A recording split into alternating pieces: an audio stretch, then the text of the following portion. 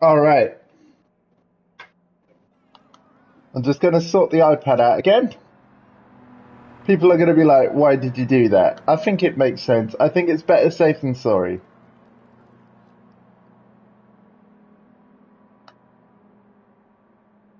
All right, so yes, welcome, friends. And yeah, I can't quite believe the question put before me and the fact that there's an option to say no. But yeah, welcome to Gran Turismo 7. I've been asked if I want to begin it after a very strange experience on Music Rally that I couldn't avoid. But without further ado, that's behind us now. Let's begin Gran Turismo 7.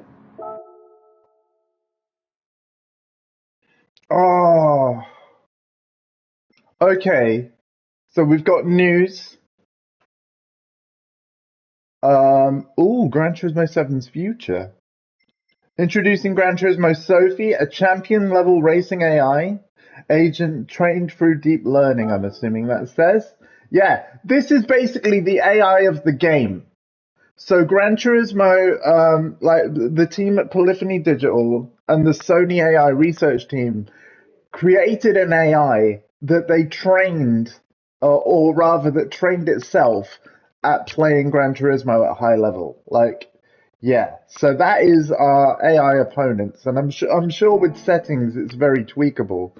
But yeah, I am very excited for Gran Turismo Sophie. Hopefully the AI just won't drive in like the same line mindlessly all the way through. Although in Music Rally it definitely seemed to do that.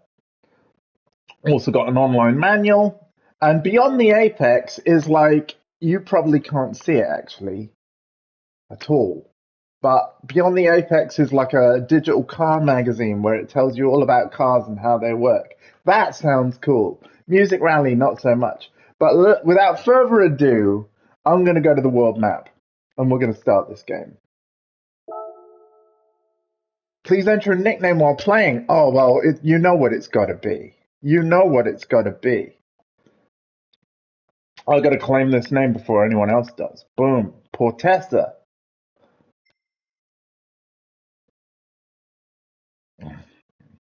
Nicknames are also used in online races. You can change your nickname at any time in the options menu. No worries. Won't need to. Choose a race difficulty. Easy. This is a setting for beginners. AI controlled rival cars in world circuits will be slower, making races more enjoyable for new drivers. This is the default setting. AI controlled rivals in world circuits will drive at their standard speed. Hard. This is a setting for confident racers. AI controlled rival cars in circuit races will be faster, allowing you to enjoy racing at a higher level. We're going to go with normal. We're going to go with normal. Race money is not affected. Online races and other races are excluded. The race difficulty can be changed anytime in the options menu. I love that how clear they've made everything. So this is like how crazy do you want GT Sophie to be?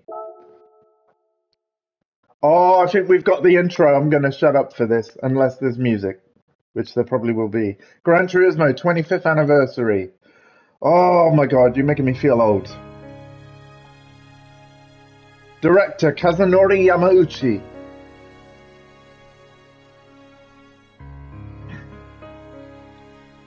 We're letting this whole intro play, by the way. We're doing that.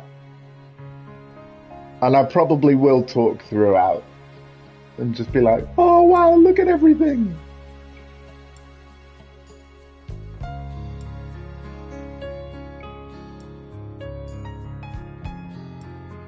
Oh, this is beautiful. This is like the history of cars right ahead of us. Although there was a plane there. E equals MC squared. You're damn right it does. The Dying Swan. Is that what this piece of music is? I have no idea. The cartooning system was made by 3 people. Incredible. Oh, all about when the Titanic sank.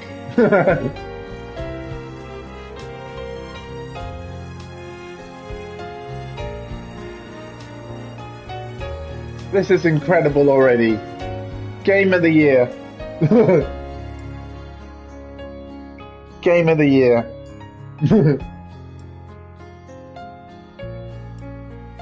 Oh, look at all the people that worked on the car modeling. And yet they're probably just the lead people. There's probably way more people involved. Whoa, yeah, steady there. Steady there, chum. I can't, oh.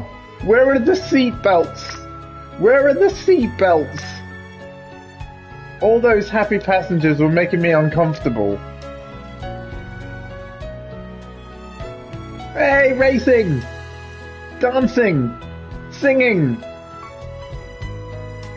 Twirling! Beatles! The Beatles! Perfect! Perfect!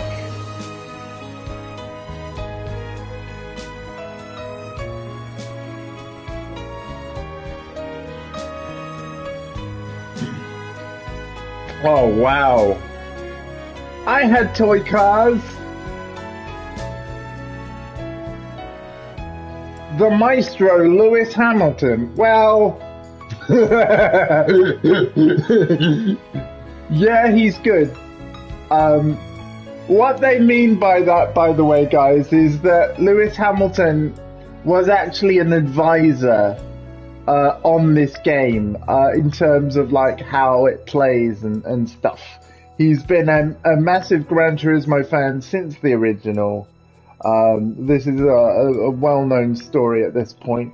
There was Lewis Hamilton DLC for the previous Gran Turismo Sport, and it actually was pretty good. Basically, he set a bunch of lap times in a Mercedes SLS AMG GT3 car. Oh my god, these graphics. Oh, Tom Dingo, would you take care of that bot, please?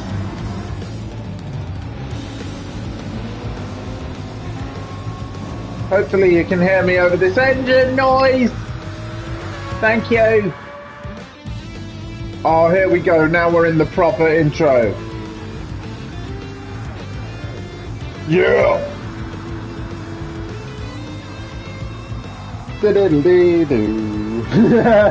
How did I know?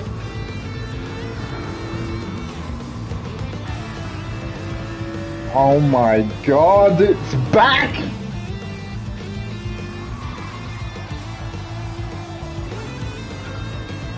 And anyway, you know what? Let's get the elephant out of the room right away. Alright? I never played Gran Turismo 6. Why? Because it launched exclusively on PS3 after the launch of PS4. So I was already on next gen, and I just missed out on GT6. But I heard nothing but good things about the game. But technically, right, because Sport was more of an e-sport game, a very good one, but like this is going to be my first proper GT with a proper career mode to really get lost in. Since 2010 or 2011, I can't remember what year exactly, Gran Turismo 5. So I am so excited for today.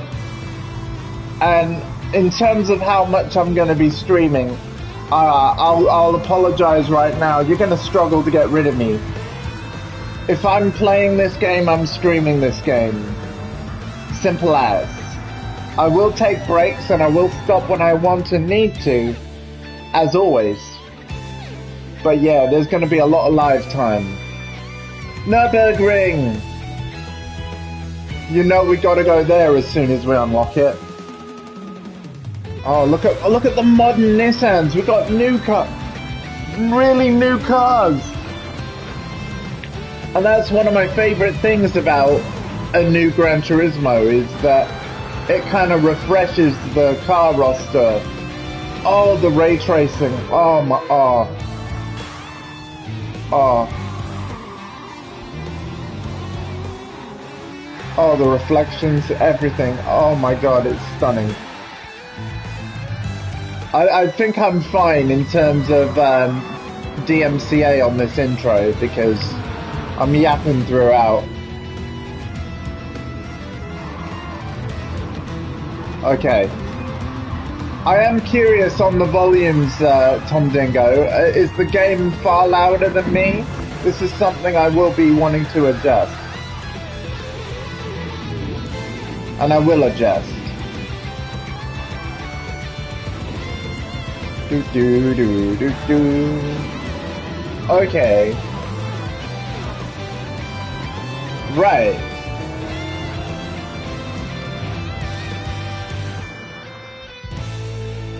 Thank you, thank you, thank you.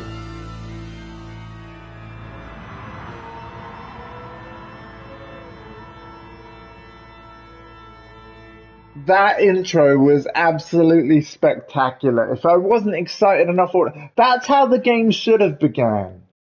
Not with like, please enjoy Music Rally.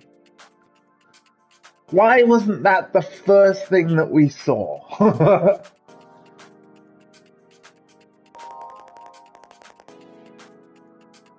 It's please feel free to ask questions. No, it's Gran Turismo 7, man, and you're just in time for the very start of the official main Gran Turismo mode. Hi, so you must be poor Tessa. Ready for your new adventure, I see? Yeah. Yeah, Sarah Problem here? That's the cool Twitch name I heard about randomly. Like, somebody shouted out someone in their community. Scroobius Pip, no less, on his first Twitch stream yesterday. And he was talking about how he's seen some really cool Twitch names. So shout out to you, Sarah Problem here. You've got an awesome Twitch name. And seeing this name Sarah just reminded me of you. Anyway, shall we go on? Nice to meet you. My name's Sarah. No, really? Your guide to this world of Gran Turismo. Let me start by asking you first. Okay. Have you ever traveled the world of Gran Turismo before? Yes, I have. However, I'm going to say no, so that we get all of the whole experience. So, the world of Gran Turismo is a world of cars. A world that is vast, rich, and in-depth. Let's get out there and explore this world. First of all, you'll be needing a car. Yeah, this is true. This is true. There's a used car dealer that offers cars at reasonable prices. So let's go check them out. I've got 1.62 million.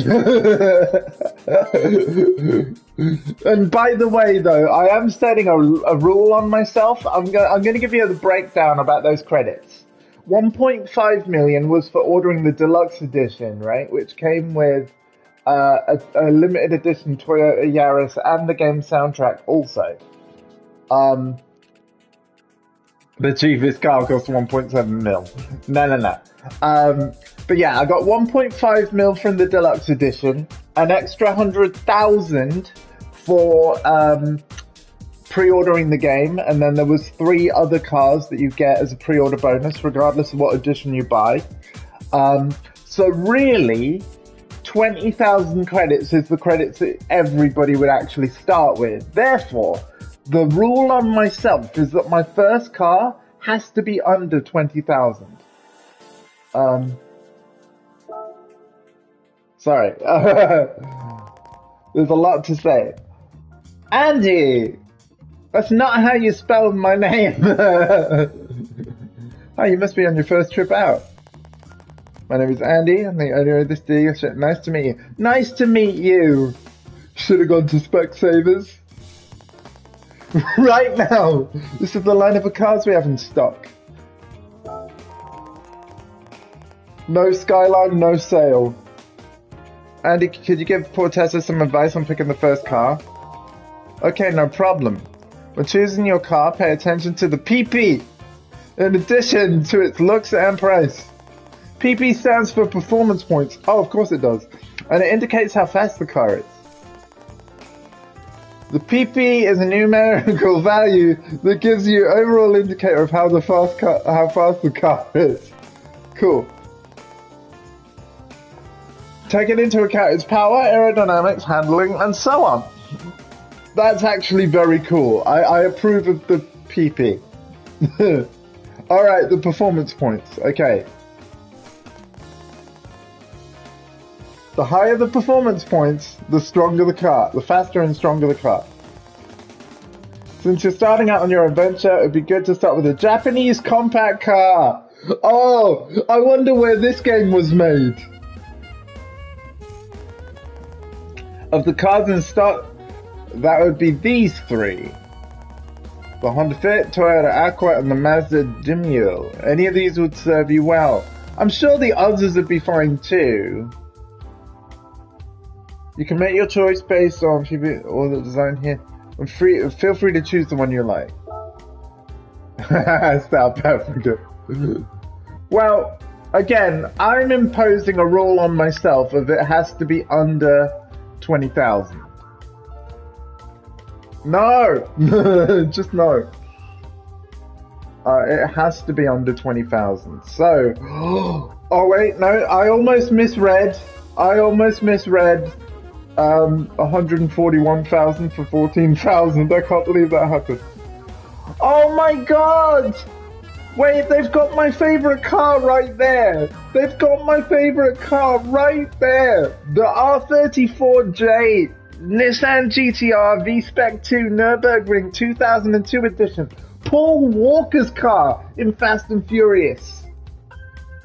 Well, Too Fast, Too Furious, actually. But yeah. Oh, come on. Oh, I want to break my own rule. But no, we got to buy something under 20,000. So, oh man. I want to break my own rules so bad. I'll be coming back for you, GTR. I'll be coming back.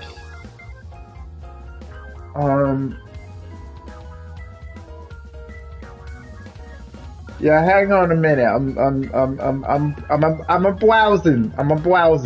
So, yeah, I might have to get the Demio. All right, all three of them are on the top row. All three of them are on the top row. Is there an add to wish list thing? I see a wish list thing. Hold on. Add to wish list. Yes! In fact, let me do that for a few things.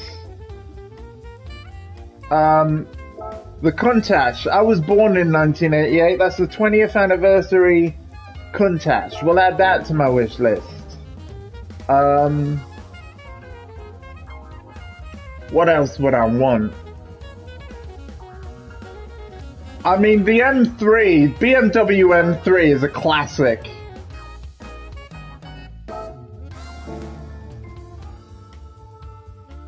Oh yeah, there's totally more, man. This used car dealership, apparently what's in here changes every day. Every single day, you'll have different things. So that's cool. But yeah, looking at this, I'm actually tempted to... I'm not a fan of the band, but... because these are all front-wheel drive. I'm actually tempted to go for the Aqua. Yeah. I think we're gonna go for the Aqua. So yeah, my first car, it's a hybrid. 2011 Toyota Aqua.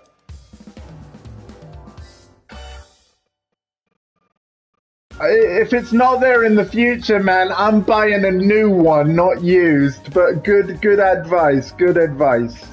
Let's get this Aqua.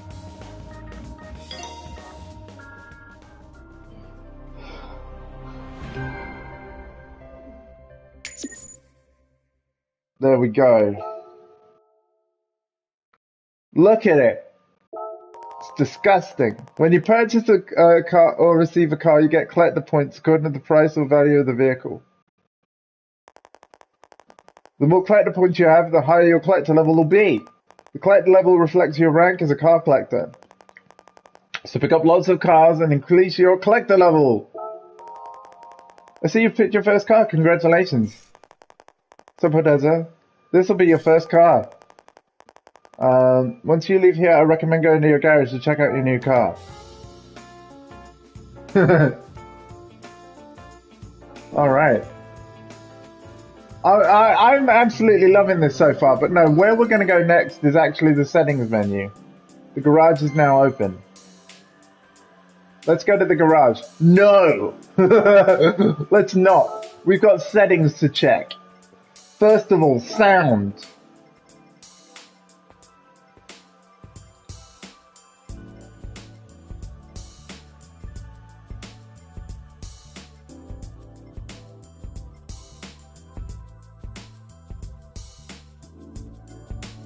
I want to enhance the race sound, but then that means that I've probably got to adjust things.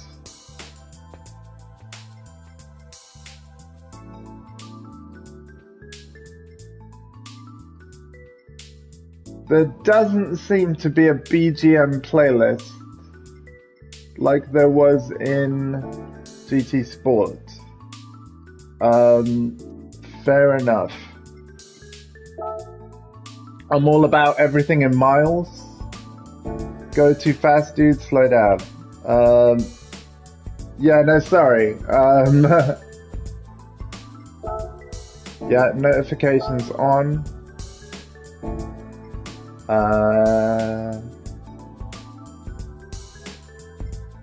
Display. We want ray tracing. Hey, ray tracing. I can't believe that wasn't on. It is now. I have waited for this a long time. Right, is that saved? Is that saved? Yes, it is.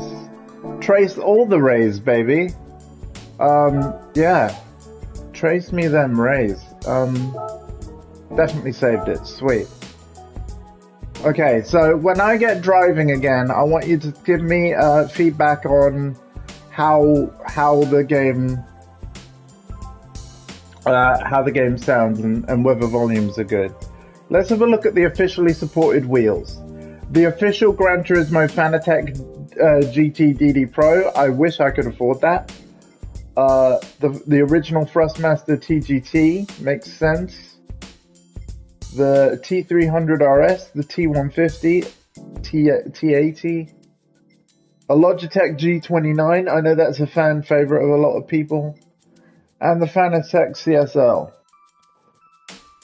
Okay, there's also the TGT2, but I assume it would use the same preset as this. I'm just going to be using a DualSense controller. Profile photo. Greetings, social links. What is this going to do? You might not be able to see this. Oh, wow! I can add my Twitter and Instagram eventually. I will be doing, it doesn't say it's available to do that yet. But, Thrustmaster always sounds dirtier than intended. Yeah, it's a French company too. I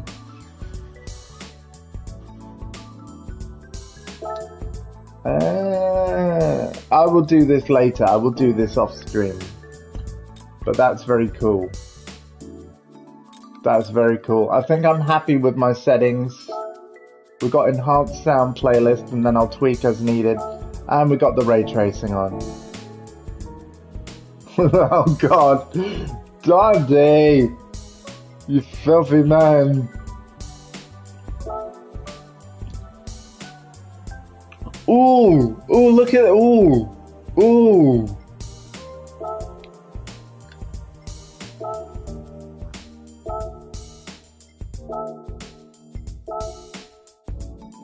Hey look, I've got friends! Amazing! And followers! Alright, let's go to the garage.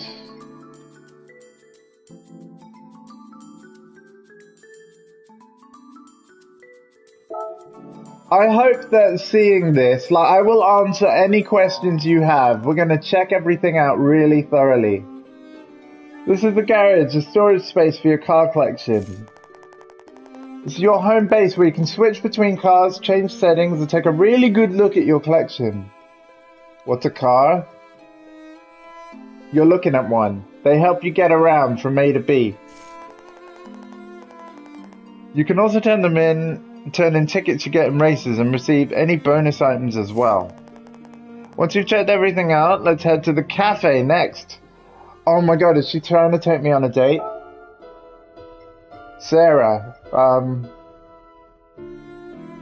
my goodness. I've got 5 cars in my collection. Probably.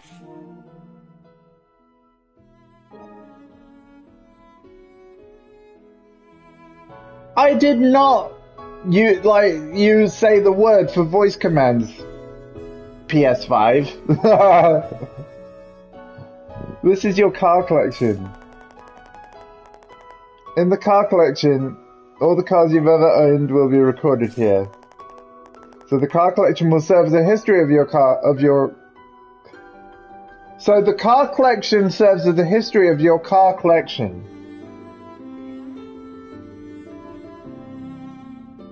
Oh, you mean mod view? Yes, feel free, man. Enjoy. So basically, this is the Pokédex of the game. I have 5 out of the 424 cars in the game. Boom. Collect lots of new cars to complete your car collection. This is literally the Pokédex. So we've got the Porsche 917 Living Legend. That was a pre-order car. I can tell you that for fact.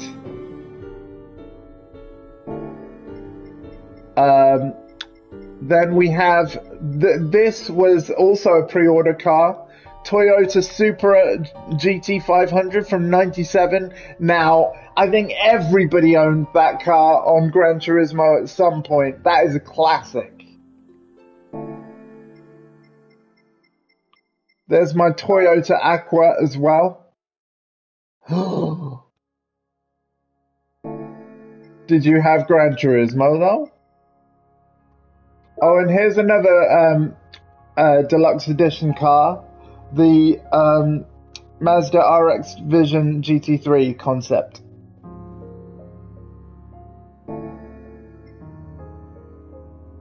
And then we have the pre-order car, the Toyota Yaris RZ. That's fair enough, man. It was a late bloomer, chat. It was a late bloomer. Anyway, this is absolutely incredible. Absolutely incredible. I'm in love already. But yeah, there's my car collection. Oh, late bloomer. Okay. So, to the cafe then.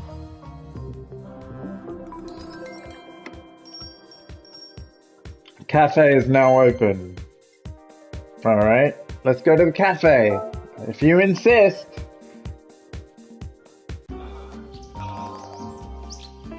A cafe shrouded in the woods. Oh no, this sounds like a horror movie. This is a special place where people who love cars and even car designers come to visit. Okay. There will also be special menus for people like you exploring this world.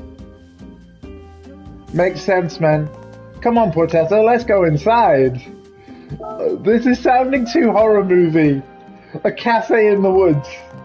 Luca. Oh, you're Portessa. Just starting out on a new adventure, right? My name's Luca, the owner of this cafe. Not only do we serve food and drinks here, we also provide special menu books for exploring this world. The menu book contains hints and objectives for enjoying car collecting and racing. Once you complete one menu book, I'll have another menu book ready for you. Let's start out by choosing the first menu book. Doddy, you're making this very hard to read with a straight face. Thank you, man. Alright, let's see what's on the menu at the Gran Turismo Cafe. Collection of Japanese compact cars. Well, I'm not surprised. We've already got one of the cars. Wonderful. No worries, man. Living your car life trophy. Started the first menu. The first menu I prepared for you is all about collecting Japanese compact cars. Your goal is to simply acquire the 3 cars listed on the menu. You might have 1 or 2 of them already, but the work's not done until you got all 3. You can receive cards as rewards for your performances in certain World Circuit races. An orange compass will guide you to the races where you can guide you to races where the cars you require can be won. I love the Hyundai with extra wheels. Please hold the windshield. Be sure to come back to the cafe once you've collected all 3 cars. I'll be waiting. Okay. To be fair, I've heard nothing but good things about the cafe. Like, yes, it's a bit wacky in presentation, but generally speaking, people have loved, like, this is the main new feature and reviewers have loved it. Certainly if you're kind of more casual and you don't know where to start with games like this. Apparently it does a very good job of easing you in. World Circuits is now open. Showcase is now open. Let's have a look at Showcase first. I could go for some fresh BMW at the moment. So Showcase, yeah, this is just like the Discover mode on GT Sport. People are sharing photos and liveries and music and yeah. Let's see what I've got. Nothing. Okay, I thought stuff was meant to transfer over from Sport. Maybe I didn't do that right. I still own the game, so if I need to look up anything, it's possible. But yeah, some very cool stuff in here. This is essentially the Gran Turismo social network. We'll be exploring this more in future. Right, World Circuits. Compete at racetracks all over the world.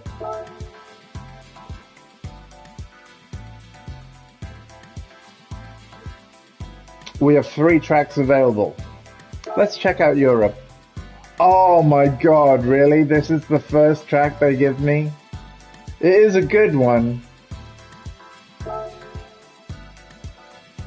Okay. Oh look, there's our orange compass symbol to tell us that, yeah, we're gonna get a car from our menu here if we win. That's actually really cool. Alright, let's do it. My god, that load time was fast. Okay, so here's what I want, chat. I want you to let me know if the game's too loud as I drive, and if so, I'm gonna adjust. So I'm going to be talking to you throughout.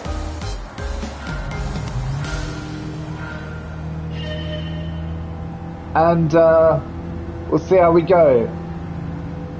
First race of Gran Turismo 7.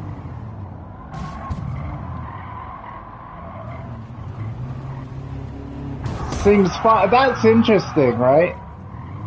Because you saw how much I had to drop things for GT Sport, so that's cool. And I did actually change to the enhanced engine sound preset because I wanted the background music more in the background, obviously. But yeah, no, happy to hear it's fine. Yeah, maybe. Anyway, as I continue to play this on all the streams that I'm going to be doing over the next few weeks, months, however long, yeah, just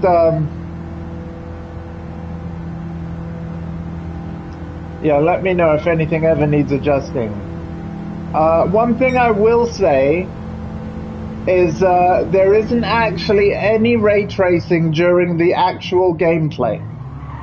Like, so this racing right now, there is no ray tracing, even though I selected ray tracing mode. Ray tracing is active everywhere else though. Replays, game menus, the photo mode, but they just can't do it during actual gameplay. The reflections are still freaking awesome though.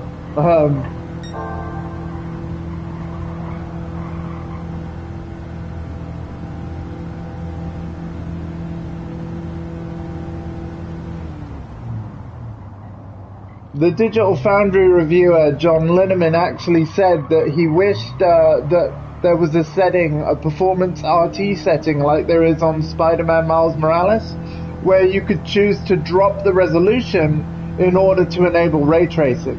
Because even though I'm using a 1080p HD TV, this game is still rendering at 4K, even though I can't display 4K. So, yeah, it's being super sampled down. So it would be nice if they could have an option for lower resolution so that we can enable ray tracing during races, but sadly not, or at least not right now.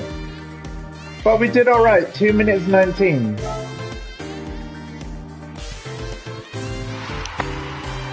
I'm going to turn the game down for me a little bit in the headphones, because it is a bit loud. It's a bit loud.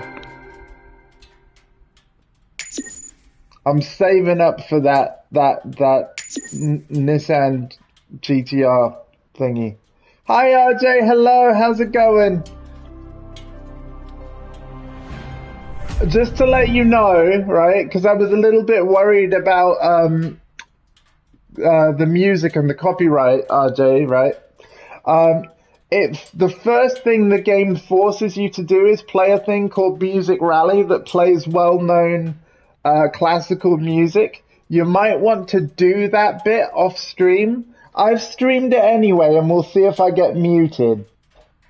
But yeah, after you beat that, it's like, hey, do you want to start Gran Turismo now? and it literally is a yes or no question. So yeah, that was weird. Anyway, we've got our second car in the menu book. Wonderful. I've just finished my first race.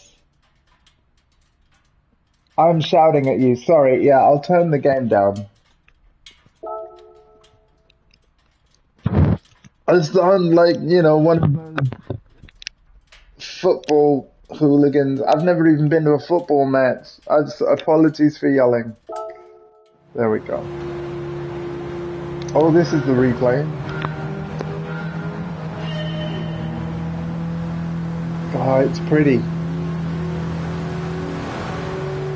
It's pretty.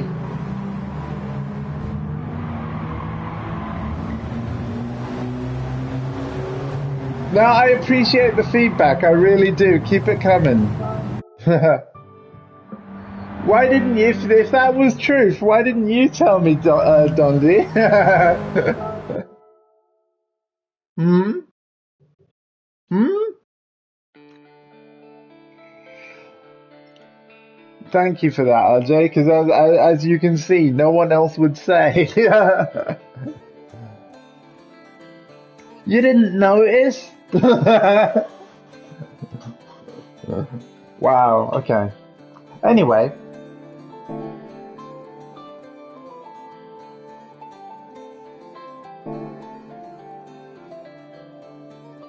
I wonder what I've got to do now to get the next...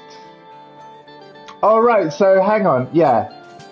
When I was at the cafe and given this car menu, right? Tasked with me getting those 3 cars.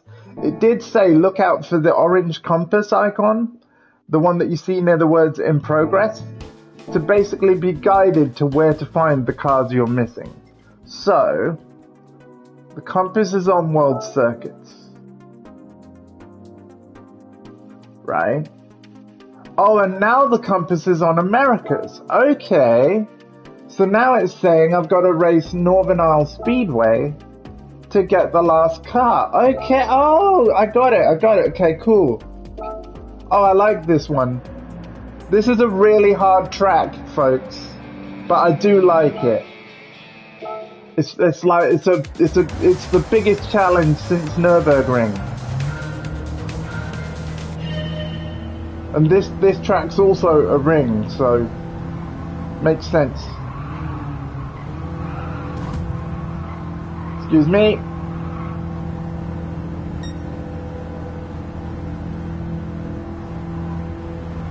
My first car was the Toyota Aqua, because I kept to my rule of it had to be 20,000 or less. Lies? Well, what are lies? Oh, what about this being the hardest track? I mean, I'm still hitting the walls, so... because I'm not slowing down enough like I should. There we go. There we go. Beautiful, beautiful.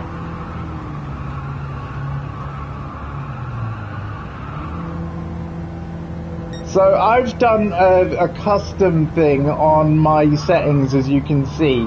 I actually turned off any braking, acceleration and steering assistance, but I left on all of the visual markers, such as the racing line, and there's a really cool braking area graphic that literally shows you in red like when to brake and kind of for how long. It looks fantastic. And as I learn the circuits, I am actually going to leave it on for a while, because it really will help a lot. Obviously these yellow markers are showing you where the apex of each corner is and just guiding you as to roughly where you should be as you enter and exit corners. So if you just sort of think about like driving as close to those yellow markers as you can, that will also help. Naturally as well, you can also follow the yellow racing line that you saw. But yeah, clean racer trophy. Not quite, I did hit walls there, but yeah. Alright, that should be our menu done, our first menu. Clean race bonus. That wasn't clean. I don't deserve that clean race bonus, I don't think. But hey. Oh look, we got the car that we could have bought. Oh, I see. Hang on a minute. Wait a minute. These are the 3 cars that are under 20,000. Oh. I see what you did there, game. I see what you did there. So you end up with all 3 of them anyway. Okay. Wonderful.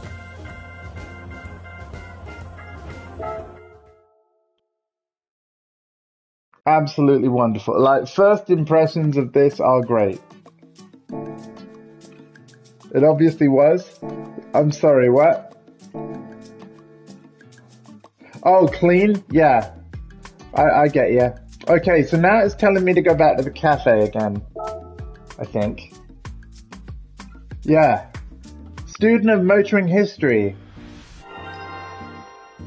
Collection, Japanese compact cars completed. Hi, congratulations, you've succeeded in getting all 3 cars. So this completes this collection, and boy, I've got some stories to tell you about these cars. Yeah, thank you, RJ. Let's talk later. Let's take a good look at these cars and hear what Luca has to say about them. Listen carefully, it will deepen your knowledge and lead to new discoveries. Roulette ticket, you got a ticket. A reward for completing a menu. Ah, license center, here we go. A pavilion has been made available. What, you want me to try and act? I can't do this.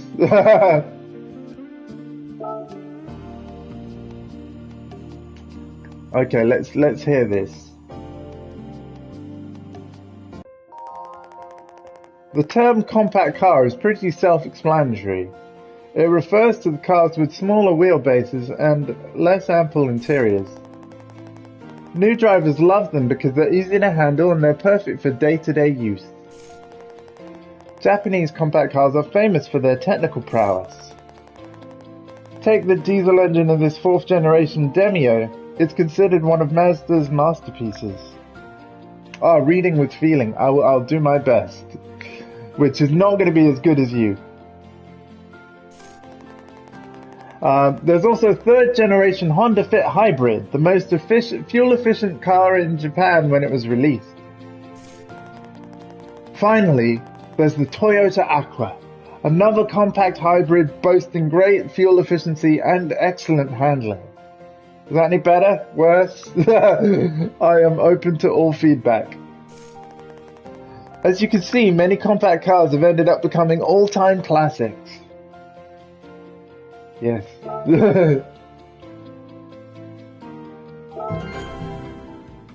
Test yourself at the license center. Menu book 2. You know what? I like this cafe thing. It really is. The reviewers were right. This is how Polyphony intend to guide you through the whole game. I quite like this. So what's on the menu for book 2? Let's have a look. Visit the license center and see if you can earn the B1 license. You don't need to collect any cars for this license menu. Instead, I'd like you to check out the license center. Earning licenses at the license center is a great way to improve your driving skills if you're struggling. And if you're a more confident driver, you can test yourself by getting gold on all the challenges. Start off by earning a bronze prize or better in the first license challenge for the National B license. Once that prize is in your back pocket, come back here and report back to me. Yeah, this is cool. I approve of the cafe. I like it.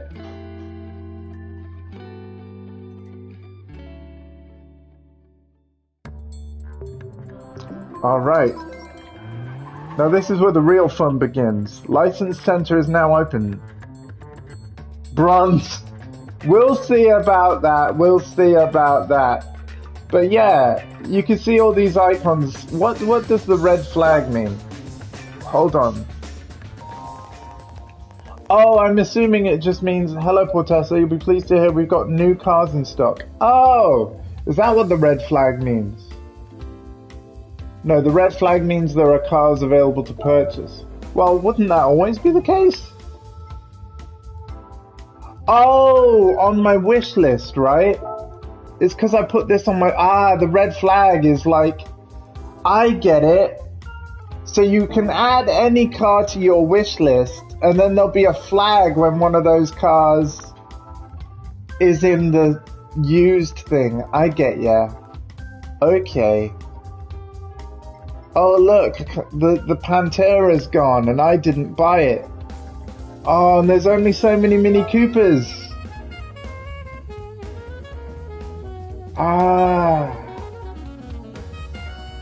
Cool. No, what I did was I didn't realize that the wish list thing was a red flag. I decided to wish list a couple of cars already. Obviously, I'm not going to buy this now, but it is on my wish list for some point.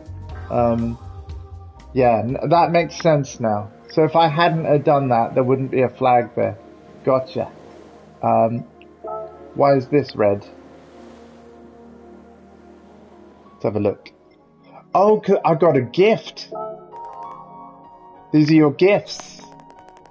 When you receive a roulette ticket, you could trade them in for items, you know, cars, parts, credits, etc. Be exciting to see what you get. I know, right? Decisions, I know. Receive this gift? Yes or no? Do I want a gift? I mean, that's not the silliest question that GT has asked me. It literally asks you, do you want to start Gran Turismo 7? Yes or no? So, yeah, let's receive the gift. Oh, what am I gonna get? Come on, car.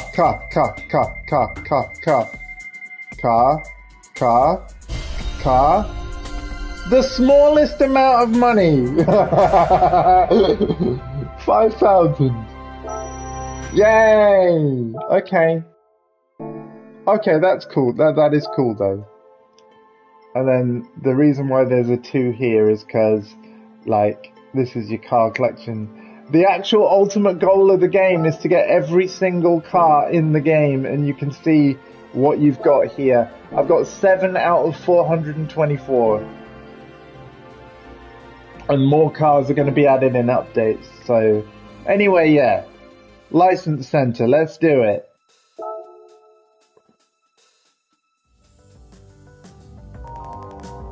That's not a silly question. Fair enough. This is a license center. This is a place where you can acquire driving techniques necessary for controlling cars.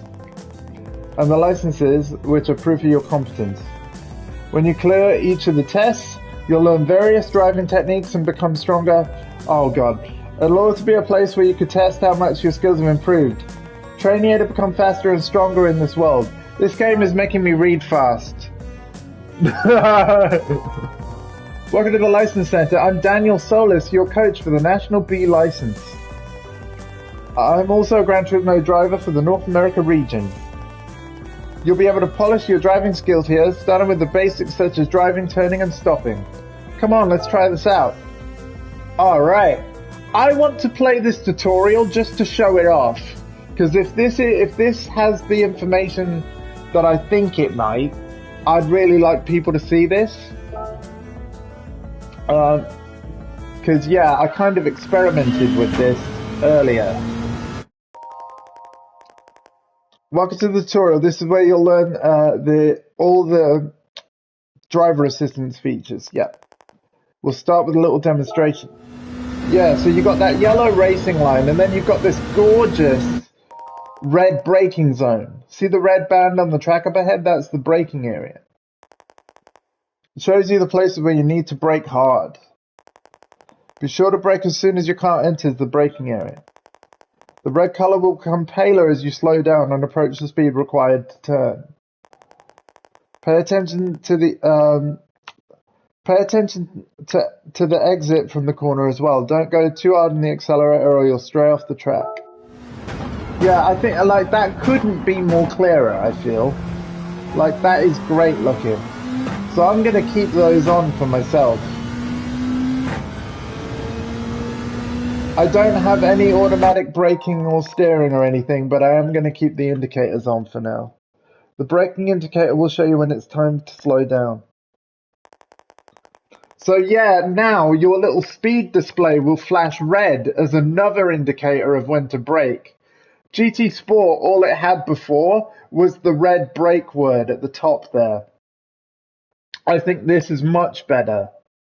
I also want to call attention to do you see that how in this picture you're in 6th gear, but there's a 4 in a red square next to that? That's basically just saying that you need to slow down until you're in 4th gear to get round the corner. Gran Turismo has always done this recommended gear thing to you.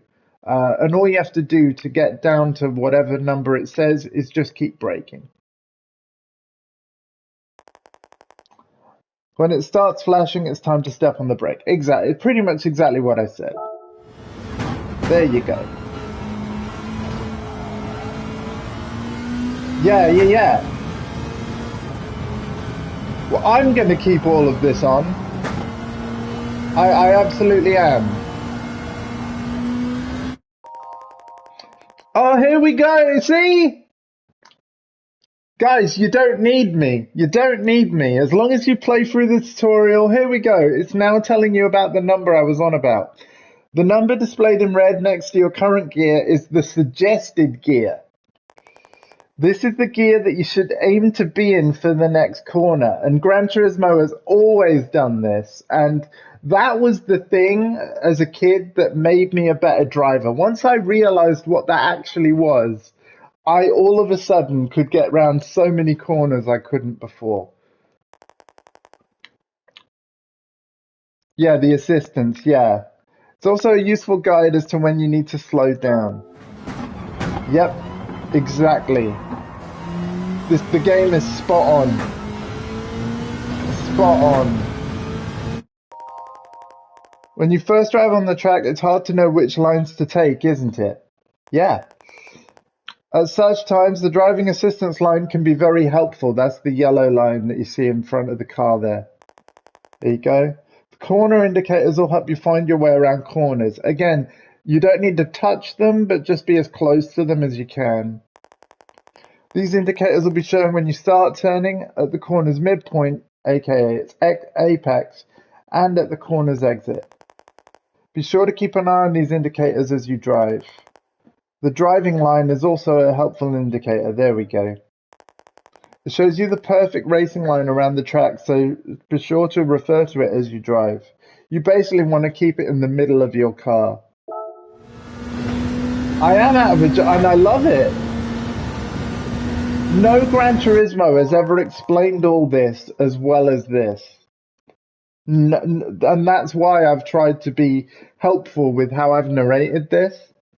But I love that this is actually explained in the game. That's how it should be. This is the multifunction display, also known as the MFD, the multifunction display. It displays various driving-related information on a number of screens that you can switch between with the directional buttons, although it's probably about to tell us that. These include the track map, a radar showing nearby cars, the weather forecast, that's new, and more. You can also use the MFD to adjust the traction control system, TCS, which prevents the tires from spinning. While I've always known about that, it's something I've never played with. As well as the brake balance. Same thing. I know it's there, I've just never played with it. Try switching between screens to display all the different information. Right then, I think it's time to take you to the track. They did not tell you how to swap screens. They did not tell you. But it should be with the left and right D-pad buttons if you've chosen to steer with the left stick. And I'm assuming if you chose to steer with the D-pad buttons, it would be flicking the left stick, I think. We'll find out. But yeah, left and right on the D-pad, you can see in the bottom right there, it's changing the display. I was right. It totally is.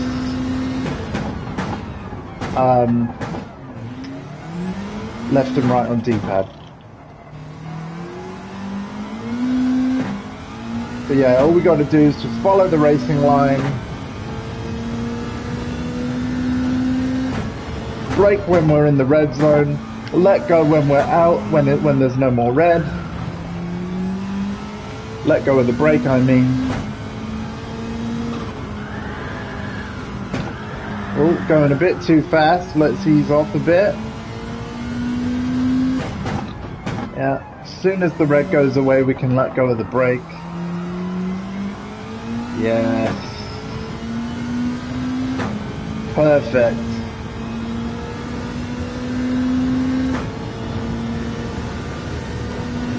Wonderful. Nice driving, thank you. I'd suggest using driver assistance features for a while since you're still getting used to things. As you gain experience, you can start learning how to do without them. For example, try finding landmarks on the track that will tell you when to start braking, such as a cone or a tree or, yeah. These might include curbstones on the side of the track or marshal post, yes. After a while, you'll start being able to drive naturally without any assistance. I don't know about that.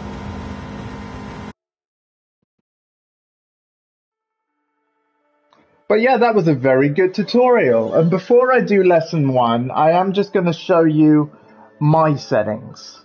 So we're going to just go to the GT button on the top left, options, and in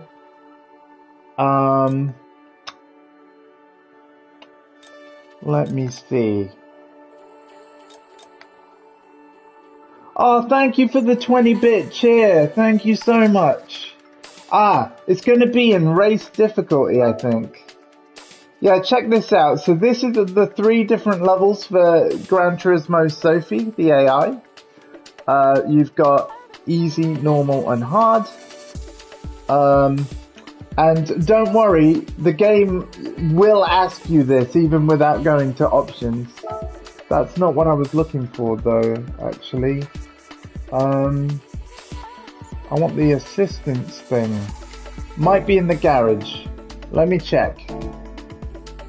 Let me check. Because it'd be good to know. Garage.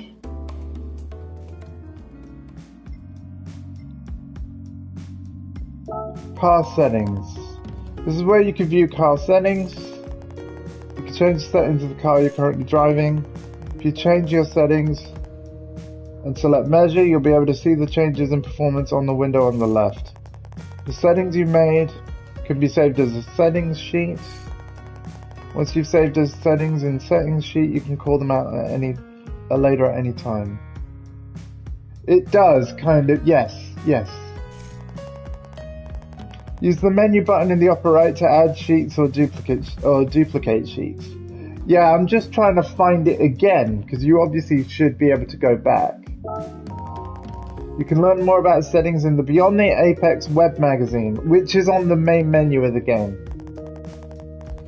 Oh, the magazine is also accessible via the GT menu in the top left, so be sure to take a look. Yeah, it is on the main menu also. Okay, so that's not what I was looking for.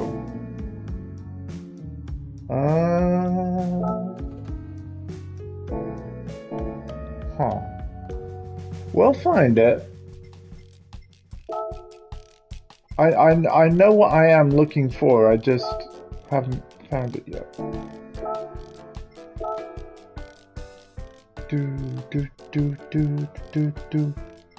It's not race difficulty though.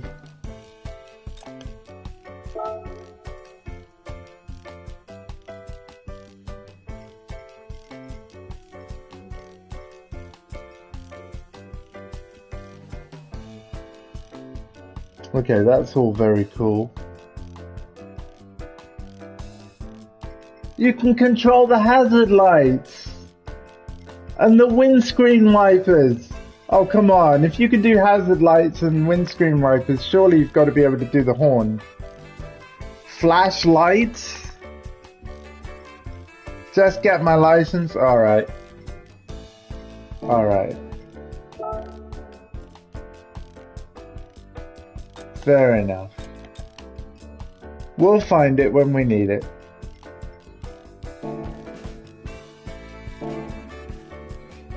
Oh, I bet I know where it is. I bet I know where it is. It's like when you're on the event screen. So like even this test will be an event, right? Yeah, here. B1 starting and stopping 1. You need to accelerate off the line and stop inside the goal area. Relax, just keep on going straight. And pick something by the side of the track that will let you know when to brake. When you reach that point, slam on the brakes until you stop. All set, let's go. Yeah, it's going to be here. Here you go, assist settings. This was what I was on about. So yeah, just before you start a test or any race, you'll be able to go here. And what I've done, you can see that my preset is custom.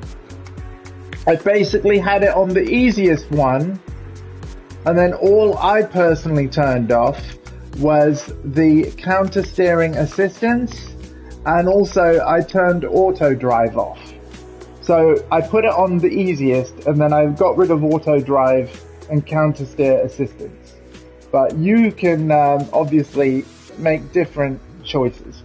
All that meant though was I kept my braking indicator, I kept the braking area, I kept replace car after leaving the track. I might turn that one off actually. But yeah, I just wanted all the indicators so that I could see the best lines and places to brake. Anyway, we found what I was looking for, so let's do this.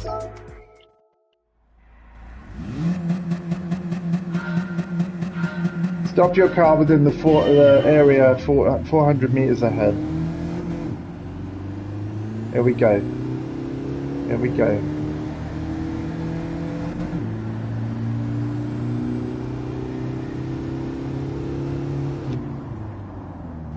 Too soon?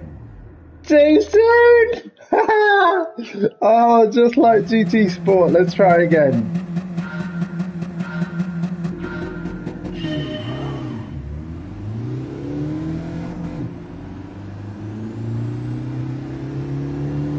.20.5 seconds for gold.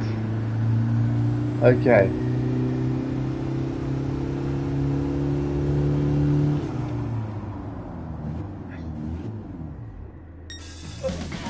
Oh, look how close that was! Only just!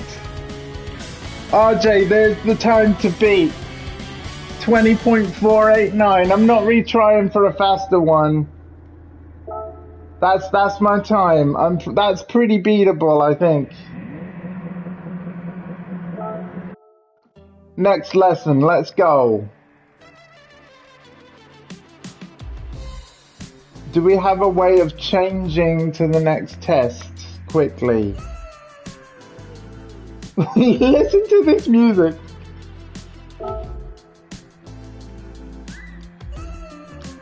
La la la la la la la. Hey, oh, my brother's already been on. Wait, what's his time? What's his time? Hold on. I might swap camera and thing.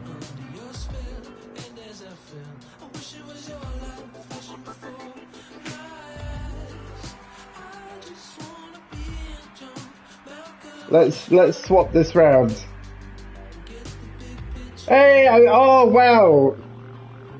I was 1/100th of a second. Look, literally, I got 489, he got 490. I was 1/100th of a second faster. That's as close as it gets. Yeah, I'm a bit concerned about that too. Yeah, I am assuming. But if it's not, you can go to not the settings page there, but the settings page here. We could go to sound, and then you go to menu BGM, turn it all the way down. BGM standing for background music. And then obviously it says play race BGM is already set to off. Replay BGM off. Other BGM. So anything with BGM, you just put to 0.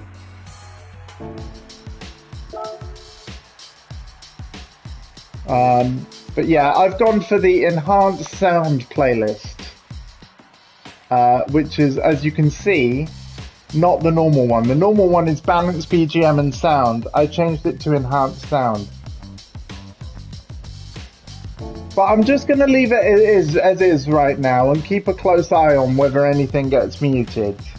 If it does, I'll turn down every BGM in the sound settings. Alright, we're going to go for test 2.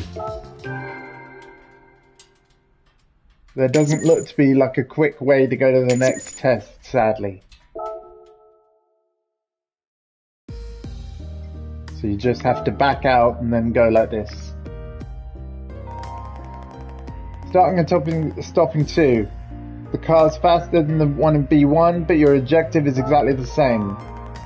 This challenge is all about braking, just like B1, only difference is you're in a faster car. That means you'll hit the brakes a bit earlier. Good luck.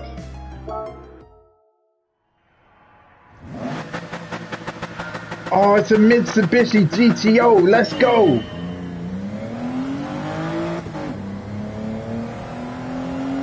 Come on, first try, Andy. First try. First frickin' try. Let's go.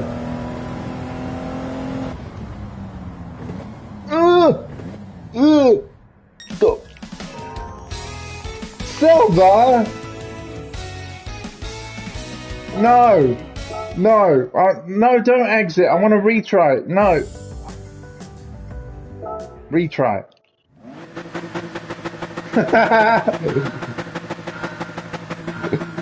I'd laugh if RJ doesn't need 2 tries.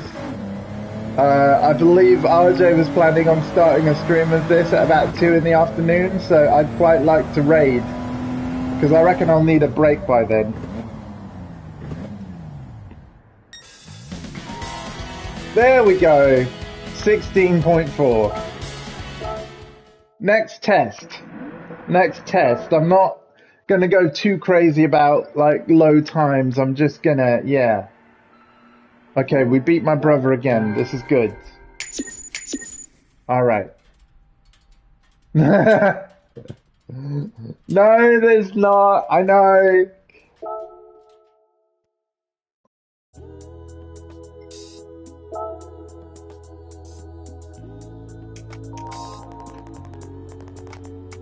B3 is cornering basics 1. We'll be checking your steering skills on a right-hand corner. Wow, we're cornering on lesson 3. Cool. So the lessons move on a bit quicker than GT Sports does. Let's start with the basics of a corner. You can turn through this right-hand corner using just the steering wheel. Silver, no! Be careful to stay on track and focus on the angle and timing of your turn. What we driving? Oh, a Daihatsu! Okay.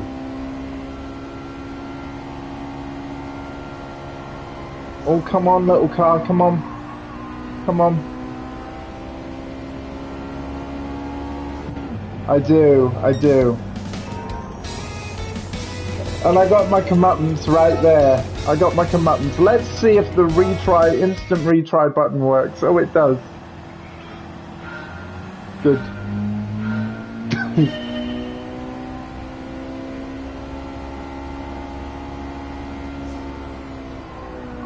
I would like to make it clear that I'm not directing any of the whole silver thing at RJ either.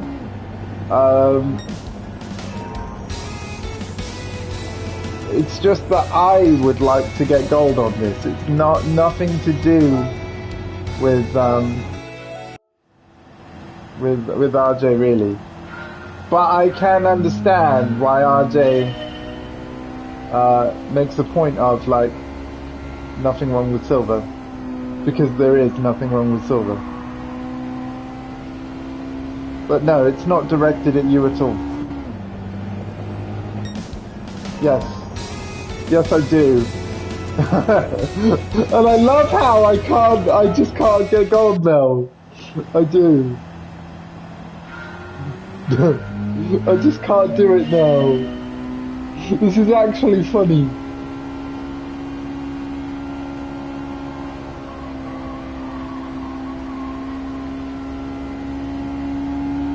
Yeah, I know. Hey, okay, let's get out of here. Feel free to clip that. That was pretty, like, crazy how, oh, my brother's won one. Never mind. I'm not doing that again. That lesson can just go away.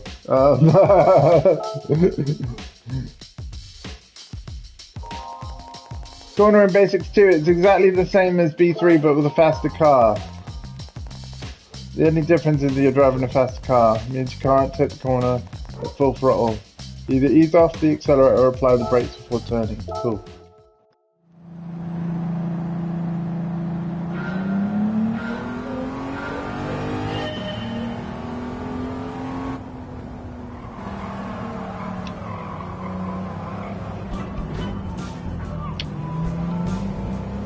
Somebody clip this, Silver, please. If nobody does, RJ, you have my word that I'm going to go back and make a clip out of that section myself. It's around 14 minutes in, and you can bet my head is not going to let me forget about it. Let's try that again. Oh, Dondi did it. No worries.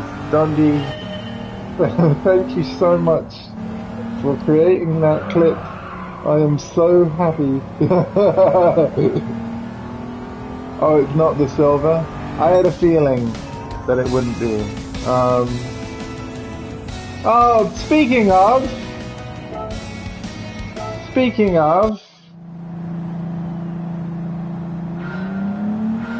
yeah, it happened too far back, right? No worries, I'm gonna get that clip later.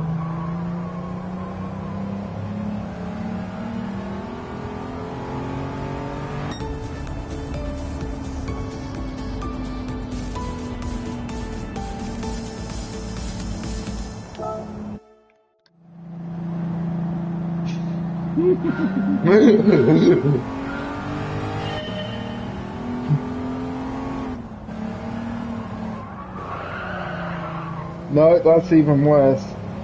Oh, that's even worse.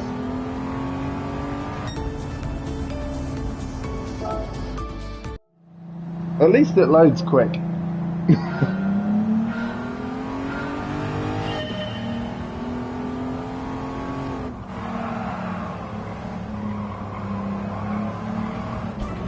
Understeer, man. I hate understeer. Ah.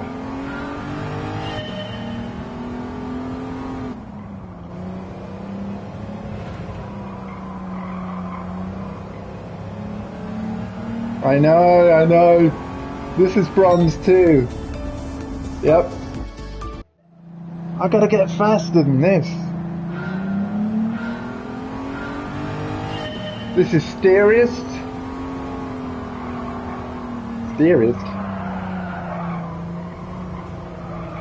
Oh my god. Thankfully, you can still press the options button near the triangle button to get to the pause menu and quickly retry that way as well.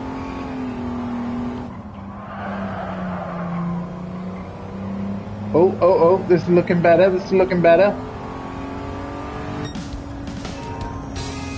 Oh, it's so close! Come on!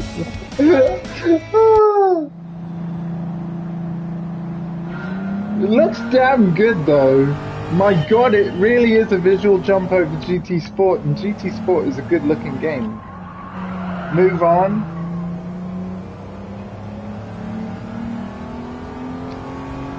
I really don't want to. But alright. If I don't get it this time, alright.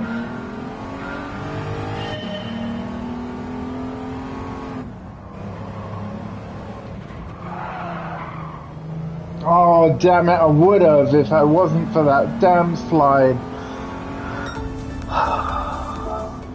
Alright.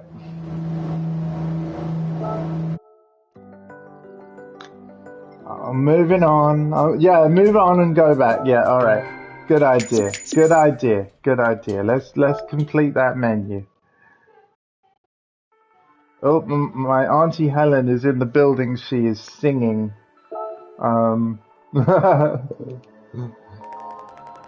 Cornering Basics 3, where you'll drive through a series of consecutive corners. Okay. Find the right steering rhythm and use the entire width of the track.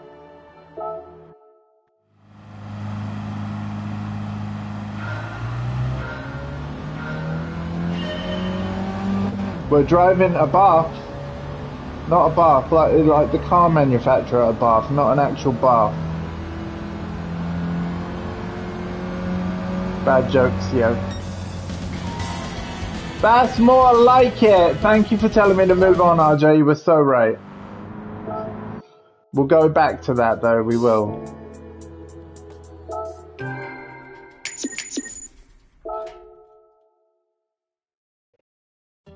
Ugh.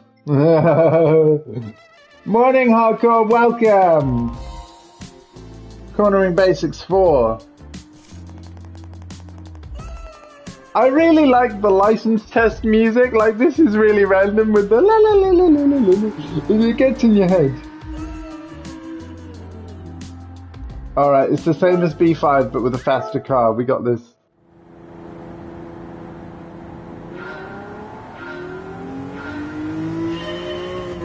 Thought Human just subscribed for 12 months in a row. I'm gonna have a car crash of excitement. Thank you, man. Oh my gosh.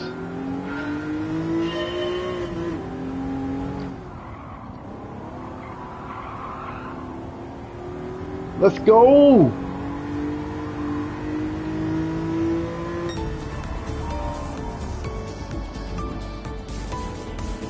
Oh no, I mean, I just came off. I'm moving on, I'm moving on, I'm moving on. Oh, sorry for the ads, thought. I can't actually stop them. I can't actually stop them, otherwise I would. Because they don't really earn much. It's the subs and the cheers that do. B7, here you'll get into the basics of braking at corners. I am just going to move on with lessons if I pass them. I don't want to annoy anyone with retrying. Even though it is what I enjoy improving my time, but it's fine. I get it. Okay. B7 is all about braking. You need to reduce your speed before entering that corner. Try to find the right spot to step on the brake. Yeah, no probs. Yeah, we'll just pass for now. But I will be back because I wouldn't do it if I didn't enjoy it. So, yeah.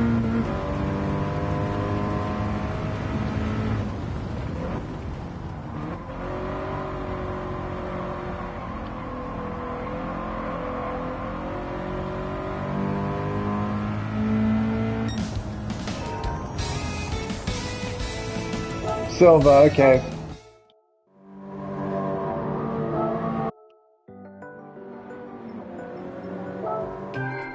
Yeah, no, I am just gonna take what I get. I don't have to do it now. That's fair enough.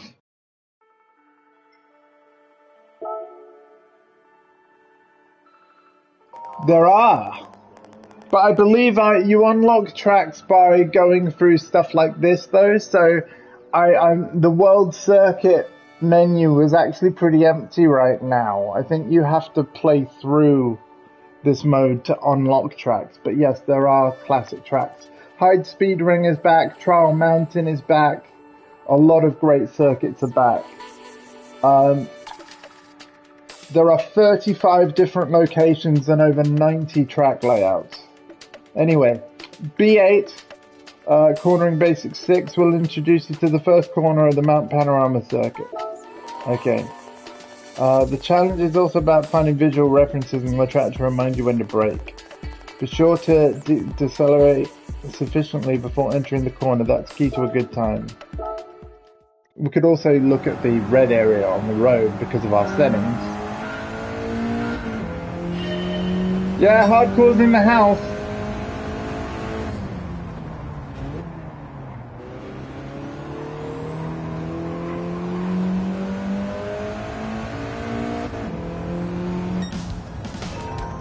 Silver, okay, that's cool. Haha! Yeah, mod view is pretty cool. Hey, hey, hey! I can't do a crusty impression, I'm not going to try. B9. I'll tell you what, RJ, you know what, actually, thank you. I am blitzing through this now. It's all thanks to you.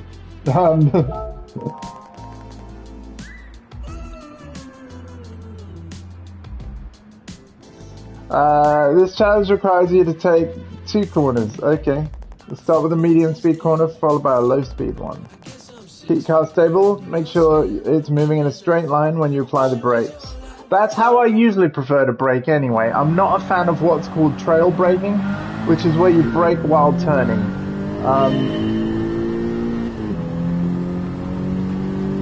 I quite like to do all my braking in a straight-ish line and then steer. Which doesn't always work out for the best.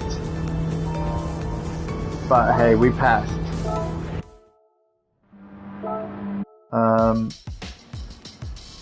Yeah, God, this is a lot quicker when you're not retrying.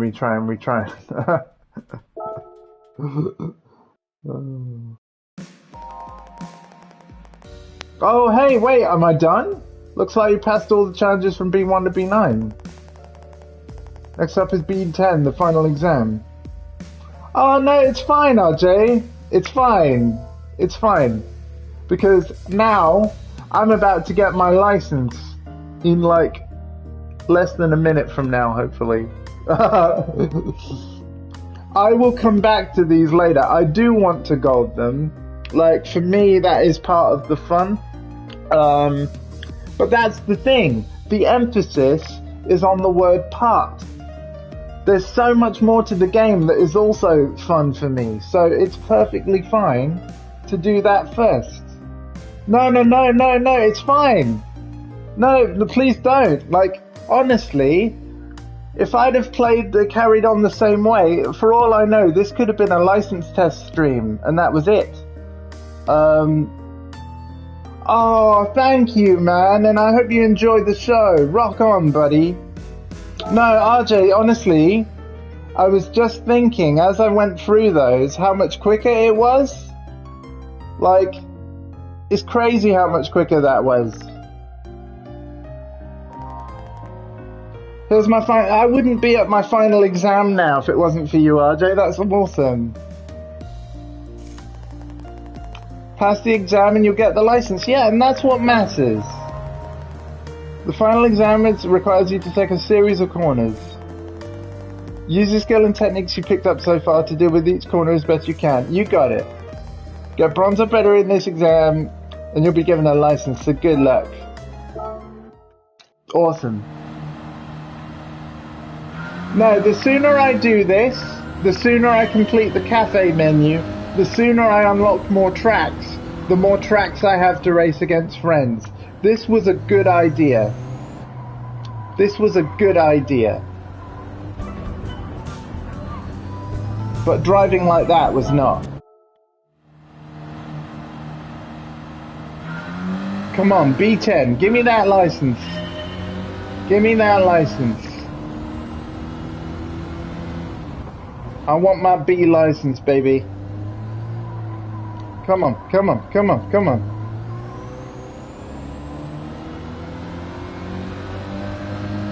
Come on. It's all good, RJ. You're awesome.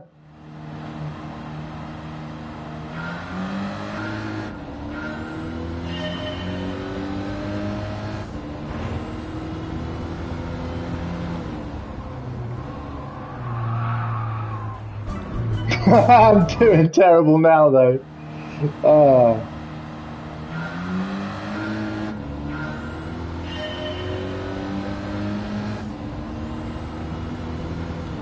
Well, I mean, it's only natural that this be the hardest test of the 10. I'm getting understeer like crazy, though. I'm not slowing down enough.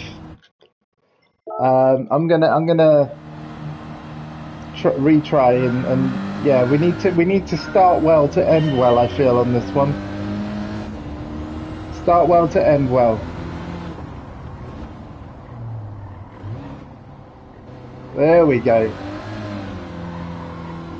There we go. That's the one.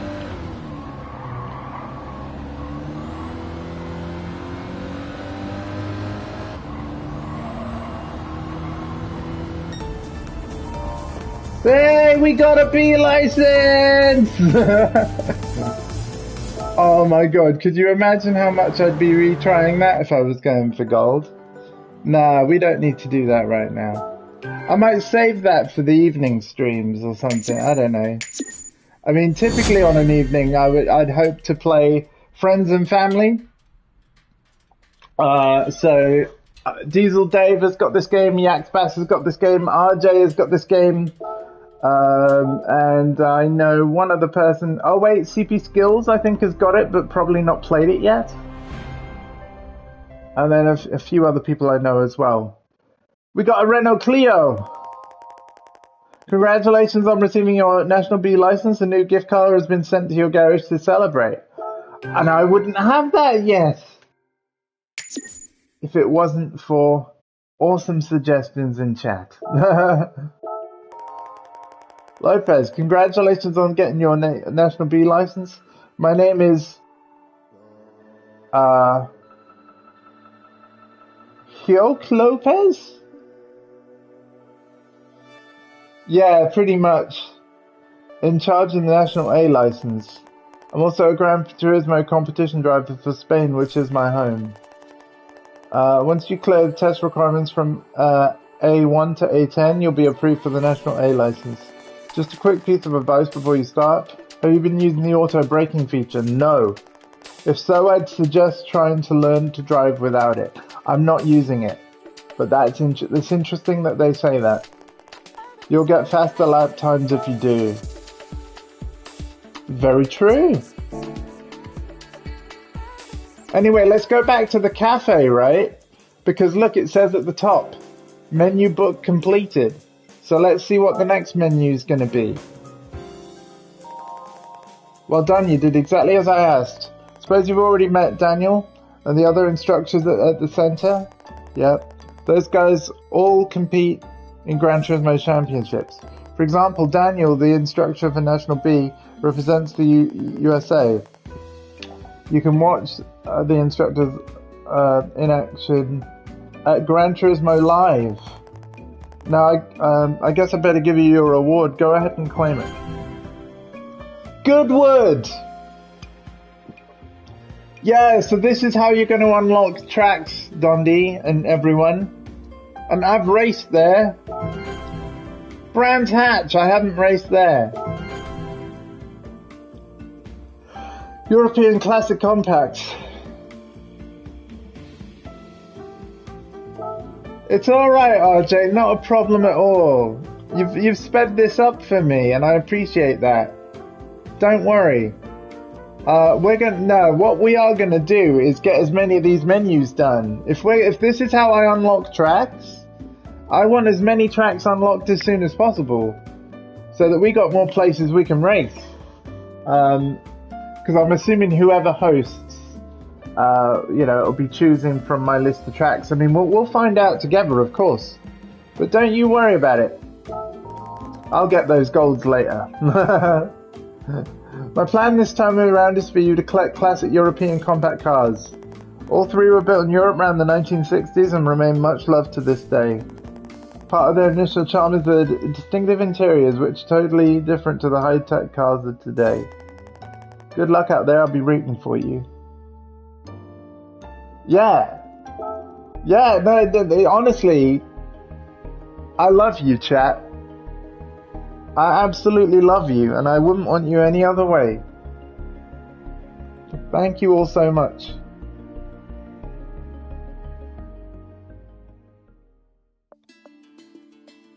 Thank you for being here. So you can see the compass icon over World Circuit. So again, it's telling us where we have to go to get those cars.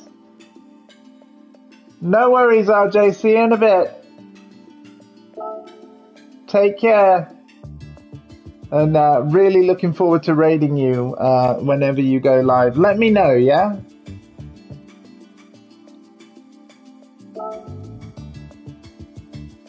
Anyway, we're back at the Sunday Cup. We've got one of those cars as our prize. Let's take our Toyota Aqua and get that car. I believe that's a Fiat 500 as our prize.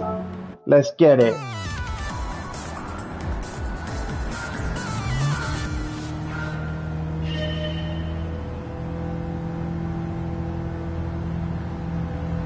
Yeah, no worries, RJ. And I'm off! You know what, I'm not going to restart. We'll see if we can pull it back.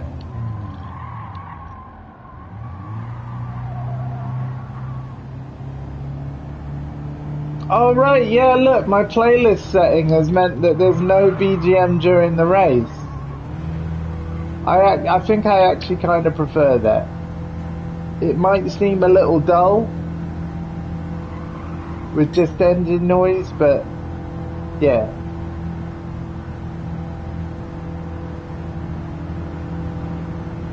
Oh, I'm sorry, RJ.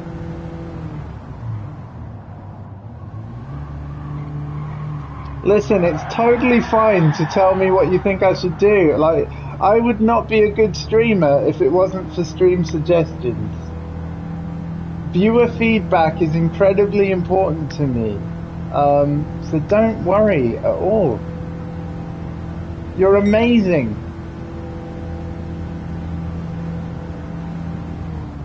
And I'm really grateful that you're here. And thank you for the 20-bit cheer. I haven't forgotten about that either. That was too kind of you.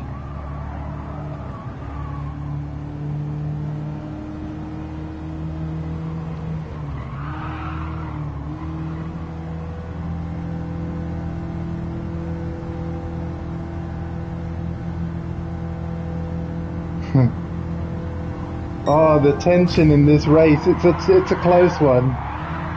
That's your sister's car? Really? Do you know what's really cool as well? It's oh, I'm gonna lose this race, aren't I? I think it was my aunt's old car. She's now changed to a Suzuki Swift. But before the Suzuki Swift, let it be known, chat, that there was a Fiat 500. I will retry this race if I lose it. I hope that's okay. Because I've completely made a mess of it. Yeah. Yeah, no, I can do better than that, and I'm gonna if that's cool. I'm curious if I still get the car. Do I still get the car? Need the Fiat Doblo? I still get the car! Hey! You know what? I can check for specific cars soon, I hope. Brand Central doesn't look like it's open yet, which is where you can buy cars from. We'll find out though. I'd like to retry that race if that's cool though. So we're gonna do that.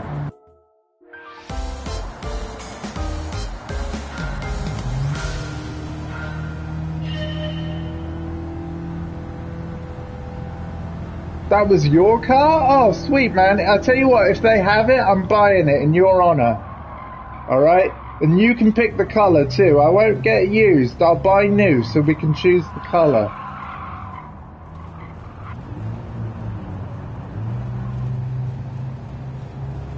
Soon as it's available to me, man, we'll see if it's there and then I'll buy one. And we'll consider it your car, even on stream.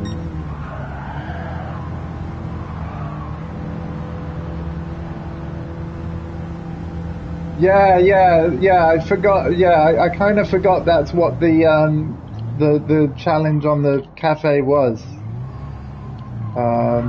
That's great.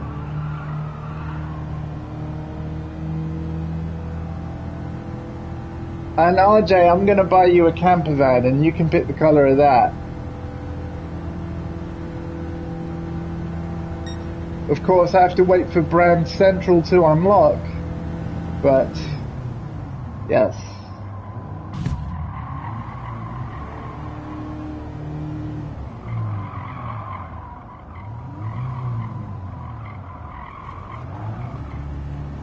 No worries, Hardcore. Sorry, I was just getting around that corner. Driving and talking is a little challenging at times, which is ironic because talking is definitely not a challenge for me. Yeah, you can play Elden Ring, man. I'm glad you're enjoying it as much as you are. You don't have to stick around. I'm going to be streaming tons of this, right? If I'm playing this, I'm going to be streaming this. But I want to make it clear to everyone here, if there is any reason that I have to end the stream on any given day or time, I will do. And I apologize for short notice if and when that happens, but yeah, if I have to go, regardless of why, I always will. Because you can be sure that I'll be back when I can.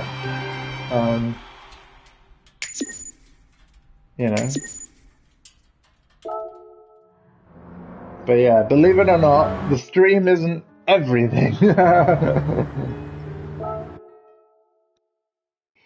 Like, now this game is here, it's gonna stay here, right? So I'm not in a rush, really. This is really cool, though.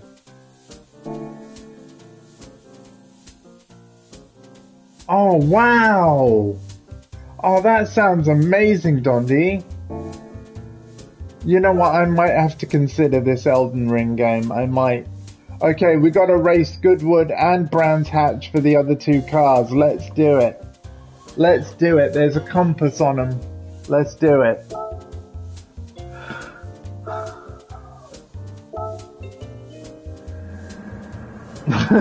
Yeah, you know it, RJ. You know it. You know it.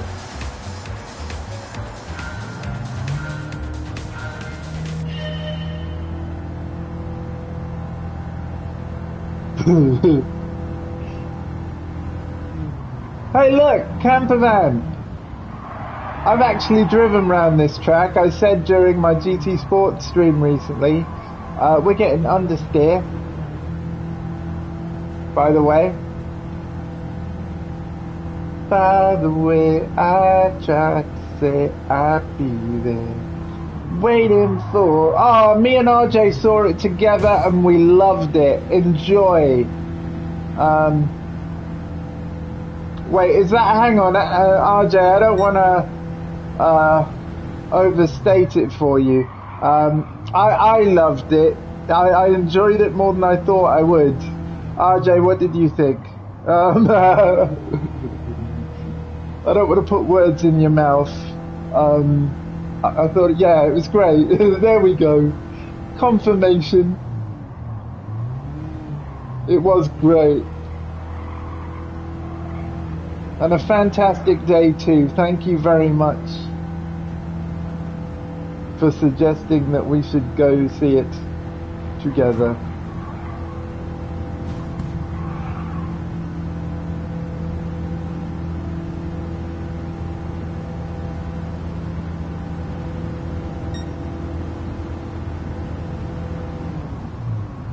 I really like this brake zone thing. I don't ever want to turn that off. If I did, I think I would miss it. Oh my god, I fluffed up the chicane. That's exactly where Dad stood, by the way, on that hill. Right by the chicane. And, you know, he thought that he was filming me. But every time that he thought the camera was on, it was off, and vice versa. So the videotape was just full of his feet and him talking to Mum randomly. And then, you know, near the end of each sort of like cut would be like, oh, he's coming round again, he's coming round again. He lifts up the camera and then the filming stops. Like, yeah. It's pretty funny.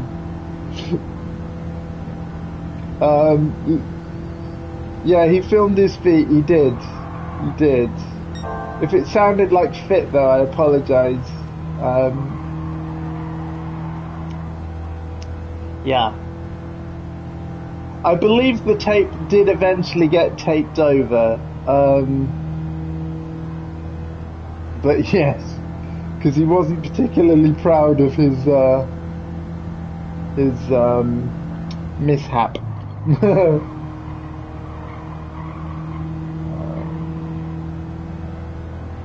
So whatever the next sort of family occasion was, you know, where he wanted to just like put a camera in everybody's face, then yeah.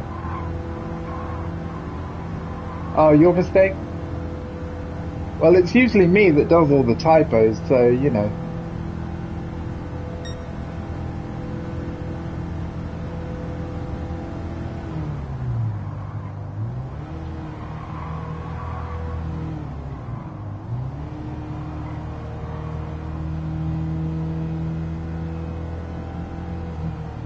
Whoever's in the lead is so far in front that actually I kind of don't want to retry the race to catch them. Faux pas. Yeah, like, this race is over, but like, you know what? The car that beat me really did beat me. And if I don't retry the race now, it's gonna give me something to do later. You know, we could bring a better car to the race. You know? We could bring a better car to the race later. So I'm actually gonna take that L, as Yax would say. Ah, daily workout reward, nice. And a Mini Cooper, hey! Oh, the last car's a Volkswagen 1200 from 1966. Okay.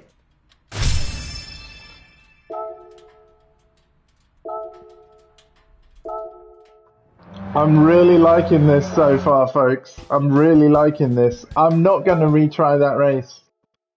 I'm not. We're one race away from completing menu 3. Let's focus on that. Yeah. Menu 3 is all about classic cars. There you go. The proper, yeah, the only Mini if you want my opinion. So yeah, I completely agree. The proper Mini. Yep.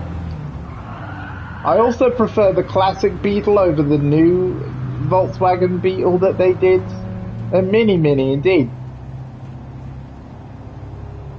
Yeah, all the other Minis are just they're not Mini.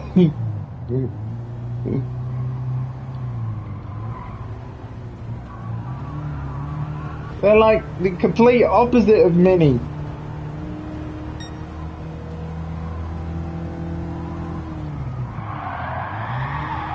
Oh my god. Didn't VW try a modern take on the camper van as well that looked really weird? I think they did.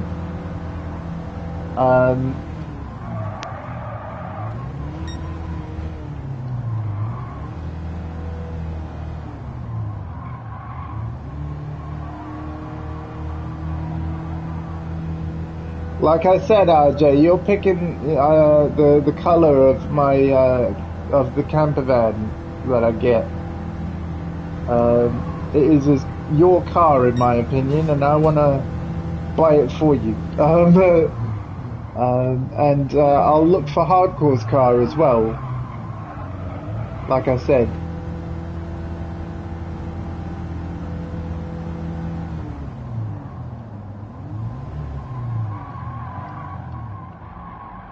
It looked the same though? Oh, okay. Oh, I'm sure there's Mustangs, man. Like I said, we haven't unlocked Brand Central yet. That on the world map, that's going to be huge because that's where you buy all the new cars from. And with new cars, there's no miles on the clock. You can choose the color. So yeah.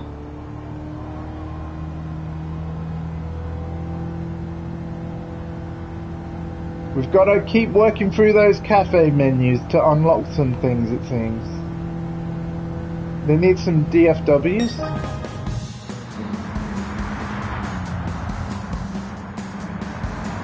What's that?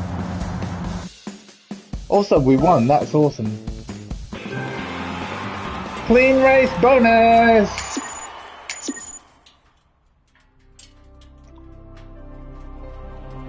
Cool, so menu 3 complete. Let's see what our reward is.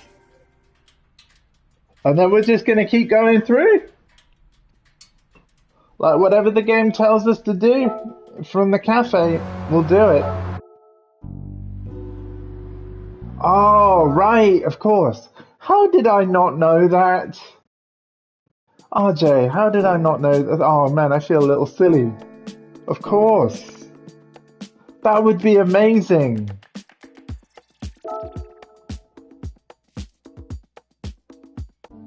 Here we go.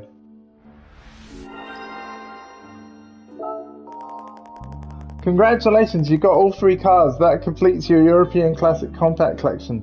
Woo! Oh, that's a tongue twister. Once you've collected all the cars, I've got some stories to tell you about these cars.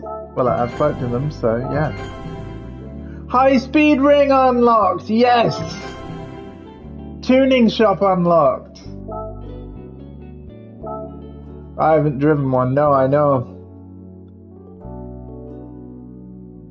Let's see what this says. These are some of the most famous cars of all, a truly wonderful collection. The world's first motor cars were produced around the end of the 19th century. But it wasn't until the 20th century that mass production became the norm. There was a shift that meant cars were produced for everyone, not just the select few. At the time, many small simple cars were manufactured and sold at a price that was affordable to the masses. This was made possible by the ingenious engineers and designers who were responsible for such icons as the Mini from the UK, hey! The Fiat 500 from Italy, hey!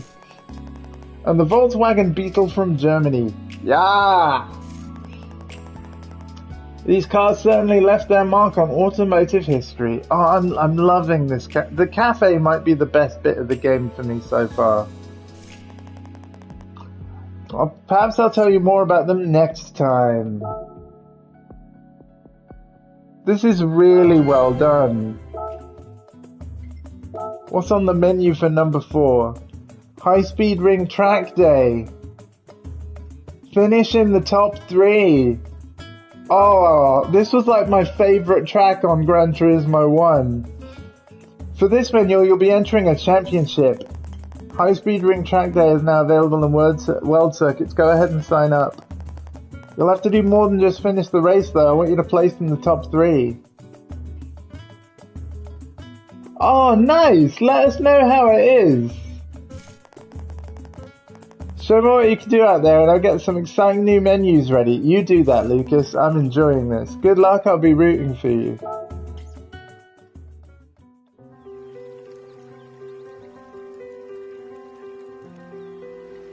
And the tuning shop is available now, right? So that can make a difference. I'm tempted to upgrade my tires. Softer and higher quality, like racing tires. The softer you go, the more grip the car will have, the easier it will be to corner. Tires might actually be one of the most important upgrades you can do for making any car easier to drive and steer. So yeah, we might look at that. Yeah, tuning shop is now open. Should we take a look? Let's take a look. Rupert, welcome. You must be Portessa. I've been hearing so much about. I'm Rupert, the owner of this tuning shop. My shop offers a variety of tuning parts to improve the performance of cars. Parts in the shops are divided into 5 categories, from sports to extreme. Take a look through the tabs above. If you're on the first legs of your adventure, you'll be starting with sports parts. Oh, you're welcome. You are more than welcome. I can't wait to race you and stuff. It looks like sports mode isn't available for me yet, so you'll have to play on your own until you get there, I guess. But yeah, we'll figure out exactly how to get it going as soon as possible, and it's going to be fun. I'll be there for your stream too, so make sure you send me a text or whatever when you start, just in case I miss the notification. I am keeping an eye out for that notification though, because yeah, it'll pop up on my Discord. Yeah. I also offer drivers with high collector's level more sophisticated tuning parts that match their level. Oh, okay. So yeah, we've got comfort medium tires, but we can get sport soft for 3,000, which is very tempting. Sport soft would be a very good upgrade for this car. That's actually not very much money, and yet it would move the performance points from 349 to 419. I'm actually going to buy these, and I'm going to fit these. A taste of tuning. Oh, right. How do you fit them? Oh, I bet you fit them in your garage. Let's try. I bet you fit them in your garage. So if I go to car settings, yep. There we go. We've got either comfort medium and sport soft is there. All the others are locked because I don't have them yet. But it looked like as soon as I bought them, it put the sport soft on for me. So that's nice. While we're here too, let's open our gifts. It is very similar indeed. And a lot of things are the same, exactly, yeah. But you didn't buy parts in GT Sport, sadly. You just spent mileage points to unlock the tuning menu. We got pennies. But that's okay. What's my daily workout rewards?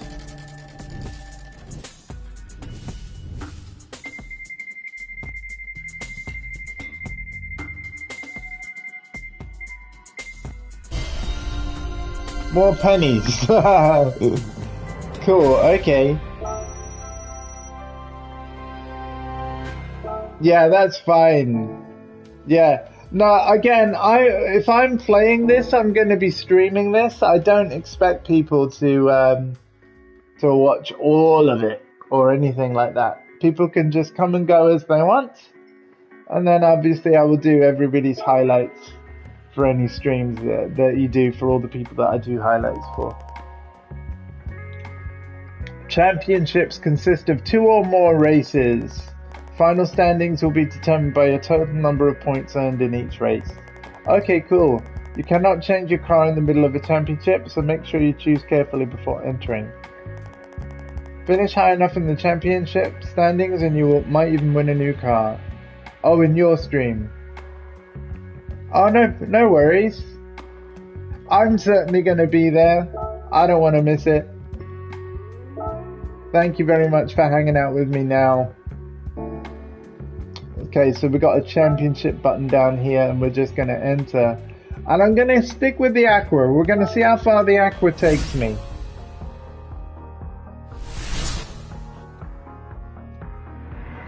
Basically, we're going to get to a point where the Aqua just don't cut the mustard, and then at that point, I might see about buying one of my favourite cars.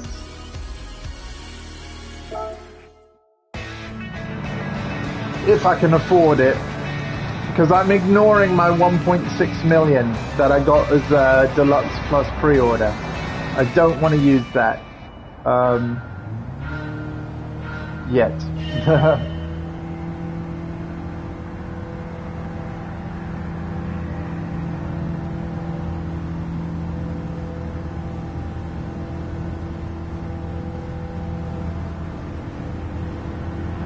Oh man, this track was my childhood.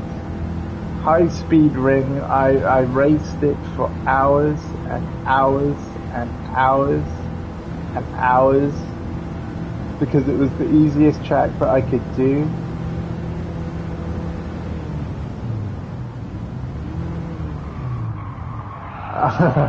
I don't actually. How did you get?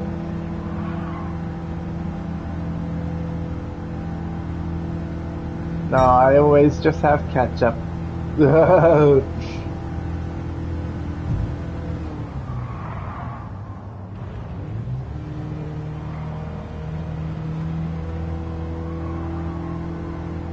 I know. What prompted that question? I'm just curious. Are you eating anything with mustard right now? Oh, this tunnel looks so good. I'm assuming that was to do with ketchup.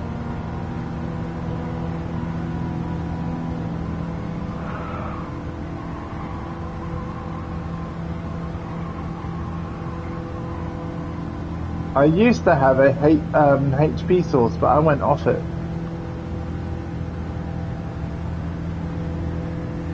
Oh, cut the mustard. Ah! Aha! Haha! Ah, you're more witty than me at the moment. But that said, I've always got bad jokes. Thank you. Yeah, no, I'm not a fan of mustard.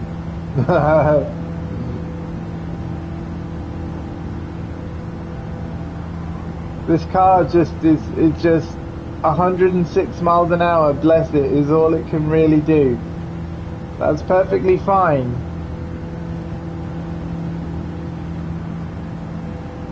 But it sounds like a vacuum now. It's like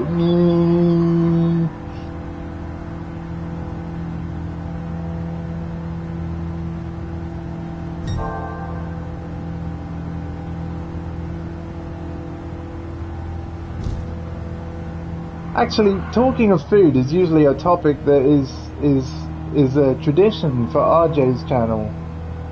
But that doesn't mean it can't be talked about here. What has everyone had for breakfast or lunch and everything so far? What has been on your cafe menu?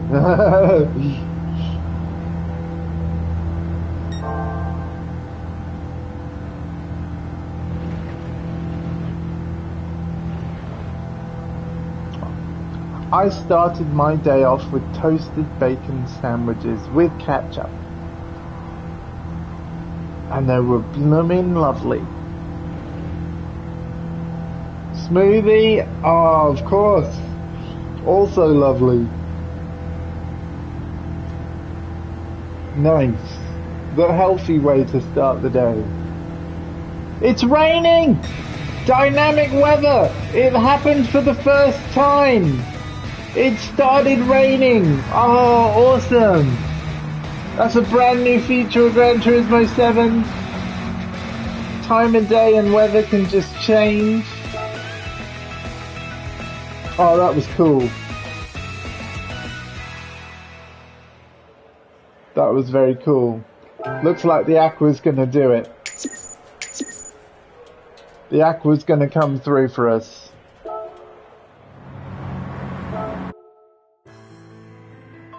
It was a good buy. Stop lying.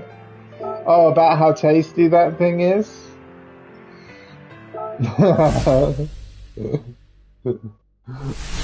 You saw my face. I had a smile on my face. I know I did.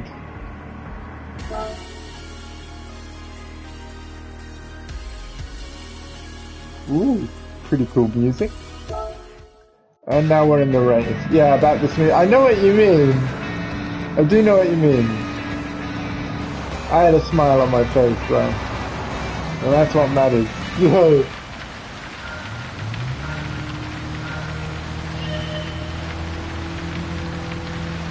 Oh, this, wow. Wow. And I tell you what, a grimace.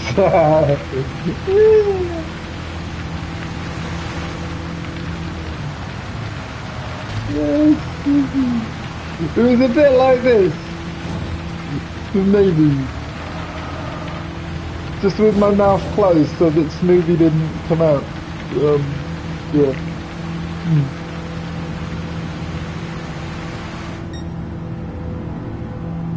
Oh man, this is cool. And the wipers stop in the tunnel. Oh my god, this is cool.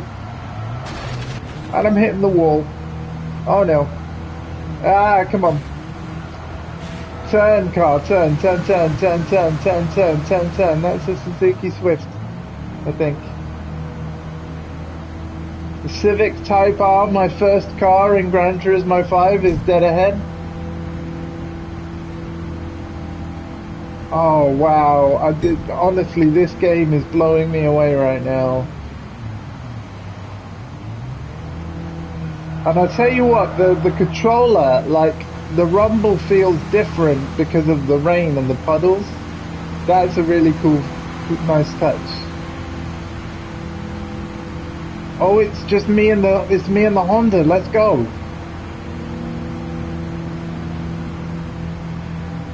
Fortessa versus GT Sophie on medium. Let's go. I'm coming for you, Sophie.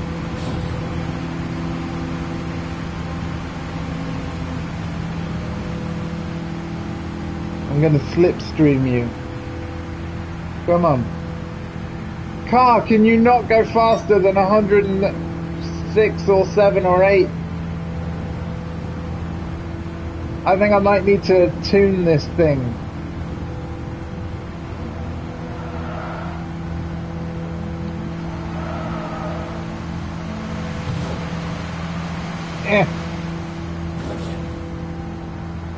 Oh no, we made it, alright. Alright, here we go. So I have to say that because this is an automatic that's just in drive mode, the whole thing about, you know, the assistance tutorial where it was saying about suggested gears, that's not going to help you in an automatic, is it? So yeah, definitely rely on the red braking zones and stuff like that, because there's no other gears to switch to in this that are still about going forward. So yeah.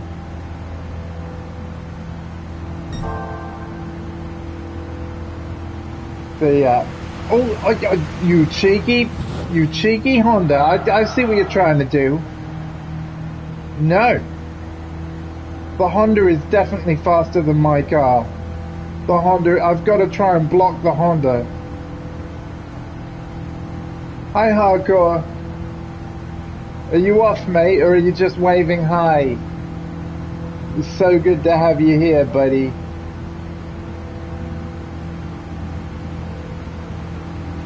No, Honda, no! You are not getting past it. Hi! I will not let that Honda pass me. I see it in my mirrors and I'm not taking my eyes off. He's trying to make moves. No! No! Day or night mode. Oh, he stole it right at the end. Well, you know what? No restarts. No restarts. I completed the menu. We won the championship. We're fine. And I got a Suzuki Swift. And I got the Civic. I got 3 cars. Oh wait, select a card. Oh, okay. I had to kind of guess. Yeah, we got the Suzuki Swift. Nice. Yeah, top 3. Thank you, RJ. I don't know whether this is anything like my Auntie Ellen's car. I'm pretty sure it won't be in this color. But this is a 2017 Suzuki Swift. I don't know what... I think she's got the 2022 model, actually. I think hers is brand new. Yeah.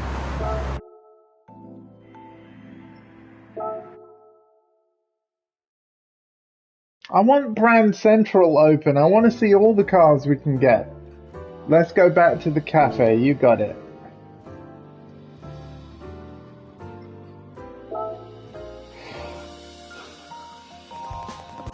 Congratulations on emerging victorious at the high-speed ring track day.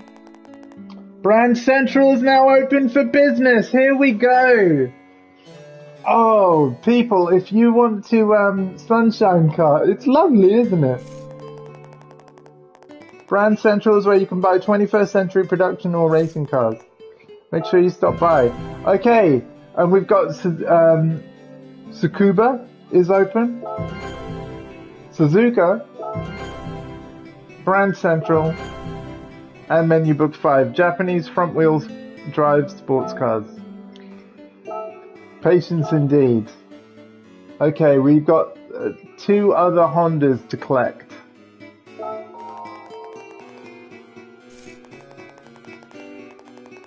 In FF cars, the engine sits at the front and the front wheels are driven by its power. Japan has plenty of fun FF sports cars. Collect 3 of them and come back when you're done. Okay, now Now that we have Brand Central though, if there are any cars that people would like me to confirm, like, is it in GT7? Please name your favorite cars and I will check if they're in. I'm actually going to do that for a couple of cars now, just to see the kinds of things we've got and the prices of them. So yeah, once you get past the first 4 cafe menus, you can go to Brand Central. Daihatsu Midget, okay. This is Brand Central. Brand Central offers new cars around the world produced in or after 2001.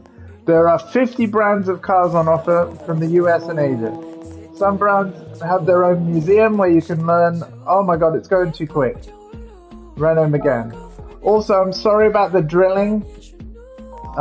My mum is having pictures put up. Nice to meet you, Portessa. I'm Martin, your car advisor. If you wish to know more about a car, I'd be more than happy to help. So we have Daihatsu Midget, which is Asia Pacific, and Renault Megane. Let's look for the Megane first. Megane. There's Renault.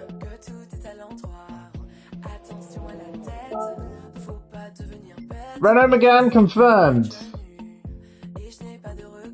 You got the RS Trophy 11, the RS Trophy Safety Car, and the Megane Trophy 11 Group 4 car. Megane Group 4. You got 4 Meganes. Peugeot Horizon. Okay, in this game it would be called a Peugeot partner, if anything. But yeah, let's have a look. They have Peugeot's newest logo though. Partner. No partner. Wop wop. No. Daihatsu Midget and the Fiat Doblo. Well, I'm already in Europe, so let's look at the Fiat now. Fiat Doblo. No, all they've got is the 500. Wow, they have one Fiat. Yeah. Now, I don't know. Maybe this menu gets bigger as we play more, but I doubt it. I feel like it would only be expanded by updates. Daihatsu Midget was the next one. Daihatsu confirmed. Do we have a midget? I know, I'm sorry. No midget, just a Copen. 2 different versions of a Copen.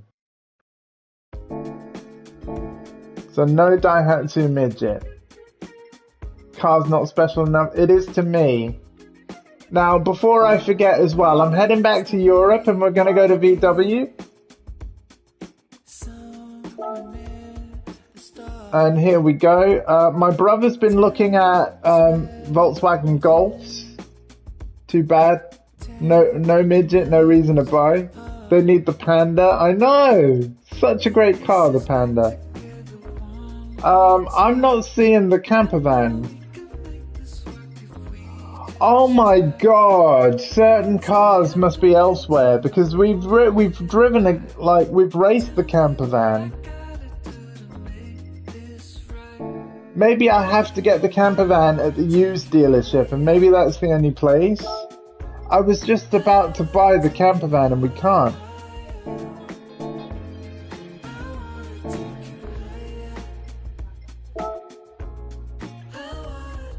Okay, well, I want to look at what Nissans there is, of course.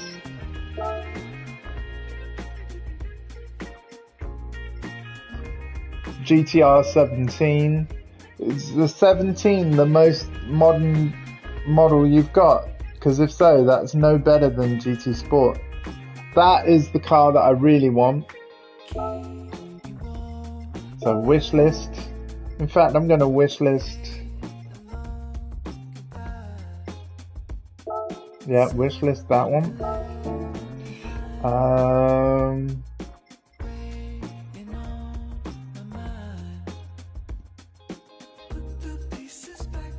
Do you mean Suzuki? I've not heard of what you've typed. I'm quite the Nissan fan. Hold on a moment. I will look for every car that you say.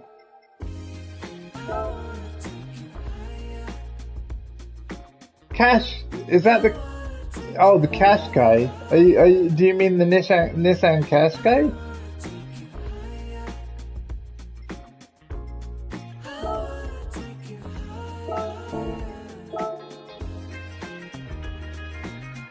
Yeah. I'm not seeing it, but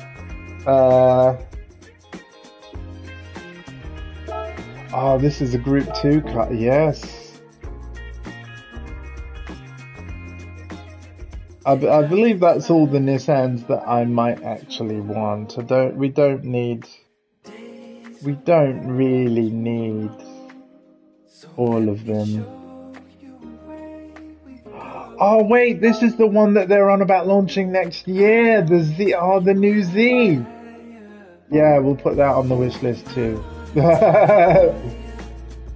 No Cash guy. Oh, I need to see if there's the Pikes Peak Escudo.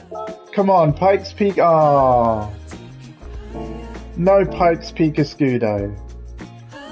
Cyber Tesla truck in this? Good choice. Police car. I don't know what brand a police car would be under. You'd be able to get a police car livery for something, I think. They've got the Tesla Model S. Cash cow. Yeah. So no Nissan Cash guy. No Daihatsu midget. No camper van in Brand Central. That really is disappointing. That would be Polyphony Digital, by the way. Oh, we better check what Chevys. Now, Yaxbass is a fan of the Corvette C3. And I can confirm that you can't buy the C3 in Brand Central, Yax. So you better hope you find it used. Wow. They literally only have the new models in Brand... It makes sense. It does. Also, again, sorry for the drilling. I don't know how long it's going on for or whatever. It makes sense, but... Oh, DMC!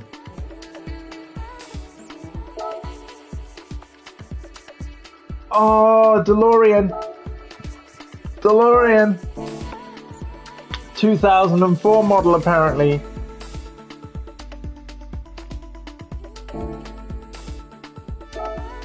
What British cars have we got? What Jags have we got? I need, like, yeah. F-Type. Basically just the same as Gran Turismo Sport, but hey, we'll put the F-Type on my wish list. And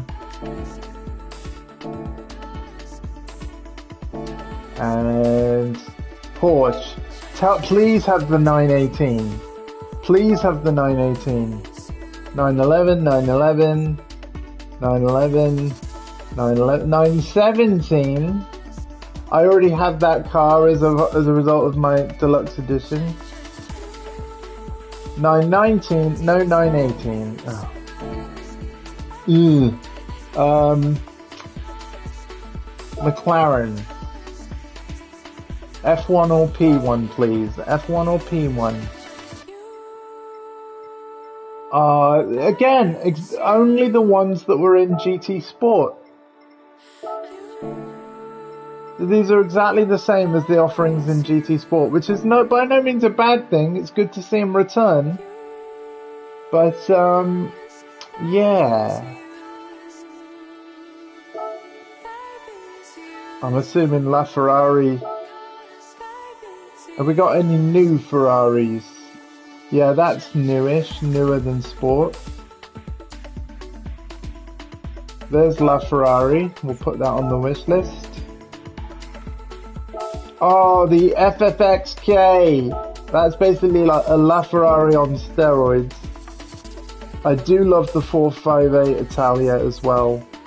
But no, we need to... Oh man, the F40's not in here. It is in the game, but we can't get it from here. Okay.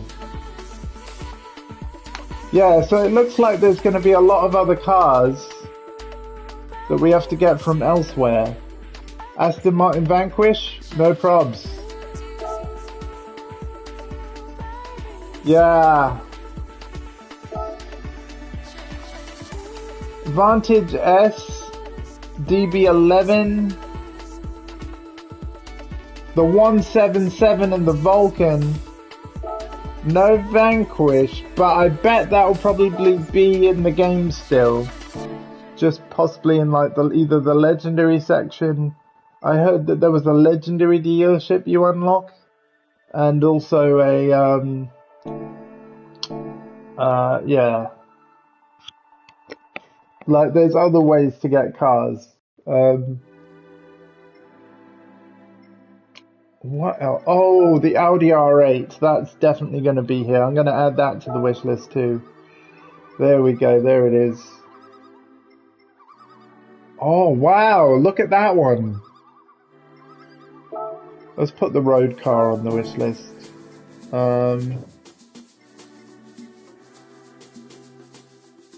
Ooh. Ooh. What else do I want? Oh yeah, the classic Mini. Now, if we can't get the classic Mini from here, that would be a bit of a shame. Yeah, we can't. Look, we can only get the ugly Mini. Ugh.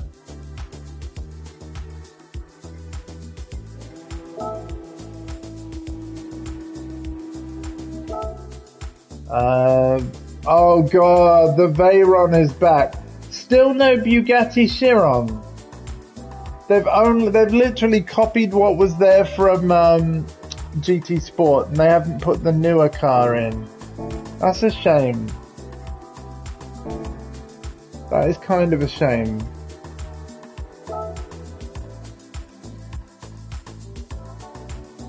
Yeah, well... Oh wait, it's telling me that some... Okay, so this is like a shortcut to everything I wishlisted. Huh. Oh, I see. Look, it's telling me where I can find them. That's actually really cool. Alright, well enough playing around. Let's go back to World Circuits. And what we're going to do is try and complete more of our cafe menus.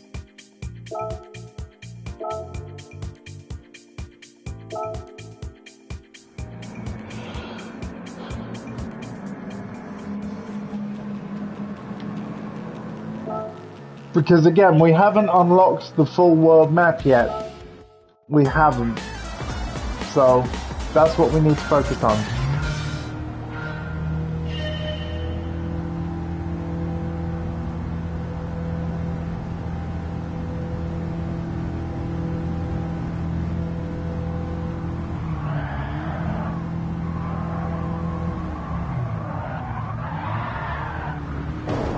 Yes, thought humor, yes!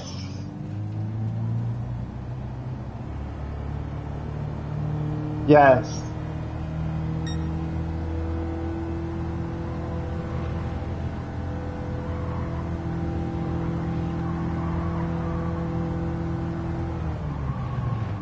Of course though, with you having PS5 digital, you'd have to get it digitally, but when you do so, you'd actually be given both the PS5 and PS4 versions in the same purchase, because you would have to get the middle edition essentially, because there's like a standard edition with just PS4 version on its own, then there's the PS5 standard edition that includes the PS4 version also, and then there's the silly anniversary edition, which for fans like myself was actually still worth it, but yeah, it does cost an obscene amount of money really. But given how much I'm going to play this, the extras were sort of worth it. So. Oh my god.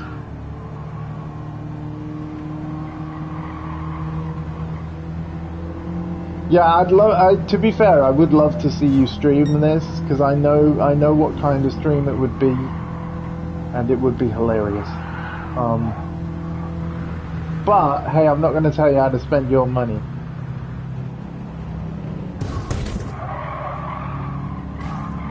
Yeah, I'm afraid that doesn't exist, but it should.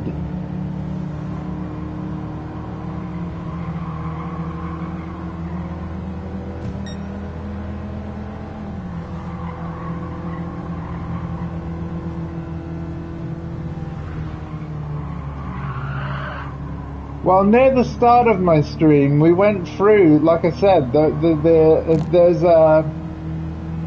before the first test of the first license thing,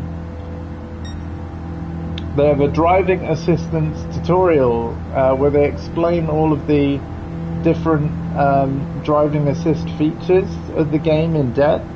I was really impressed by that. Anybody can, like, well, no. This game can steer, accelerate, and brake for you. It can pretty much drive for you. Like, there are settings for that.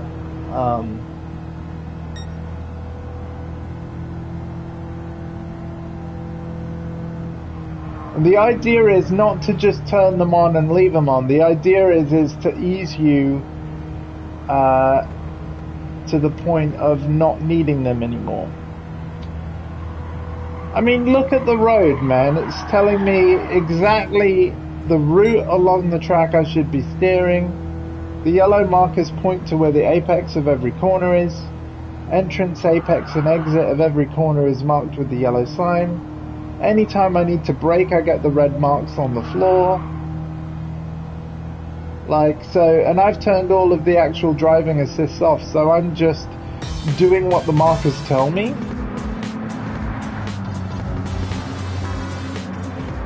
Yeah, well, that's why for me I've turned it off. But the fact is, the option's there for those who need it.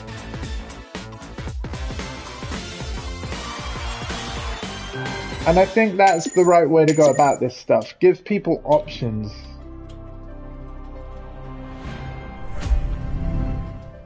Right, we're one car away from completing menu 5.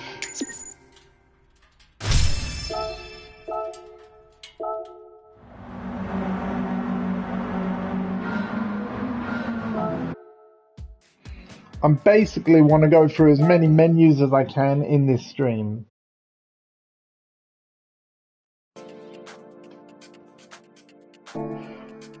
So that means back at high speed ring, baby. Let's go.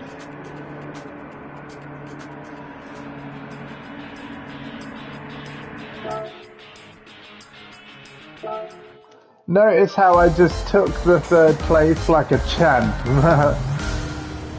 Because what I'm going to do is I'm going to come back with a better car and then first place all of this.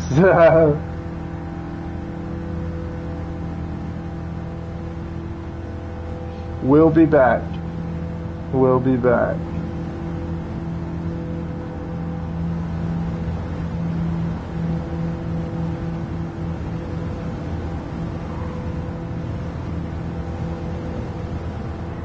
So it sounds like you'll probably want the same assist settings as me.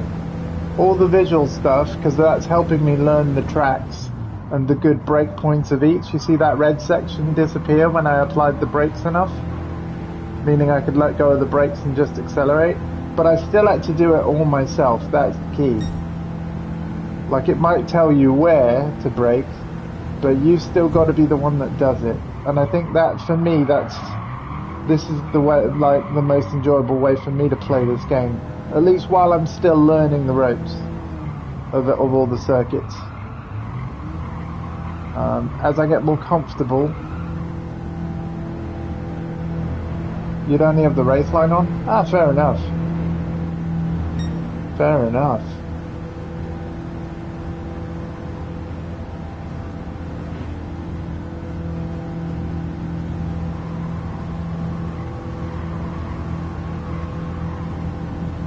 I'm a big fan of how they've displayed the braking zones, though. It's very easy to understand.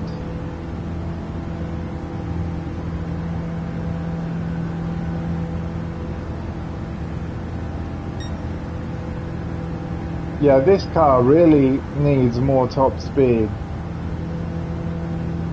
I'm tempted to either upgrade this car or replace it. Because I've got to be honest,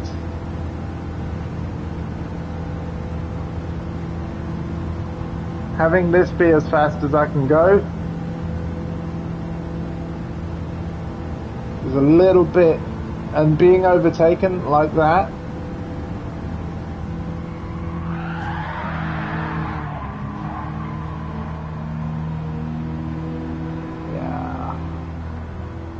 by a car from 1998, no less.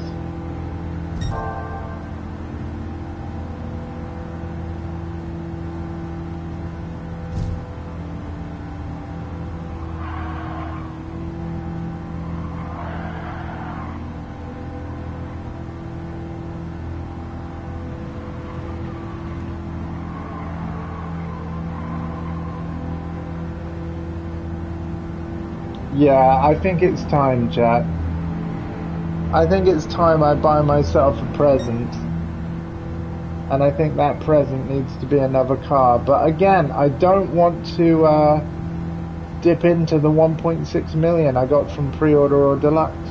Whatever I buy, I'm going to keep under a budget. We'll see what happens though, because coming top 3 in this race is going to complete another menu. So we'll see what it asks of us. But I really want to get something a bit better than this. I hope you don't mind. Podium fixture trophy. Could be better than that though, couldn't it? Could be better. Alright, so we can spend 103,000. I've got 103,000 in my budget. Oh, we just got we just got the car that beat us. We just got the car that beat us. I should have been using my prize cars. Oh. I am not drinking. No.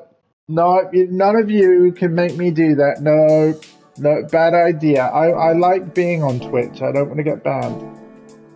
No. But you might have a point. You might have a point.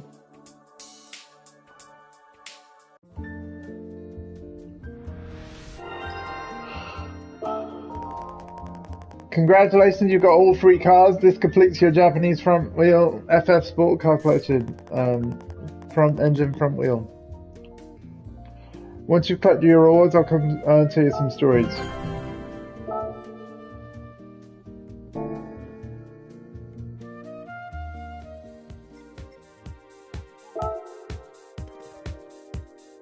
Wow. Right. Receive this gift. What's it gonna give us? An exhaust, a bunch of money, or a car? We got the exhaust! Ooh!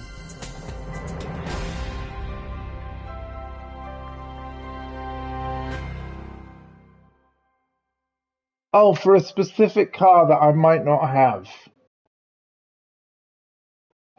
Yeah, I remember that. I remember that. How could I forget? So, hold on. Out of everything I own, what do I want to drive? That's the used car dealership. That was not where I meant to go.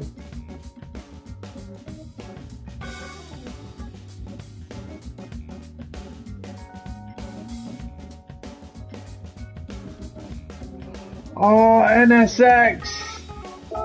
NSX! Oh! Limited stock. I could afford it, but my self-imposed rule of not dipping into the money. But Buy it. Nah. It'll be back. It'll be back. They've got to bring that car back.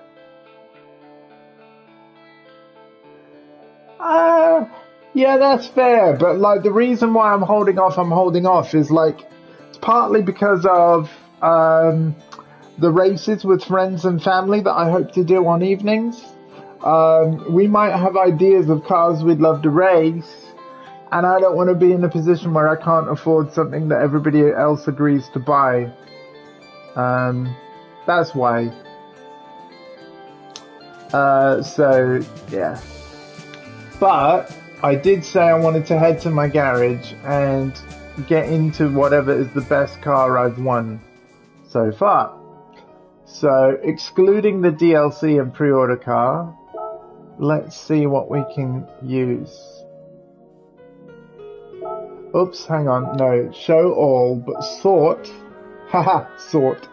By performance points. Here we go. Oh, it is the car. No, it's the Clio. It's the Clio. What do you know? It's the Clio.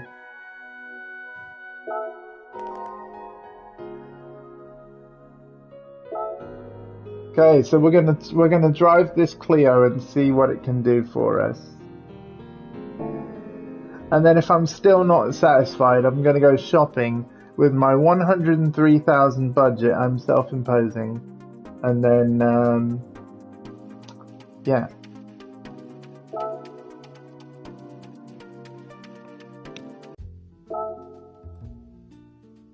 What is menu 6? Oh, we gotta learn about these Japanese cars first. The FF cars are front-wheel drive cars where the front wheels are tasked with both steering and power transmission. Because these jobs are done by the front wheels, taking a corner cleanly requires tricky accelerator work.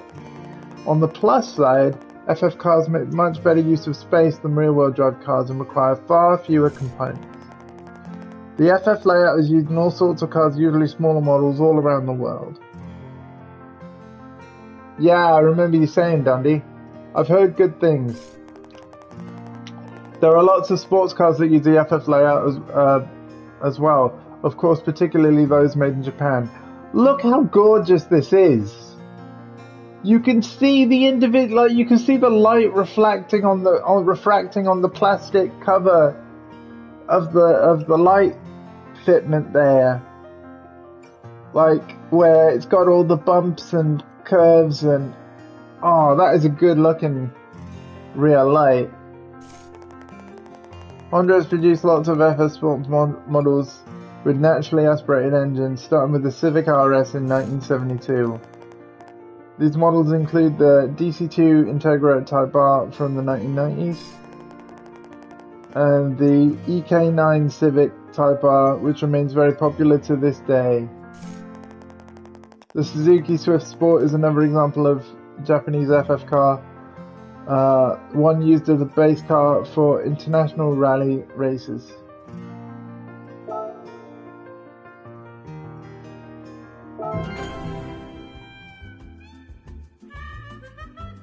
I like the way you think, man.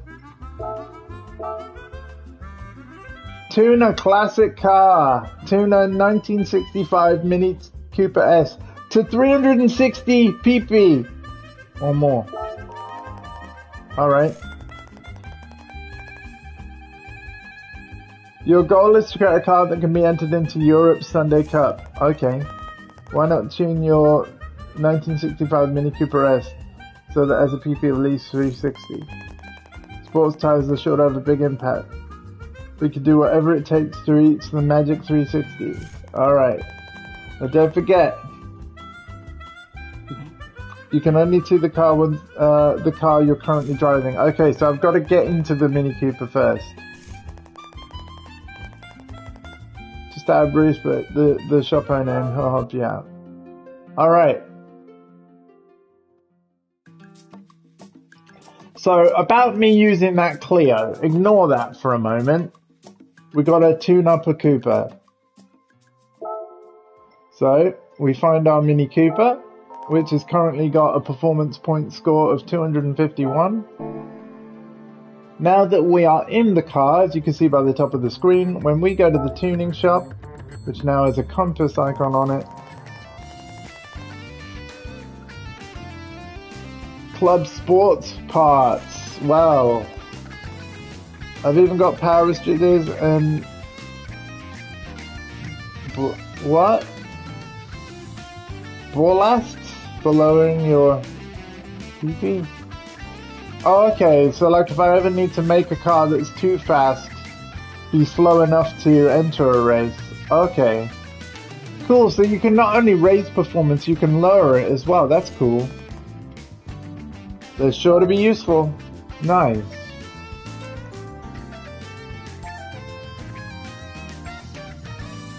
Oh yeah, look. So what, you can add weight to a car to reduce the performance deliberately. Interesting. I'm gonna get sports soft tires for the Cooper. It's not gonna take us to 360, but again, tires are some of the best upgrades you can get. Now in Club Sports,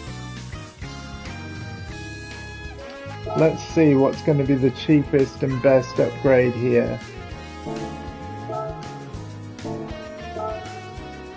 All I'm doing is looking at the blue number on the right. 345, 388. That's worst performance, interesting. Worst performance. 342. Doesn't give me a score. Okay. Ah, here we go. So, 350.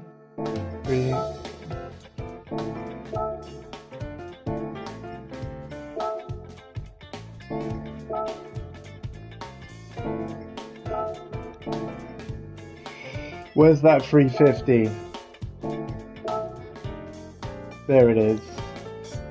So yeah, we'll install this.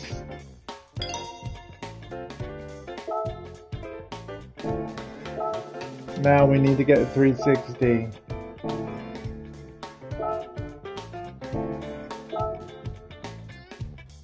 There we go. 365 in as fewer parts as possible. Menu complete. Let's go back to the cafe. Hell yeah. Oh, Lucas, I'm done. Oh, Luca, sorry. His name is Luca. He lives on the second floor. I've forgotten the rest of the lyrics. Lots of parts can be used in various ways to improve your car's performance.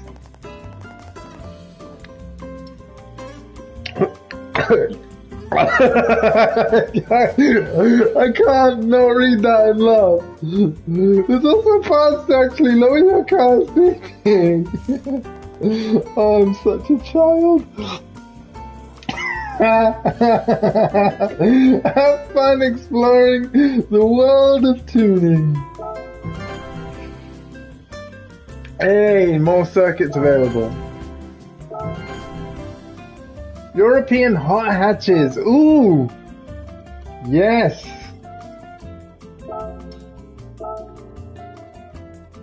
Oh god, I have to get the new Mini. No. No, why? Why? A Bath 500 and a Polo GTI. Oh. The hot just means they're extra speedy. Lots of neat little hot hatches have been produced in Europe over the years. If you're going to be racing a Mini tuned to 360 dB, then you should target a race at Brands Hatch. Once you've collected all these cars, come back here and see me. Oh, I'm not so excited about this menu. Let's get it out of the way as soon as we can. Oh. Okay. Okay, game. Let's go get your hot hatches and your fake mini. You're not a mini. I can't believe I have to have this thing, but at least I don't have to buy it. Yeah. Oh, there it is. There it. Oh.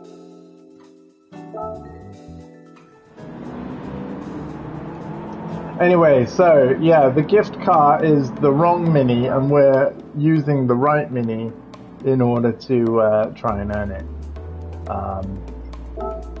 Let's have a look at the car settings and make sure that, yeah, we've got our sports soft tires. Right. And then we should have as well,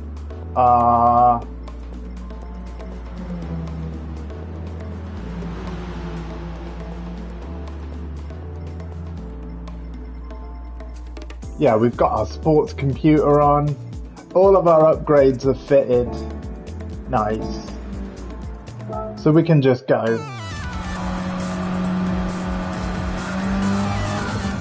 Yeah!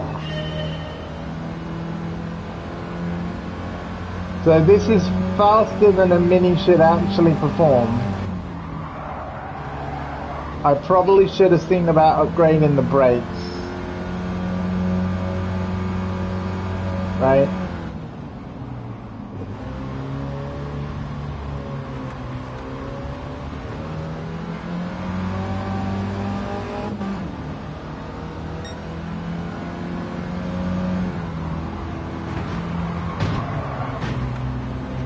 Oh no!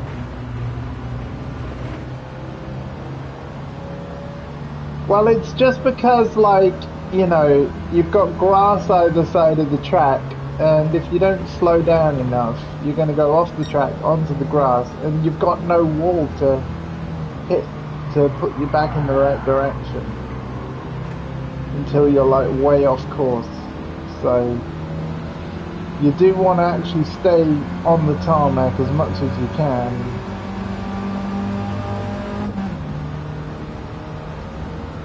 Because unfortunately this is not one of those circuits where you can just hit the walls to steer yourself around. Whoa! Oi! Excuse me, Peugeot. I don't think this job's gonna cut the mustard. I don't think,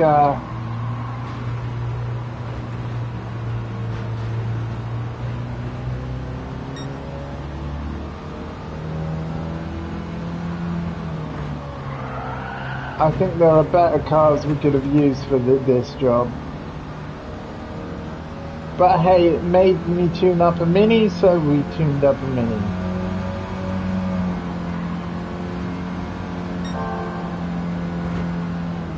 Don't get me wrong, I love the original Mini, but Mini got this? I mean, if I drove better, maybe.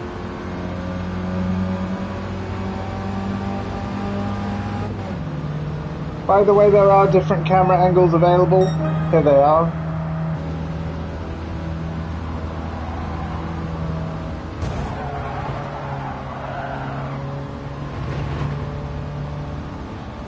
I love how it tells me the car I hit on the right hand side of the screen there.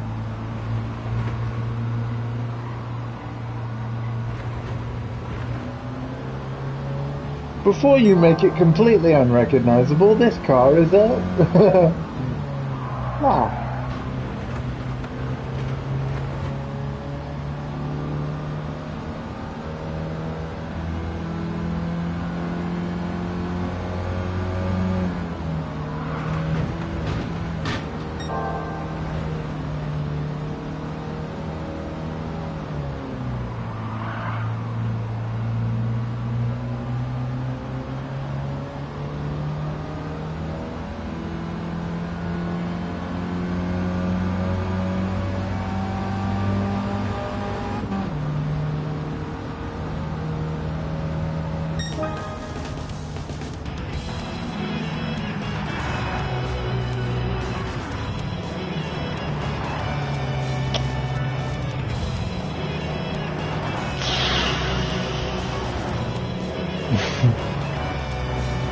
Says it all, really.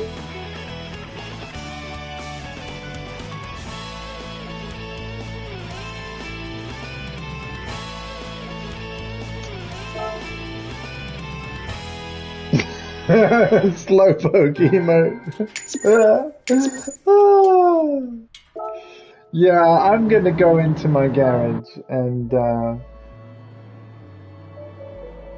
because 365 performance points. I don't think that's enough.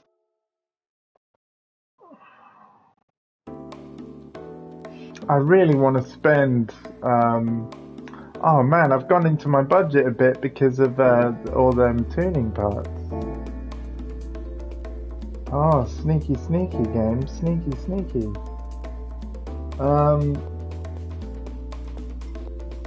No, I think a different car.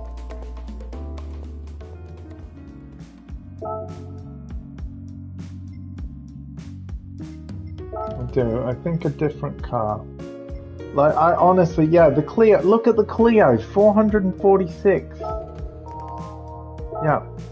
As long as it's allowed to go into the races, I'm okay. But it might not be allowed. Let's hope it is, though.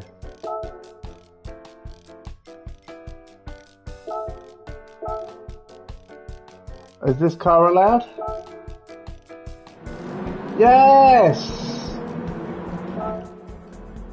There we go. Don't get me wrong, I love the Mini, but it needs more love. It needs way more money spent on it that I'd rather not spend.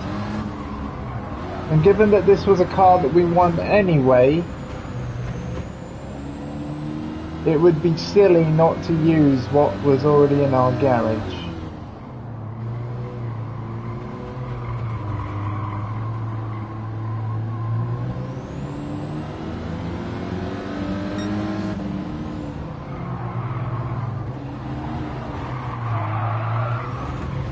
But given that they're forcing us to race right from the back of the... Well, it's not even a grid because everything's a rolling start. But, yeah. So let me upgrade your Mini. I don't get me wrong, Thor. I'm loving the love for the Mini. I am. But when you consider that the ultimate goal of the game is very much like Pokemon in that I've got to collect them all. If I sold all the cards, I'd just have to get them again at some point anyway.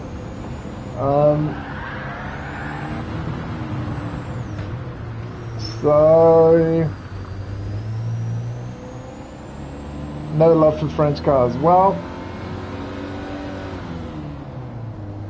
Just think of it this way. The French have helped us many times in history, you know, in various wars and such. This French car is going to help me win other non-French cars. It's a means to an end.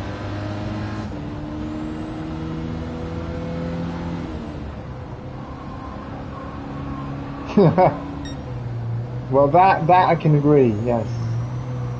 Yes.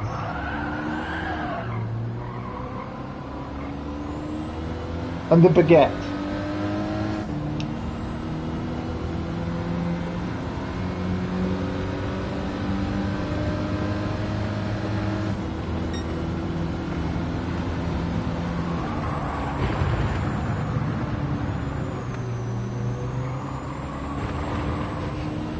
Yes.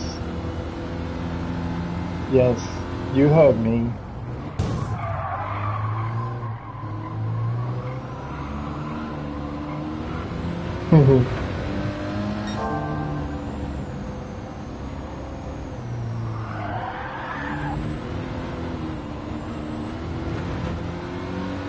I hate to break your immersion, but I'm just going to check for a message. Because I thought oh no, we're good. I think.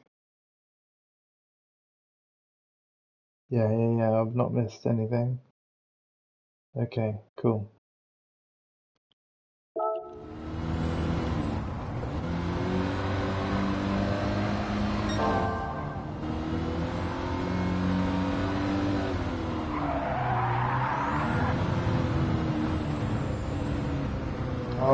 Come on.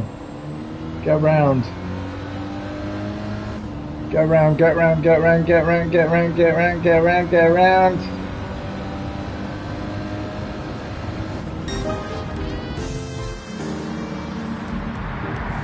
Yeah, first try in that car.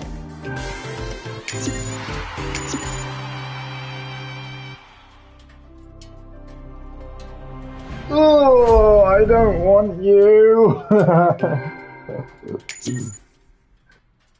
Oh, fine. Fine. Fine. Thanks for the gift. You're not a proper mini. My green one is a proper mini. And actually, I actually don't mind that the Café made us tune up the proper mini a little. Would have been worse if it told us to tune up something else. Yeah. Talking of French though, this is the French course. Oh, we're racing at night. Yo, let's go.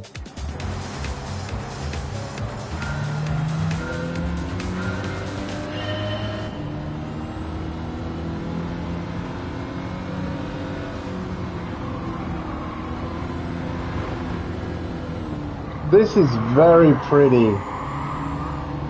This is a spectacle. This, like, oh. This makes me want a new TV.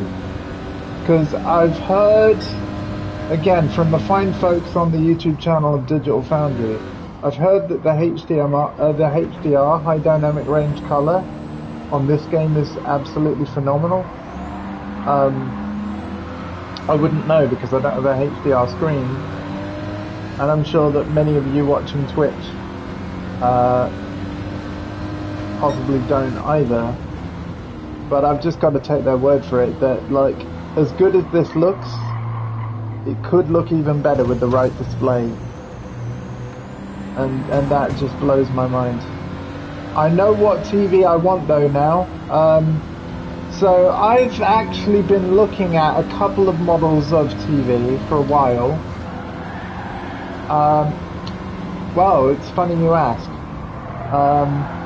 And just this past week,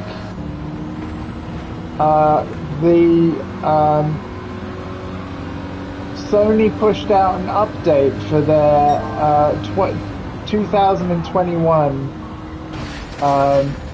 XR Bravia range of TVs, and the 2021 models are the first ones that have HDMI 2.1 ports on them. And the big deal with HDMI 2.1 is that they add new features such as variable refresh rate, plus the ability to support frame rates on games as high as 120 frames per second. This is a capability that is on many current gen games, and by current gen I'm referring to PlayStation 5.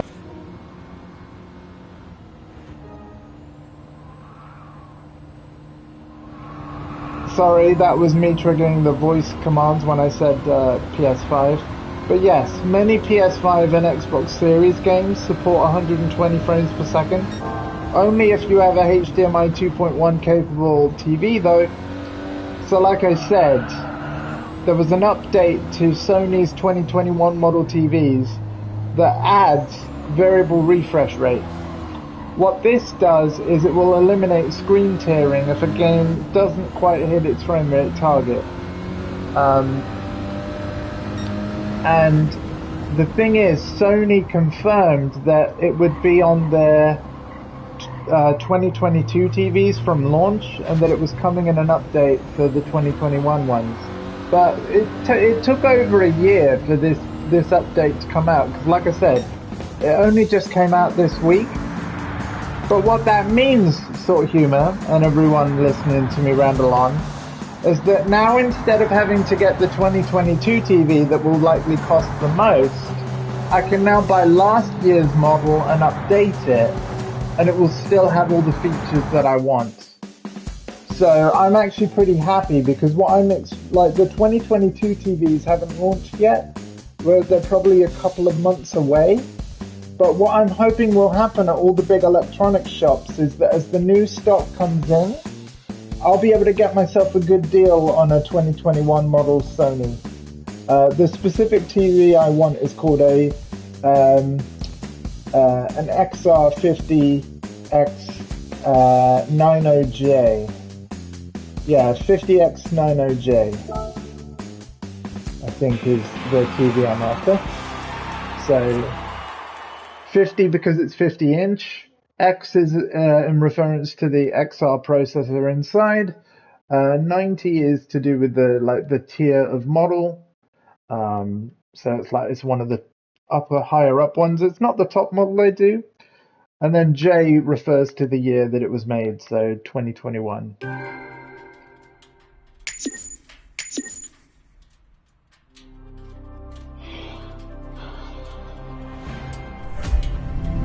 All right, we just need the Volkswagen Polo now.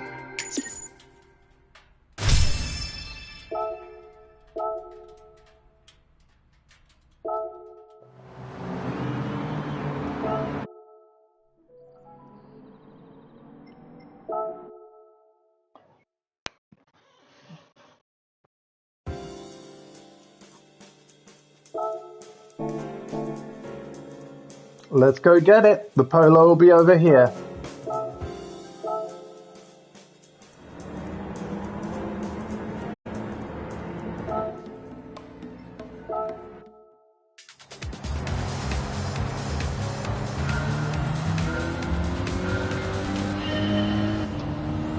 I still didn't answer the question of how the saving's going.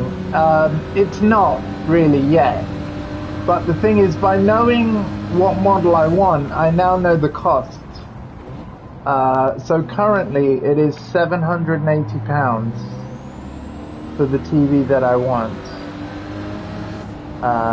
And I need to basically work out how much I can put aside each month. And then from there I can figure out how long it's actually going to take me. However, I will of course sell this TV. I've already got family that are interested in buying my TV off me. And I've already told them how much I'd like for it. And that will make things a bit quicker. There's also a few other things where if I can find them, I'm going to sell them. Honestly, sort of humour, if I go for this TV, it's going to be the most expensive TV I've ever bought in my life by far.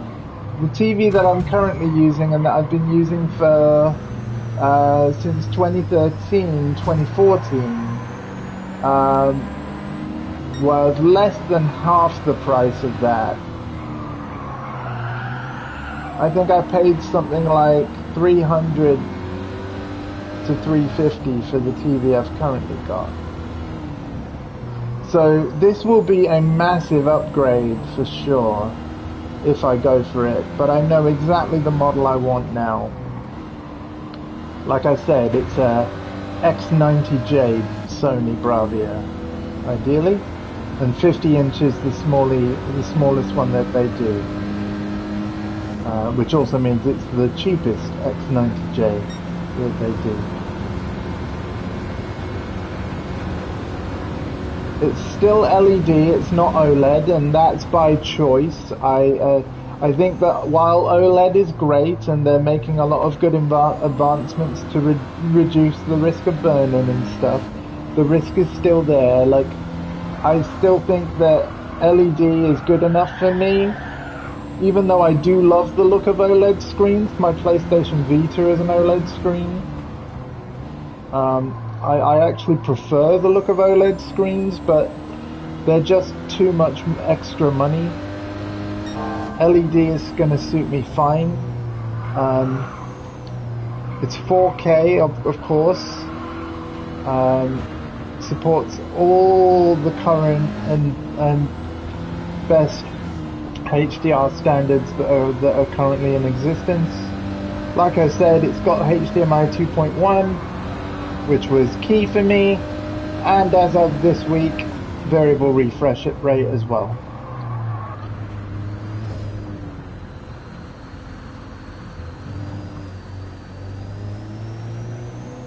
Right, okay.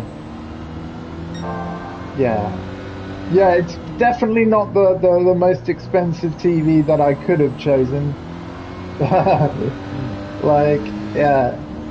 In fact, a lot of tech journalists still call it very much a budget TV set, which is kind of crazy when you think about it. But it's going to be extravagant for me, that's for sure. And it's going to feel extravagant for me. Yeah. Yeah, but the X90J ticks all the boxes, though. Probably. This is fantastic, by the way.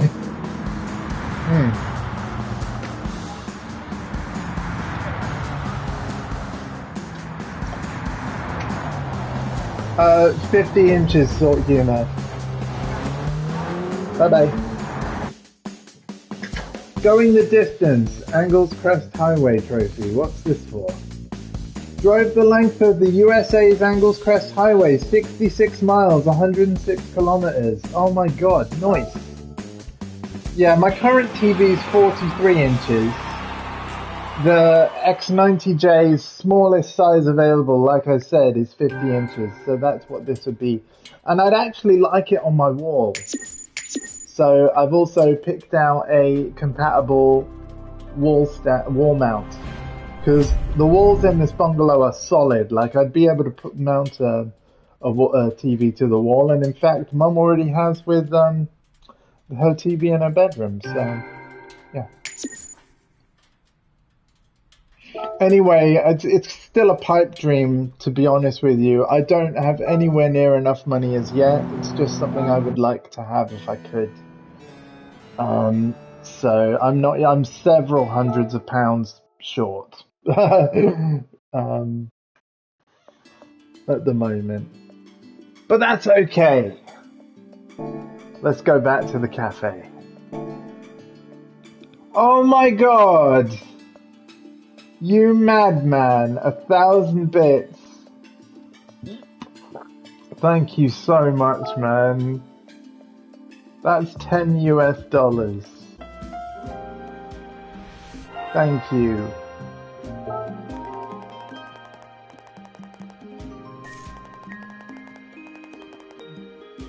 That's a good idea, so I hadn't actually considered using Twitch. Because if the shop takes PayPal, that means I can use Twitch. Yeah, good point, man. Alright, he wants me to collect the... Hey, escapes mode is available! I can take photos now! GT Auto's available! Hey! Alright.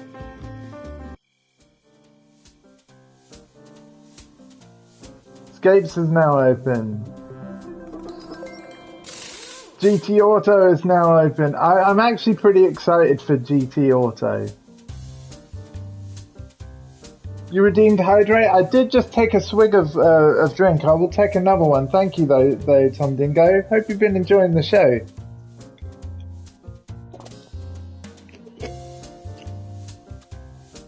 Hope you've been enjoying the show. This has been amazing. Right, we need to go and get our gifts, right? So that is the garage. Oh wait, we don't have any gifts.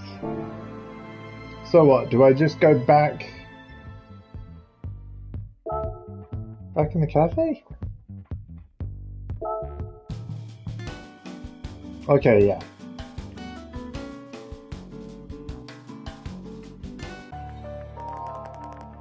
Are you familiar with the term hot hatch? Yeah, you told us about it earlier. Not enough ladders. There'll be leaderboards to climb, man, don't you worry.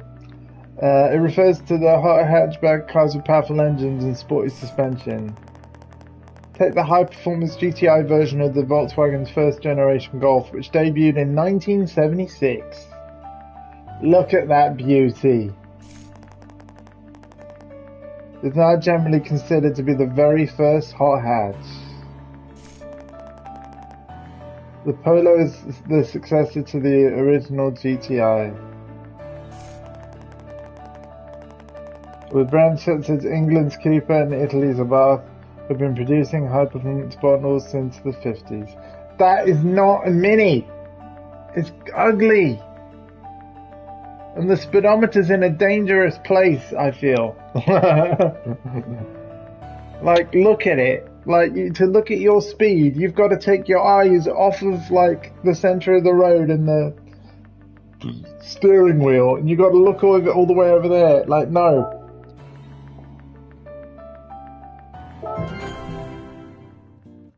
Wash a car at GT Auto. That's what's on the menu for number 8. Wash a car at GT Auto. Well, I am assuming my Clio might have got a little dirty, so let's do that. And actually, I'm going to change the oil. I'm going to do the works.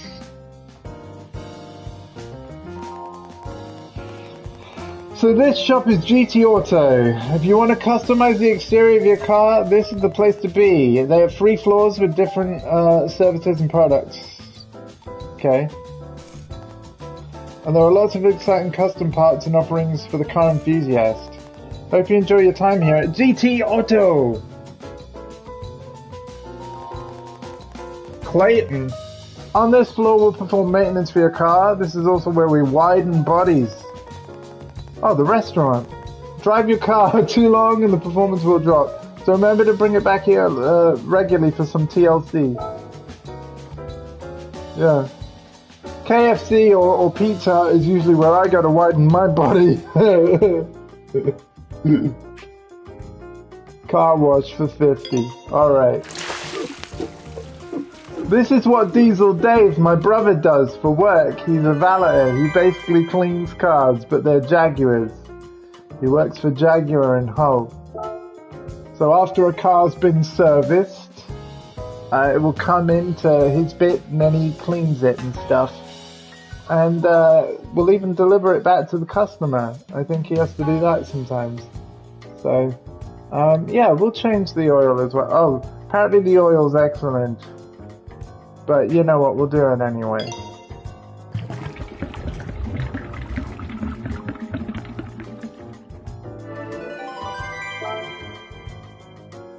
There we go.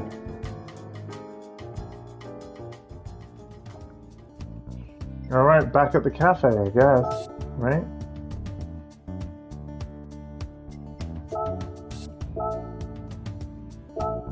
Oh, come on! Oh, wait, hang on.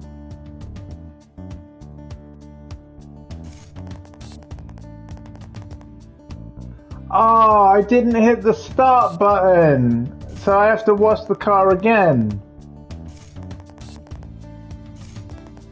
Oh, man. I've just done that. Oh, I hit circle and did not X. I gotta wash my already clean car. Well, now we know. He's gonna be like, you what? You missed a bit. You missed a bit. Oh, damn. Okay, and now, yeah, be careful about that, folks. Be careful about that. Not only that, I did it twice, Luca. I did it twice. Doesn't it feel great when your bodywork's all gleaming? There are other services at GT Auto too, but for example, you can give your car a makeover by changing the wheels or aerodynamic parts. Car wash simulator, yeah. Also, if you create a good-looking car in GT Auto, I recommend going to Scapes to take photos of it. Anyway, time for your latest reward. Enjoy.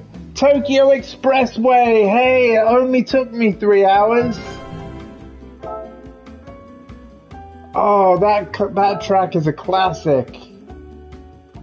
Finish in the top 3 with pleasure.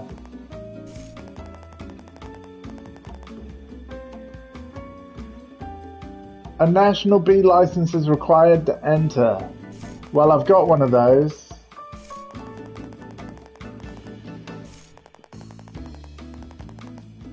Looks like it's going to be raining on the day of the race, so be sure to drive carefully. I'll be rooting for you. Oh, awesome! This track's been in every Gran Turismo. And it is based on real roads in Tokyo as well. Like, well, the real Tokyo Expressway. Oh.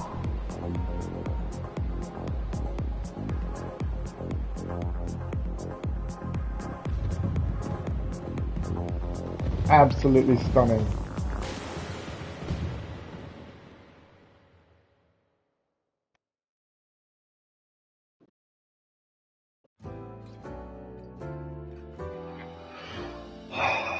Is this still my highest performing car?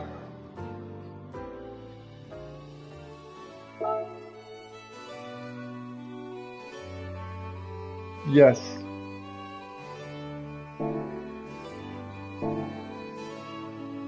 I might see what tyres I've got on this and potentially fit better ones. So you've upgraded your collector level. I'll now sell you semi-racing parts. You can read all about tuning. Okay. Yeah, we know about that magazine already. Oh, turbochargers.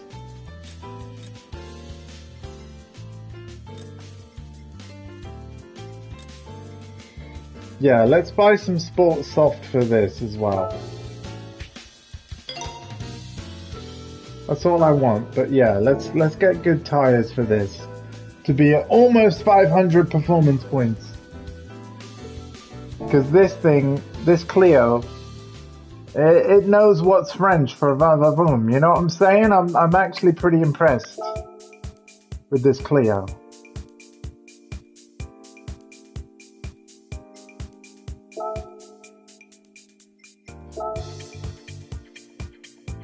Yeah, there we go.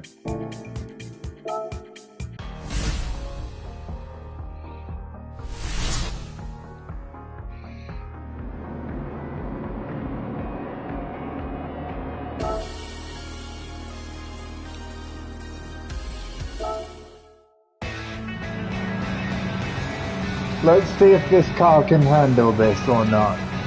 But yeah, there's some sharp turns here, so I thought new tires would be a good idea.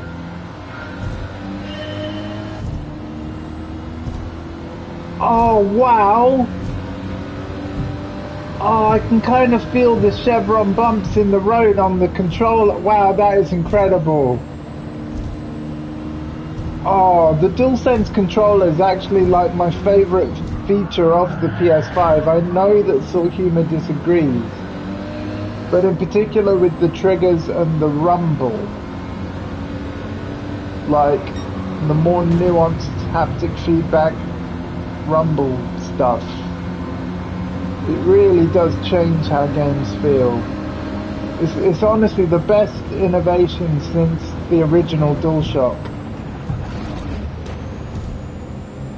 on PS1 in 1998. I honestly don't think that the controller has really improved quite as dramatically like since then. You know, it's just been like iterative improvements. Yeah, you hate this shape, I know. But I'm not even talking about the shape really. I understand your complaints about the shape. They could have implemented the features that I love so much in any shape, really. The shape is not my favorite thing about the controller at all. It's what it does different to every other PlayStation before.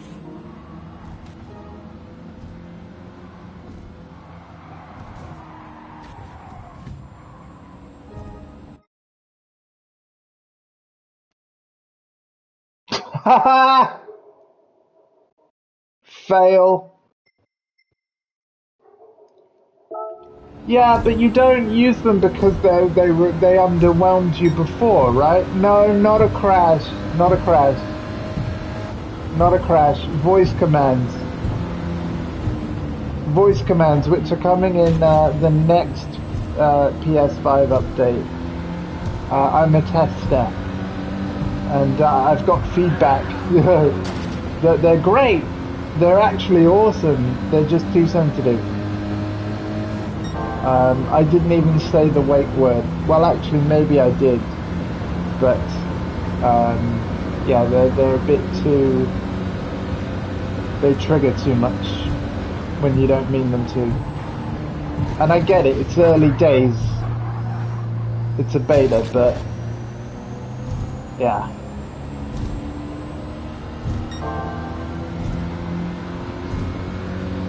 I tell you what though, I do use them, and in particular, now that I've got more,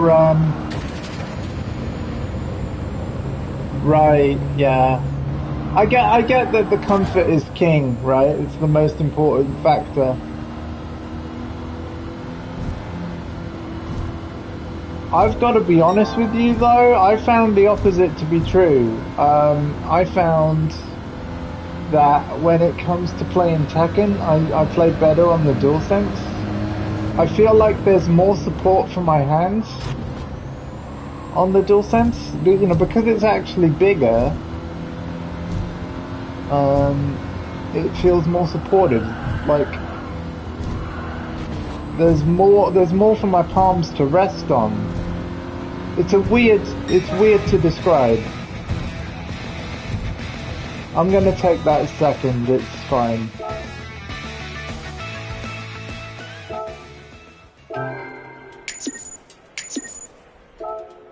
Yeah. Yeah, no, I personally prefer it, but I'm not gonna say like you're wrong for disagreeing, because you're not. Different strokes for different folks.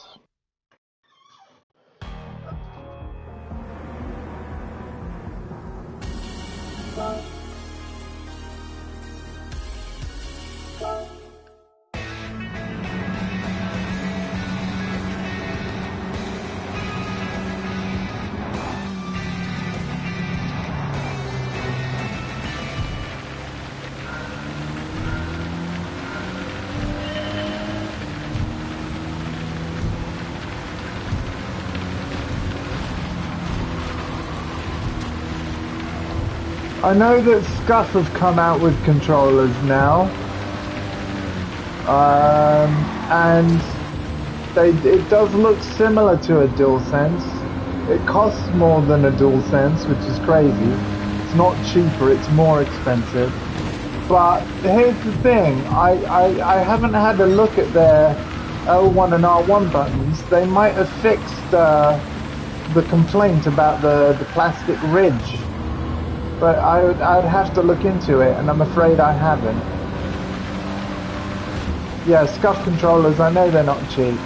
But that's the thing, if they've addressed one of your biggest complaints, that would be something to consider. I'm afraid I don't know the answer to that though.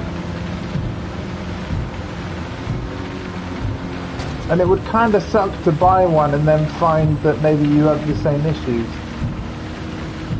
So... yeah, every single one of these bumps that you might be hearing as I drive, I feel that in the controller, and it's very, very cool.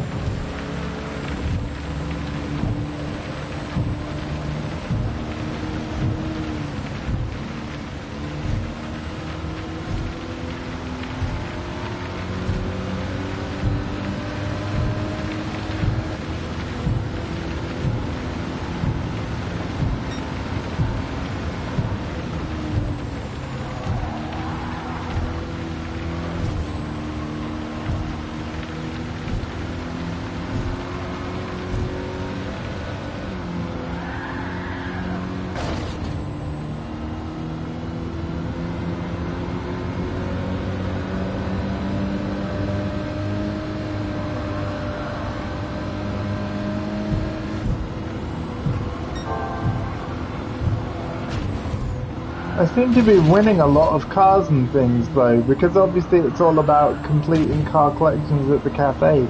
Like, I might not actually need to buy that many cars. Which is interesting. I still know I will, right? There's a lot of cars even in Brand Central already that I know I want at some point.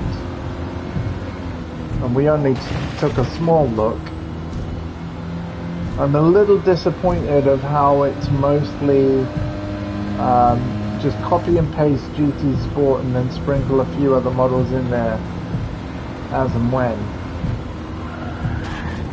But I'm also a little disappointed that there were brands that have had more modern cars launched and those cars aren't in. You know, not having the Bugatti Chiron is disappointing. Not having the Porsche 918, not having the regular McLaren P1, like, unless it's in a different part of the game at some point, you know.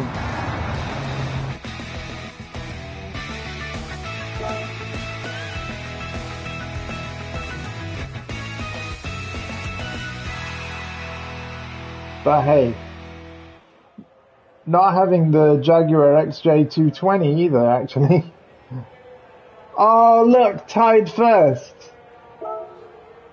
But it's counting me as winning it. Yeah, it's basically the same as GT Sport. And GT Sport you can get for £16. Because it's a PlayStation Hits game on the PS Store, so it's a lot cheaper.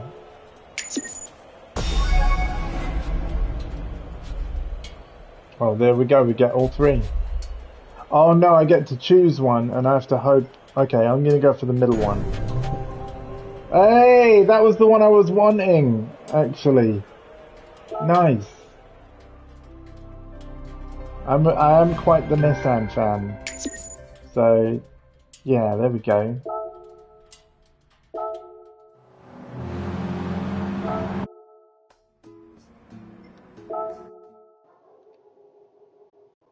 Nice. Let's go back to Café. Oh, it's all about that Café. But I have to say, this is one of my favorite new features for sure. Like, this has been great.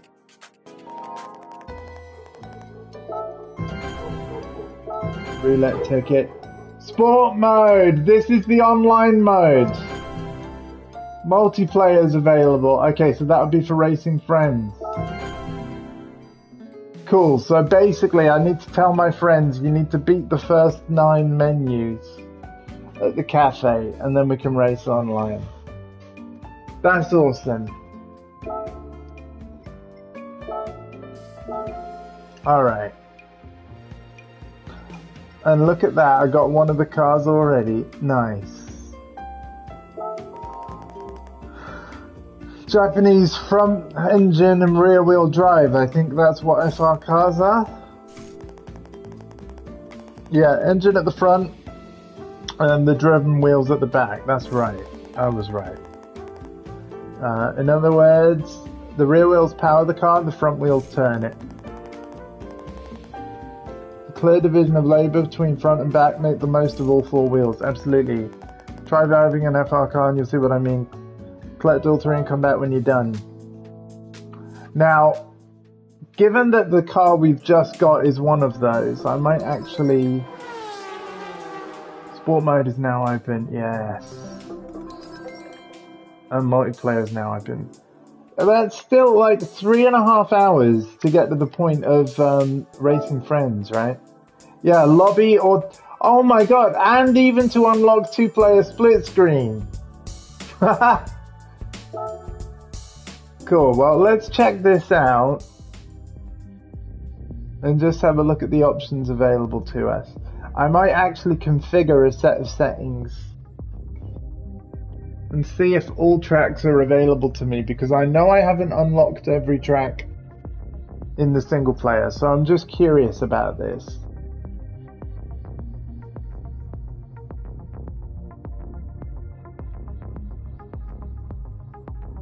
spin to win. There we go. The lobby mode is a mode in which you can enjoy online races and communicate with players all over the world. Here you can create your own rooms, yes, and host races, or set up spaces just for you and your friends. Remember your etiquette while on track and have fun racing. AFK, no problems, thought.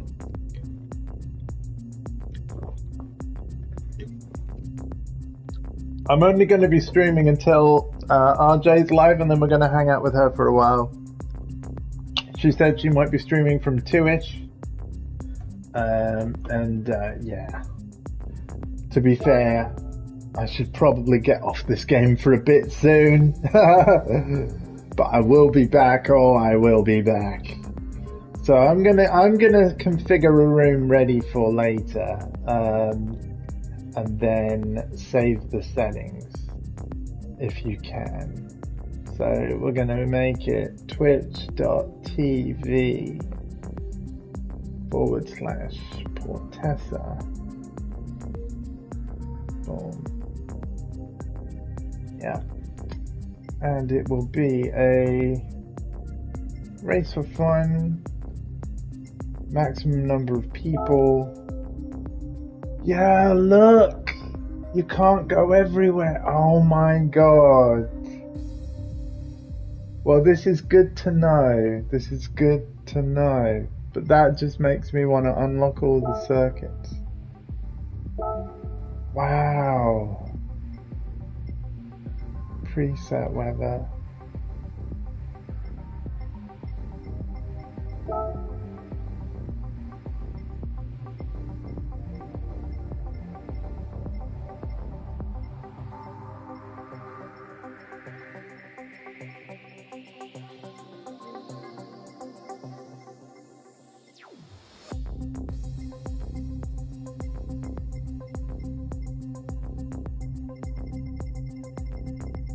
Wow.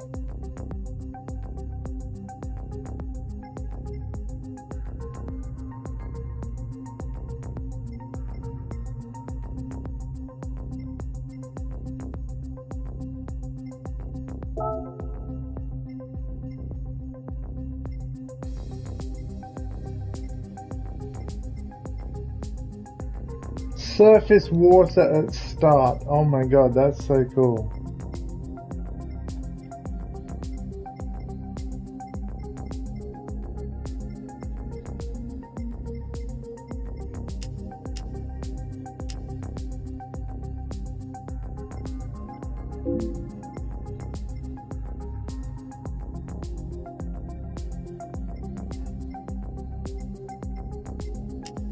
Give people plenty of time to finish a race. Wow. There's a lot of options.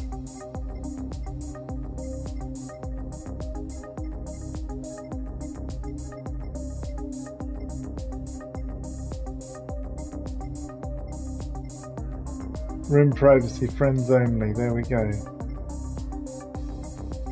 There's no way to save this as a thing.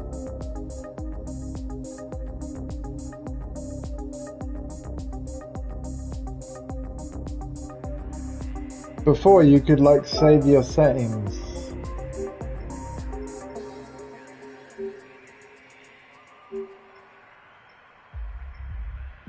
It seems not. Huh. Okay. Well, maybe it just saves the last thing I ever set. So I'll have a quick look at that if that's cool. Yeah, alright.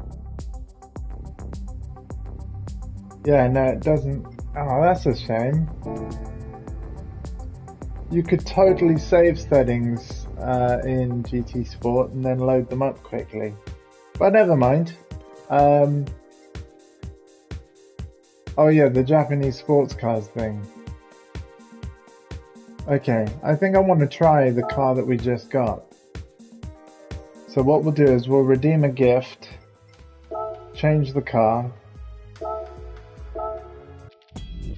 and then do more races. But at least I can race, friends. At least I can. Oh my god, I keep getting the least amount of money I can out of these prizes. Robbed. Car collection, no, I want this. Sort by date acquired. There's my front wheel drive car. In fact, let's, front rear thing. Let's sort by drivetrain. I've got 3 of them. Okay, yeah, this is the only one. So I want to use this and actually take note of its performance points and brake horsepower. Can I see the brake horsepower? 132. I saw, my face is covering it, but I saw it. So in Gran Turismo 3, there was an old trick where as soon as you got into a car, if the first thing you did was change the oil before you even drive it, you actually increased its brake horsepower. So we're going to now see if this goes higher than 132 after changing the BHP. I don't think it did. It still says 132 there. Ah, they got rid of it. They got rid of that. Oh, that's a shame. Not everybody knew that trick in the PS2 era, but yeah, it was a thing, I swear. It was. I'm not going there. It was a thing. High Speed Ring, we like this track.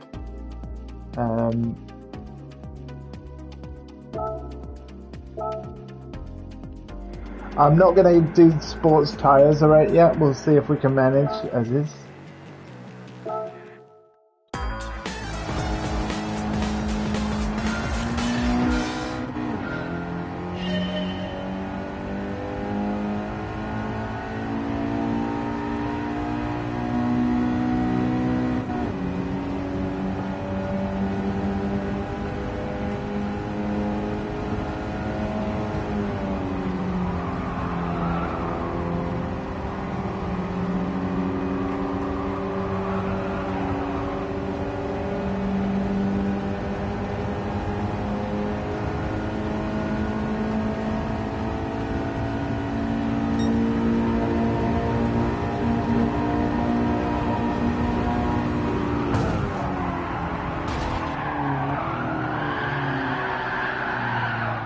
Oh my god.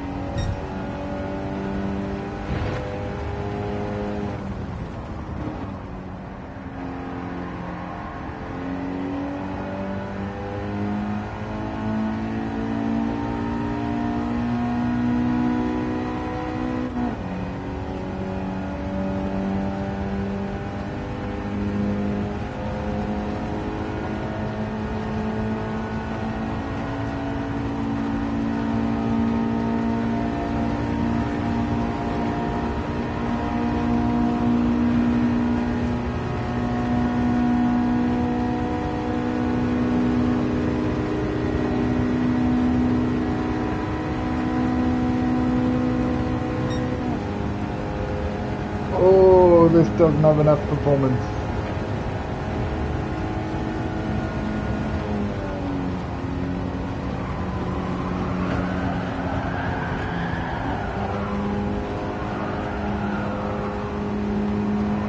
Or maybe we're alright. Maybe we're alright.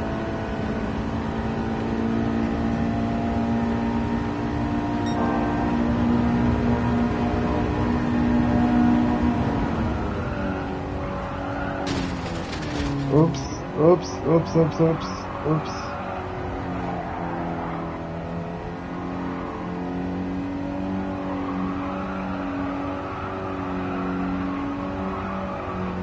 Yeah, I prefer front rear drive cars. So as in front wheel steering, rear wheel power over the FF cars. I definitely prefer FR over FF in terms of handling and stuff. So the Clio was good, but probably won't use it much now.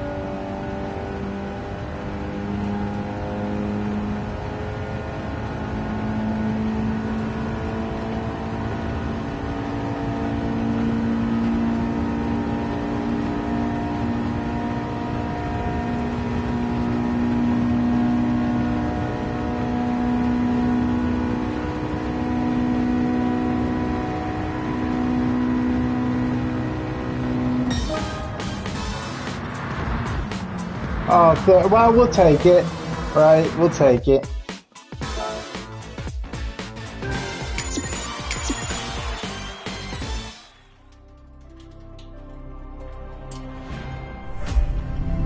There we go. Toyota Corolla. Next car's a Mazda. So yeah, it's the collector level that's in, like, unlocking tracks, I believe. So, yeah.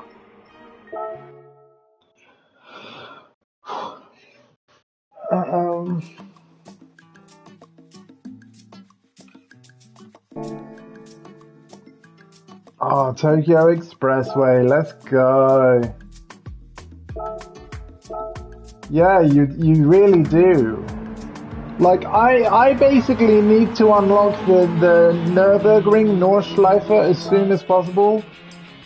Like, so that we can race at the Green Hell with friends. Like, that's gotta happen. I want to unlock all the tracks as soon as possible so that there's more options for us to choose at the lobby. That's even more important now than getting gold on all the license tests. I want to repeat that for people like RJ and everyone. Like, thank you for telling me to move on, because again, I didn't realize the game worked this way. If it wasn't for you, I would not be able to race friends at all, because I didn't realize that that was locked until we completed Café menu number 9. I'm going to make sure all my friends know about this and be like, by the way, it's probably going to be about 3 hours of gameplay before we can even race one another. So you better get on it. She totally is. She totally is. Like, I mean, you guys saw it. I couldn't even access the online lobbies until after, I think it was Café menu 9. Right? We'd have been stuck there, like, wondering how we race each other, and the answer literally would be that we can't. It's kind of crazy. I actually, while I get what they're going for with the Café, like, I don't think they should lock out modes.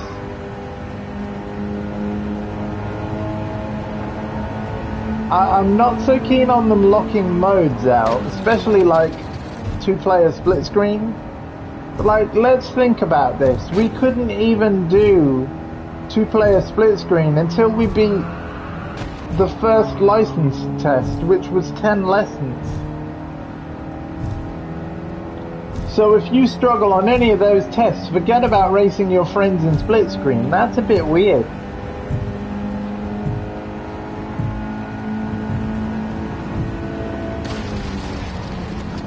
Oh, hey, listen, I don't want to start a console war in my chat. Everybody's welcome to their opinions, even if they differ. I mean, I will be honest with you, so I wouldn't describe the DualSense as feeling cheap, but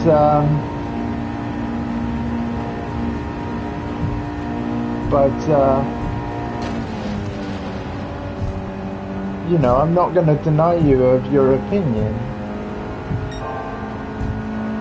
I think the PS3 controller felt cheap with its plastics, the original one without rumble.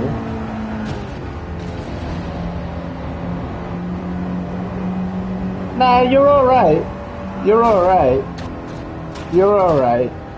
Everybody's alright.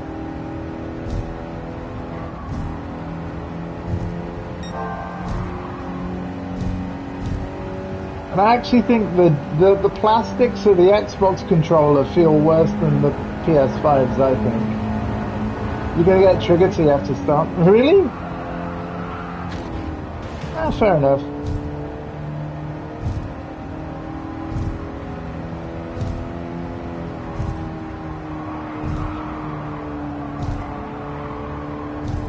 Ah, triggered? Thank you.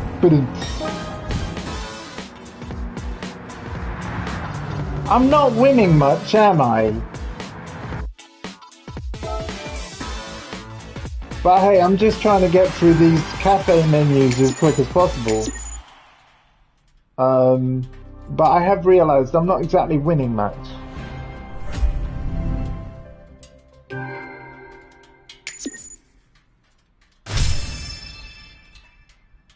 Access racing section of the tuning shop, nice. Yeah, I'm all about the unlocking now, and it is. It's thanks to RJ Gamer. Like, she knows what's up. It's almost like she knew. She hasn't even touched this game yet, and I think she knew. Women's intuition is the best thing. So I'm going to go back to these races and back to the tests and blitz them in one of my favorite cars, I think, which is a Nissan Skyline. We're going to get that bad boy, tune it up, and yeah, because we've just unlocked the next set of performance parts, so you know. Deep Forest Raceway, there it is! Oh. Menu book 10. These three Japanese sports cars are the front engine rear wheel drive models produced between the 1980s and 1990s. We have the S13 model of the Silvia, the Uranus Roadster. No worries.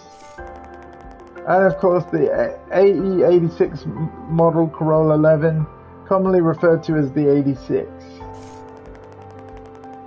These nostalgic favourites of Japanese car enthusiasts.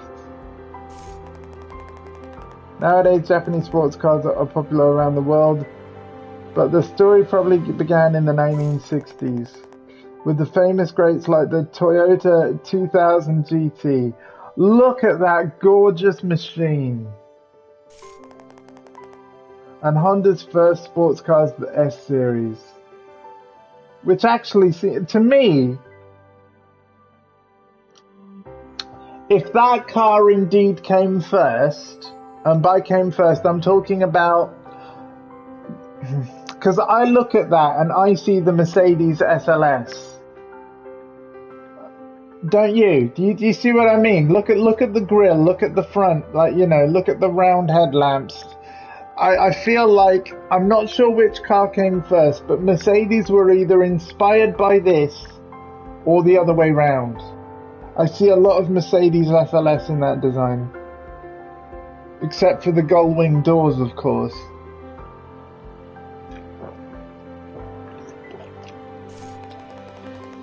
Oh, the Nissan GTR brand was also born during the 1960s too. Yeah, it was. Oh, I love these little stories. Collection French hot hatches. No! No. No, no, no, no, no. Sacre bleu. No. Oh no, I need to get a Peugeot 208 and a DS3. Oh, God.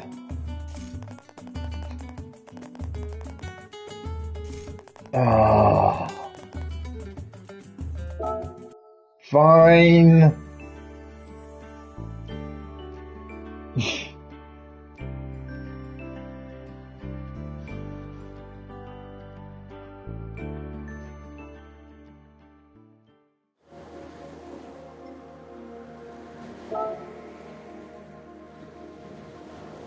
Okay. Europe, well, of course. Yay, we get to race Deep Forest. First of all, I'm really tempted to get a better car. Hang on, chat.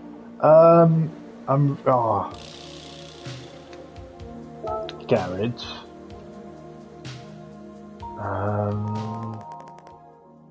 Car collection slowly starting to fill up. Car collecting allows you to read all about the cars you collected. All sorts of insights to be gleaned about the history and technology of your cars. Be sure to take a look. Sort by performance points. Yeah, it's still the Clio.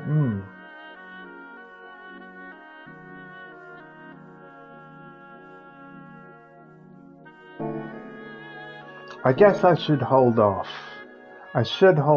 But like, how much is a car that I want? How much is a car that I really want? Nissan.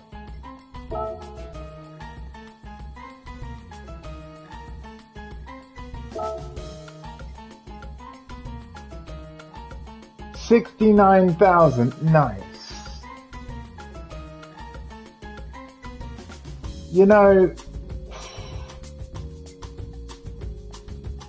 or 94,000.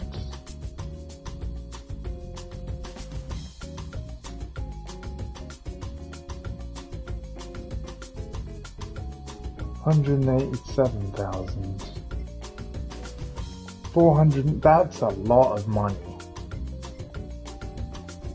That's a lot of money for not much performance points. That's 619. Maybe that's what I should go for, the 619. The 619 is looking like a bit of a bargain. Although, to be fair, that's most of 619 for less money.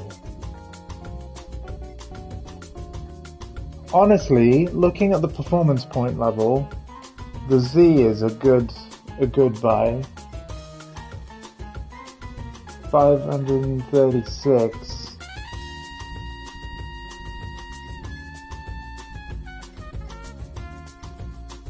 Yeah, that ironically, the newest car in their range.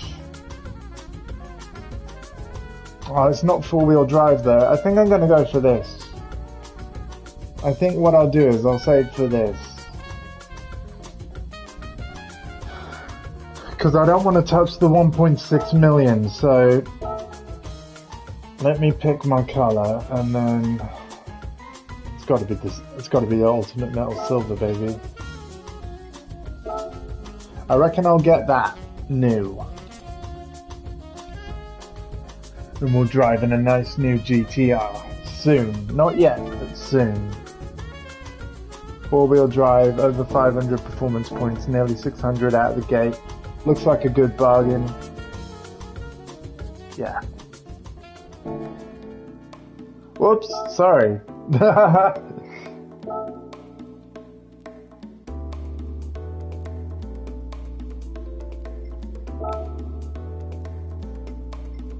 Oh god, it would be so funny if I won the car in a menu.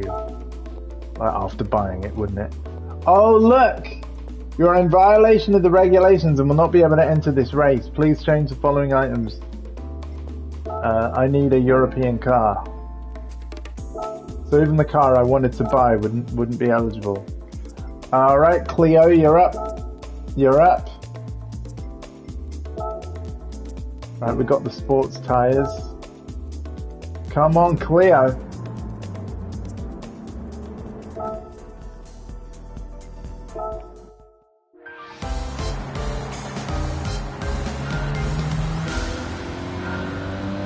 Hello to everybody tuning in.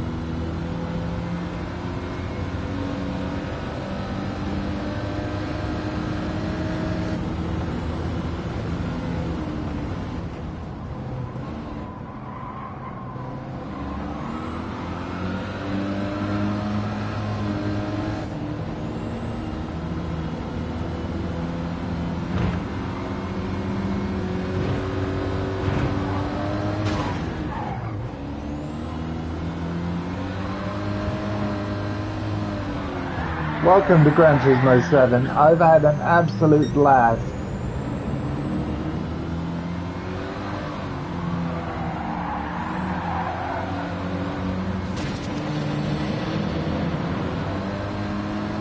And it's so cool to be back on this course. Yeah. This is we're at Deep Forest Raceway, right? I think so.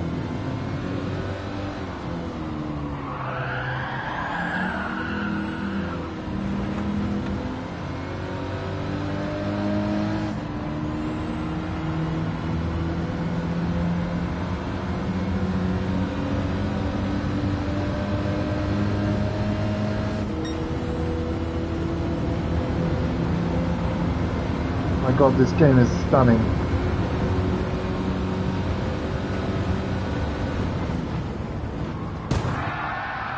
Excuse me. Sorry. Didn't see you there.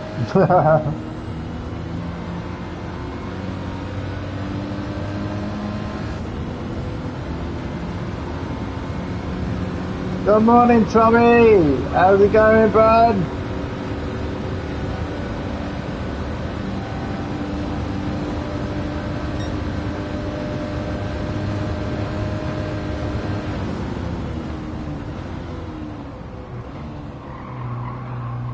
Hey, it's not doing the break zones thing. Oh, nice. Hope you're having a lovely time. All the best to you and yours.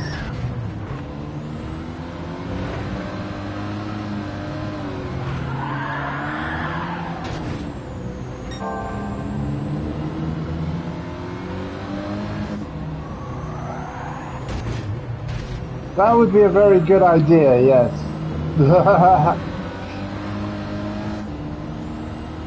Yes. Ironically, my eyes don't look, I don't focus on I don't even remember to glance at the top right very much. It feels a bit unnatural really. My eyes are very much on that racing line, but even following that should give me some indication to prepare for a corner. But yeah, the brake zone display seems to have gone, which is weird. Because I don't remember turning that off. Not that I don't really need it, although looking at that corner I clearly do. It's like I have played these before, but yeah, I'm not the best. I played every single Gran Turismo there's ever been, and I did love GT Sport, I really did. Even though it was a bit thin on the ground with content. We still got the third place we needed. Yeah, I know. I know. Yeah, let's see what's happened to the brake zone marker, because I think that was nifty. If you guys haven't seen, for those of you tuning in just now and maybe not seen it, it's pretty cool. Yeah, we'll get that back up in a second. Right. This is the PS5 version you're looking at. Ray tracing is turned on. However, ray tracing itself is not in the actual racing gameplay, but it is everywhere else. In the garage, on replays, in the photo mode. It's everywhere but the actual racing. Right. So if we look at our settings and then assist settings, yeah, custom, auto drive off, that's what I want, yeah. Braking, yeah, turn that back on. That shouldn't have gone off, I don't know why that went off. Because I like this. Let's just confirm that that's saved. It did. Fantastic.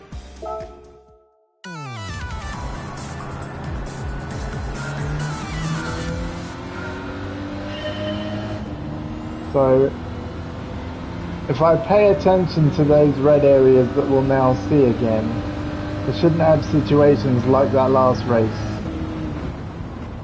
Because as I brake, the red disappears, and then I can accelerate again.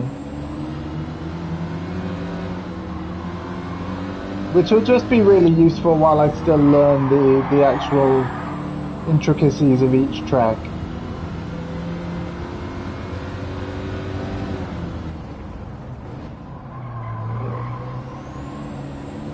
So, but I don't have any auto driving or steering assistance whatsoever. I like that it's there as an option, but it's not for me. Besides, it's fun to watch me fail, isn't it?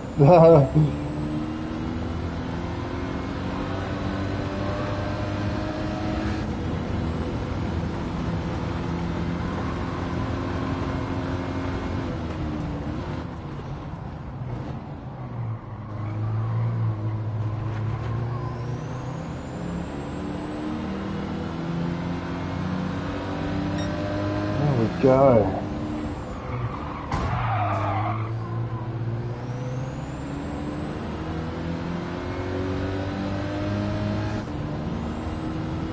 The McGann that can. Hell yeah. Or am I in a Clio? Oh god, did you see that? If it is, I want to change it. I turned it off earlier in the stream. If something weird's happened, then I need to change it. I'll look into it next race.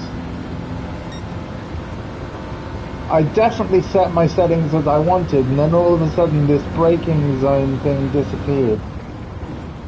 So I don't know quite how that happened.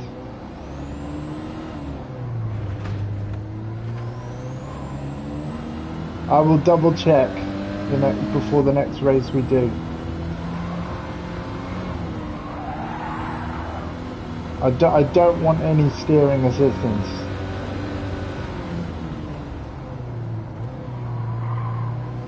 ABS, sure. Traction control, why not?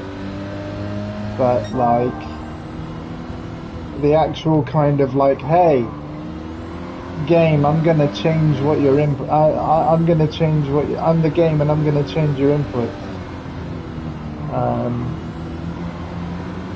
Like, no thanks.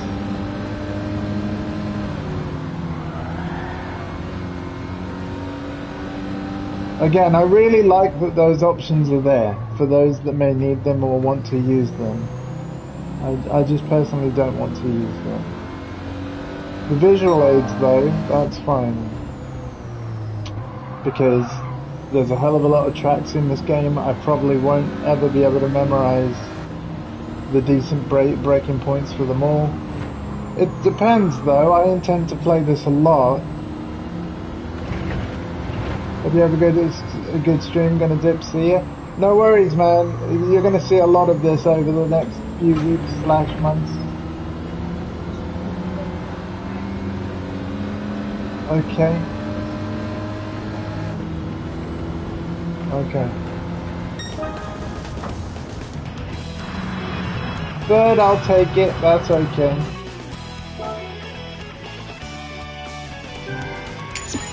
I'm not too worried about winning actually at the minute. I just want to get the menus complete, and that's unlocking more performance parts and modes and things. And the more we can unlock, that I can make better purchase choices later. Frankly, like, yeah.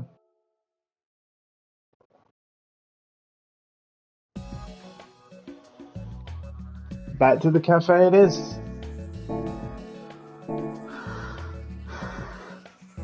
Alright.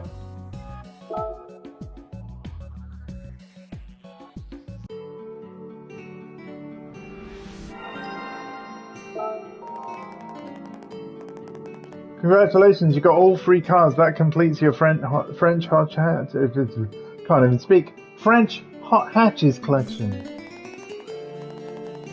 Once you collected the rewards, I'll tell you the stories about these cars.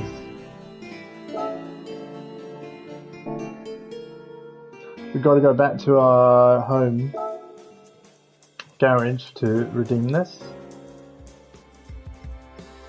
Gifts. And receive.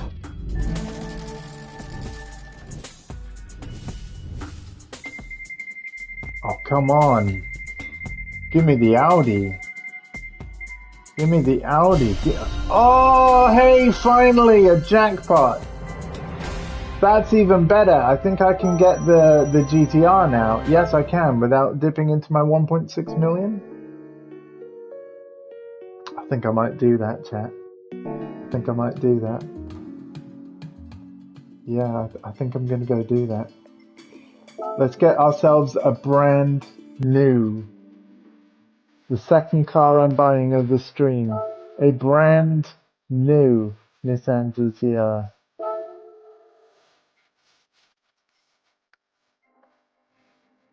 For 94,000. Because again, I don't want to go into my 1.6 million yet, and I'm thinking the price for performance point ratio is pretty good on that GTR. I don't like that orange though. I mean, it does look quite nice, but I think I'm going to go for the ultimate metal silver.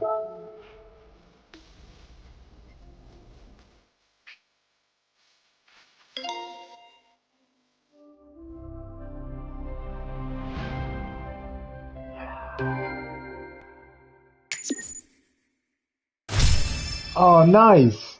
I can now get to the extreme section of the tuning shop for buying that car. Yes.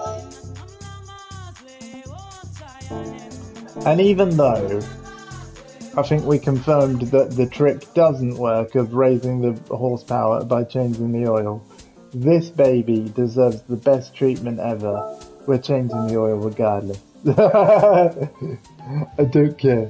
It's like old habits die hard. Change that oil.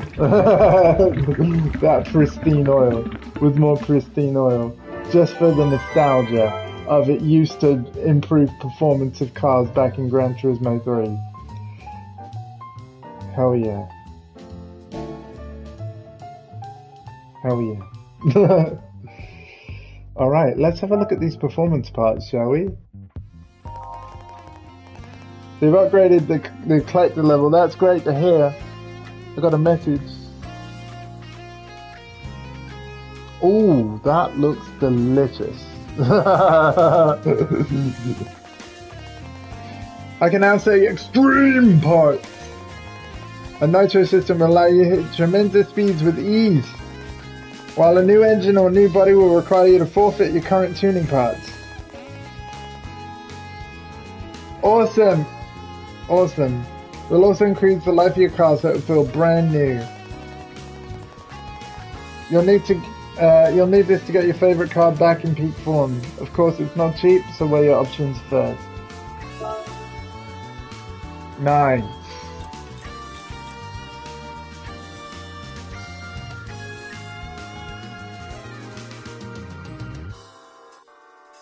GT7, hey Yax!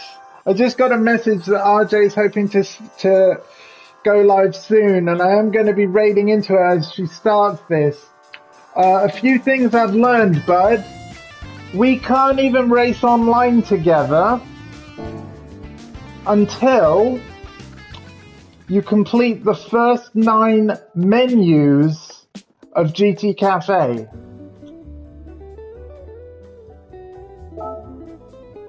So, I'm on menu book 11. I've just finished menu book 11, and now he's going to tell us about hot hatches. But I had to complete the first 9 before the lobby mode unlocked. I'm going to read this out to everyone. Spoilers for automotive history. Yeah. I just wanted to let you know. Also, you unlock tracks by raising your car collector level, and when I did unlock the online lobby mode after the first 9 cafe menus, I could only choose tracks I've unlocked.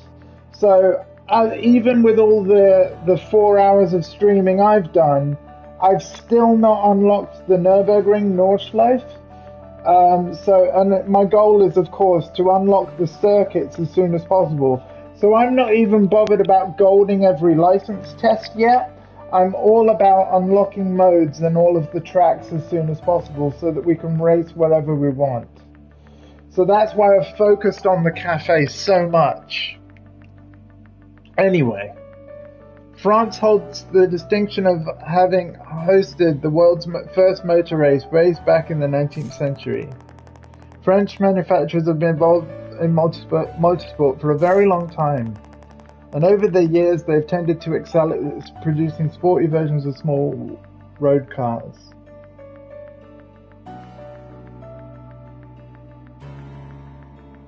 Well, there's other types of tracks too. We've not only had any rally tracks yet, but they are there. And over the years they've tended to excel at producing sporty versions of small road cars. Renault's motorsport division, Renault Sport, has made great sports models from the Megane and Clio models. Peugeot's GTI has also been very popular in the high hatch series ever since it first appeared in the 1980s. And the DS3 is another fun little race car, reminiscent of the DS models. I just don't want to buy the game and regret it. If you joined us, I don't think you would regret it, because we're just all about having fun. We don't even necessarily race each other when we play lobbies either. Sometimes we'll just pick whatever our favorite car we want to drive is, and just pick a track and drive around it. And even when we do race, it really doesn't matter where we come. It's as long as the race finishes, we all get prize money. So we're just all about having a good time and a good chat as we do stuff. I do want to stream some of the races with friends, and so like people like my brother Diesel Dave, RJ, Yax. When we've all got the online lobby mode and we're all in a lobby together, I want to stream some of that stuff and voice chat on Twitch, so you'll get a real sense of what we do. The customization is brilliant now, and that's really important. Yeah, it is cool. But like I said, Yax, even the car customization is locked for quite a while. You've got to unlock GT Auto and the tuning shop by completing a number of the GT Cafe menus first. Anywho, the DS3 is another fun... Oh, I read that bit. Reminiscent of the DS models that competed in the World Rally Championship. Yeah, I will be stopping soon and raiding RJ as she starts her GT7 journey. All three cars provide the quintessential hot hatch experience and are incredibly enjoyable to drive. I wish I could, man. Rock on, buddy. I mean, you are going to be filming it, right? So I can't wait for that. And you actually like unlocking stuff. I know. But yeah, it's just like this. You'll get a menu book. Petite Course de France. There's too much French in this cafe. Finish in the top 3. Okay. Alright, it's time to enter the Petite Course de France Championship. The top 3. Don't forget to come back here and let me know how you get on.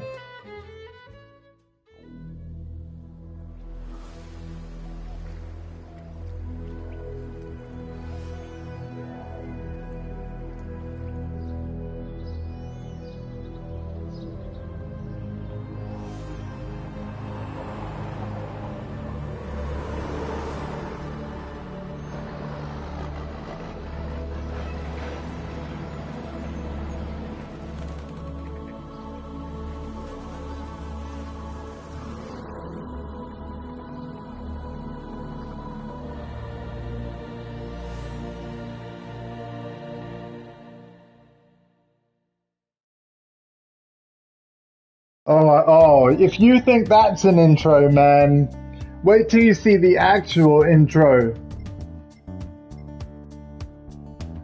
Oh god, the stream's working for everyone else, isn't it? But yeah, here's where the multiplayer lobby thing is. But it wasn't even visible until you beat 9 of the cafe menus.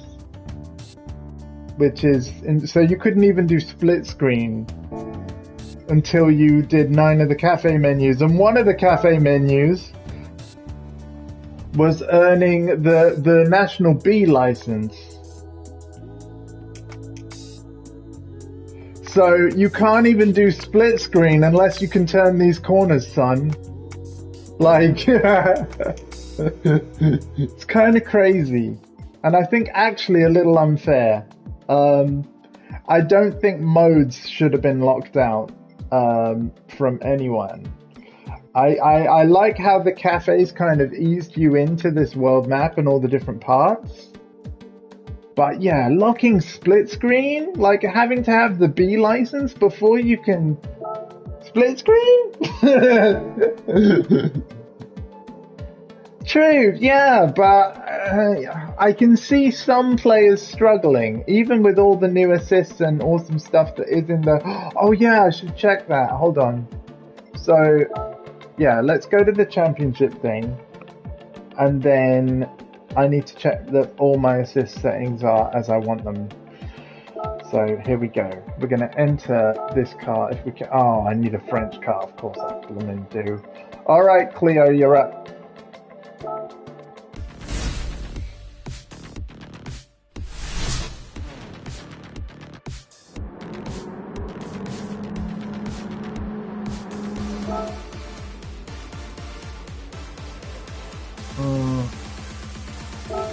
I don't know yet, so I think it's a bit of a stretch if I'm being totally honest. I get what they're trying to do. Oh yeah, look! I don't want that steering assistance. I don't know, I had this set how I wanted. Right, I don't want any steering assistance. I don't want any auto drive stuff. So that's off. But I do want the visual aids because I think they're really, really cool. I'm a big fan of those.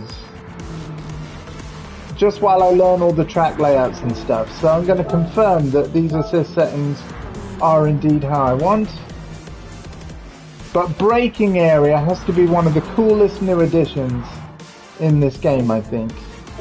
You'll see what it looks like. No. Even your C3. I haven't seen yet. Now, here's the thing. Brand Central is not the same as it was in GT Sport. Brand Central is where to get any cars that are 2001 and newer. Now, I think the historic cars are going to be in a different dealership that I still haven't unlocked yet. And I think this is the whole point of the cafe things. I am not joking. I am not joking.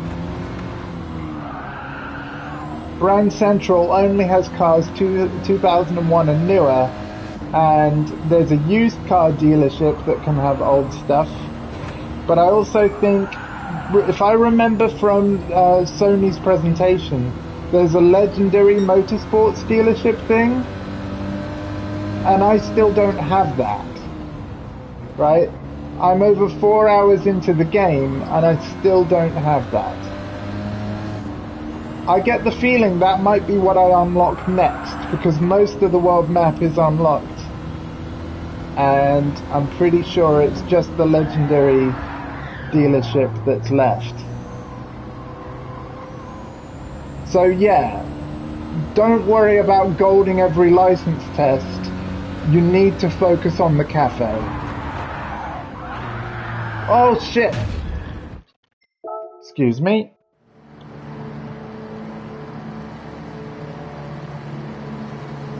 Oh, it's really good, yeah.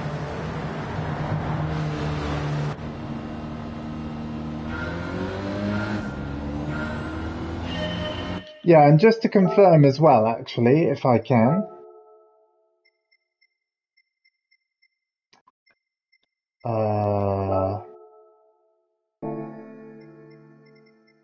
Oh no, I cannot, not here.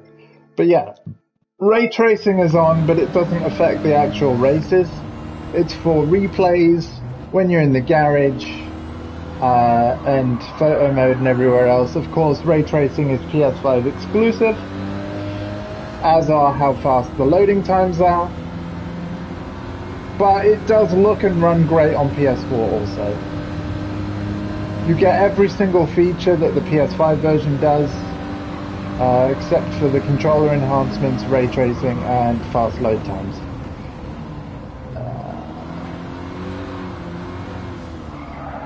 So you get the dynamic weather and time of day, you get all the same modes, cars, tracks. You know, you're not missing any of the game. Also, the way that the game actually starts, well, I was a little concerned about streaming it. You'll see what I mean when you play. It is the weirdest way I've ever seen a Gran Turismo begin, and you cannot skip it.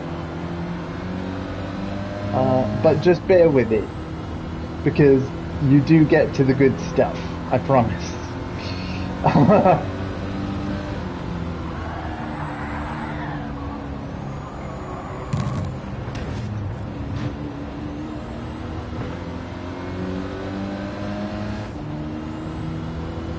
At the end of said section, I was asked the weirdest question I think I've been asked in my life. Do you want to start Gran Turismo 7? Yes or no?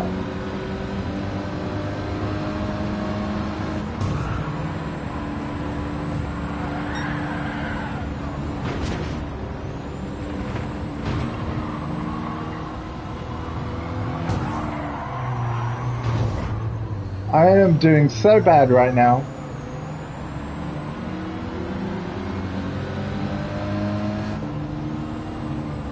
Oh my god.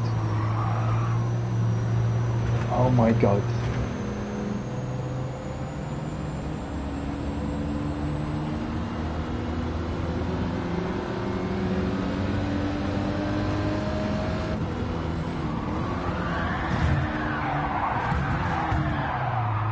I'm getting a thing where when I brake hard, this thing is spinning out. It's front wheel drive.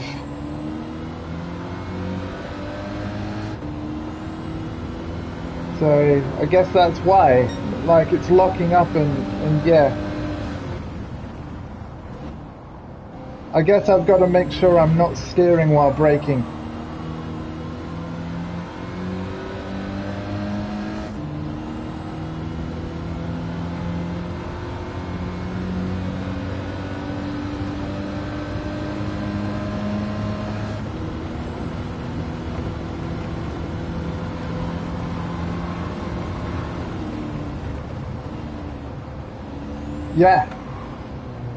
Yeah, it should do.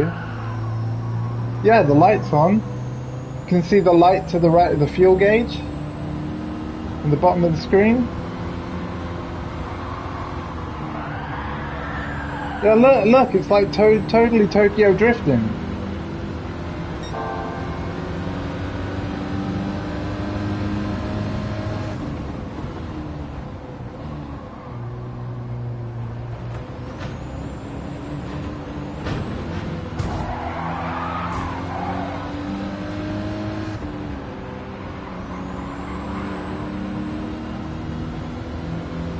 Right, okay.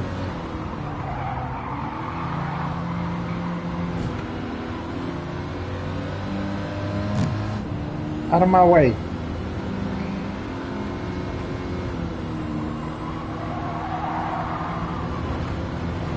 Out of my way, Sophie. I'm gonna call every AI opponent Sophie, which has 3 levels of difficulty, by the way.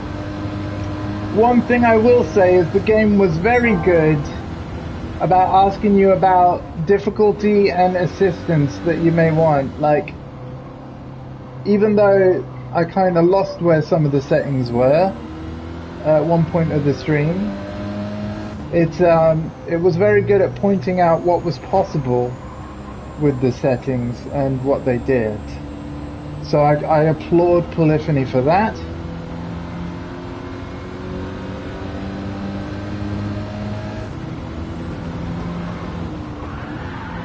Oh, yeah, look at this.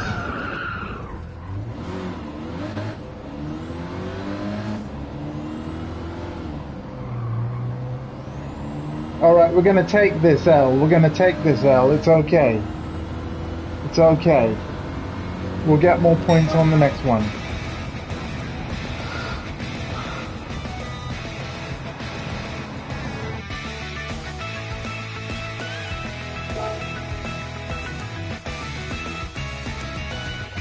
Again, I've not been too bothered about if I've not won, because if it's still,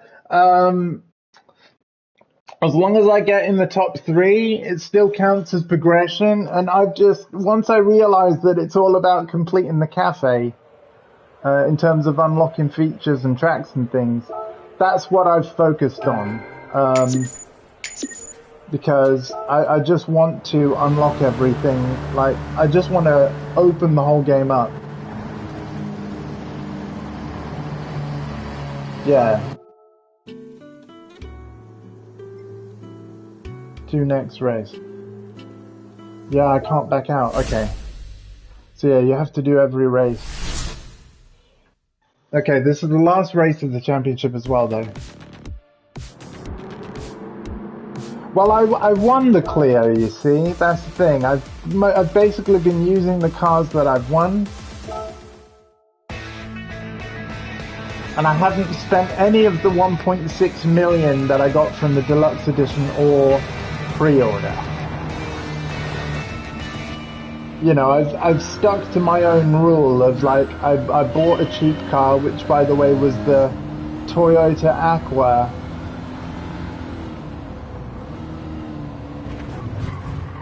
From the used marketplace. Then we stuck with that. So even though I have faster cars in my garage from Deluxe Edition, I deliberately haven't been using them all stream. Now, I'll use them racing against friends and stuff, like whatever we want to do, but part of why I didn't want to spend my money was so that if we all collectively decided on the kind of race we wanted to do, I wanted to be able to buy the relevant car or cars so that we could, like, have a group 3 race, group 2 race, or whatever we wanted to do. I will be stopping soon. I'm waiting for RJ to say that she's live. If anyone wants to check her channel page on my behalf, I'd appreciate that. But I couldn't raid until after I finished this race anyway, because it's a championship series and this is the second part of it.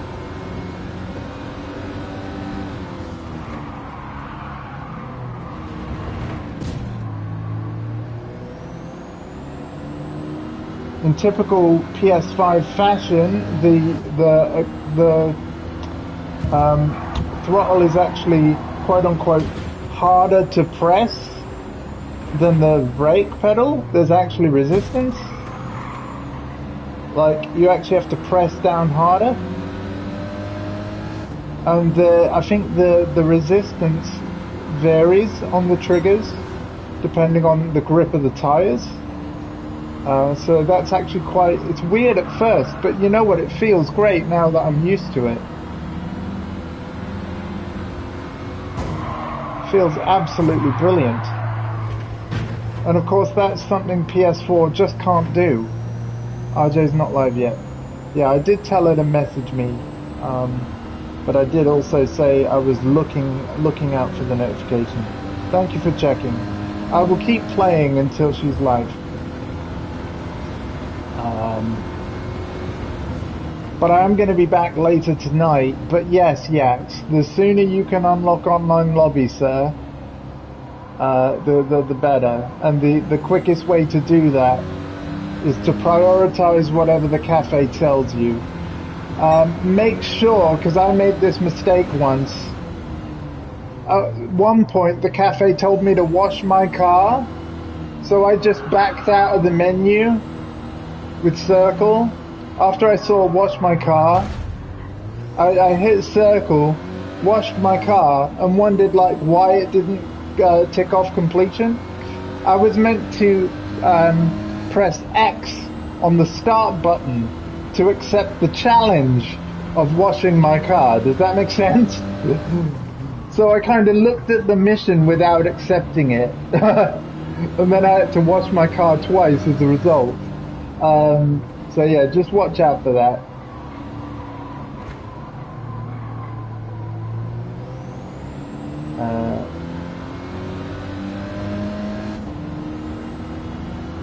Oh, no worries.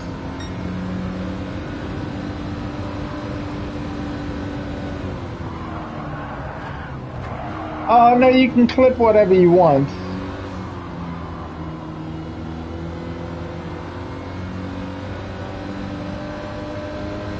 Let me guess, it was take this L.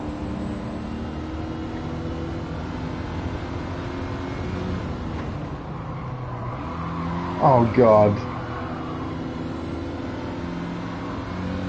I said car!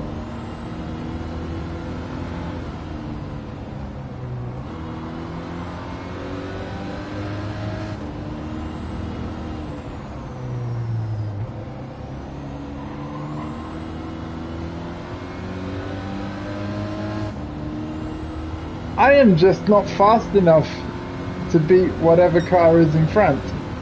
This is why I was happy I bought the GTR, but it's not allowed in this race. Because France.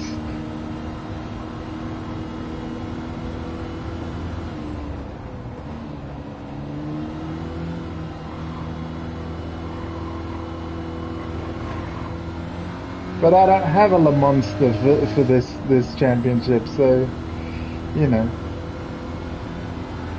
The mighty Silver.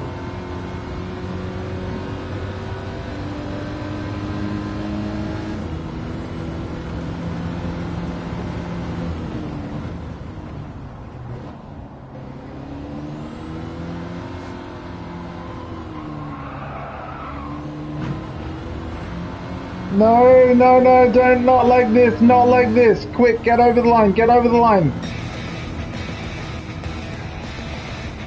Yeah, that's not what I'm driving. Oh, right, that was the winner's car. Gotcha, gotcha. I should have bought one of those. I've probably got the money.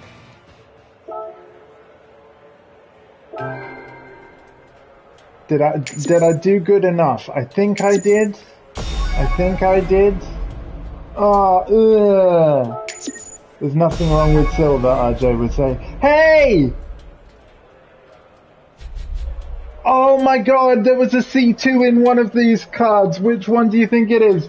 Yax, I'm pretty sure I saw a C2 or a C3. Which card is it, man? Which one is it?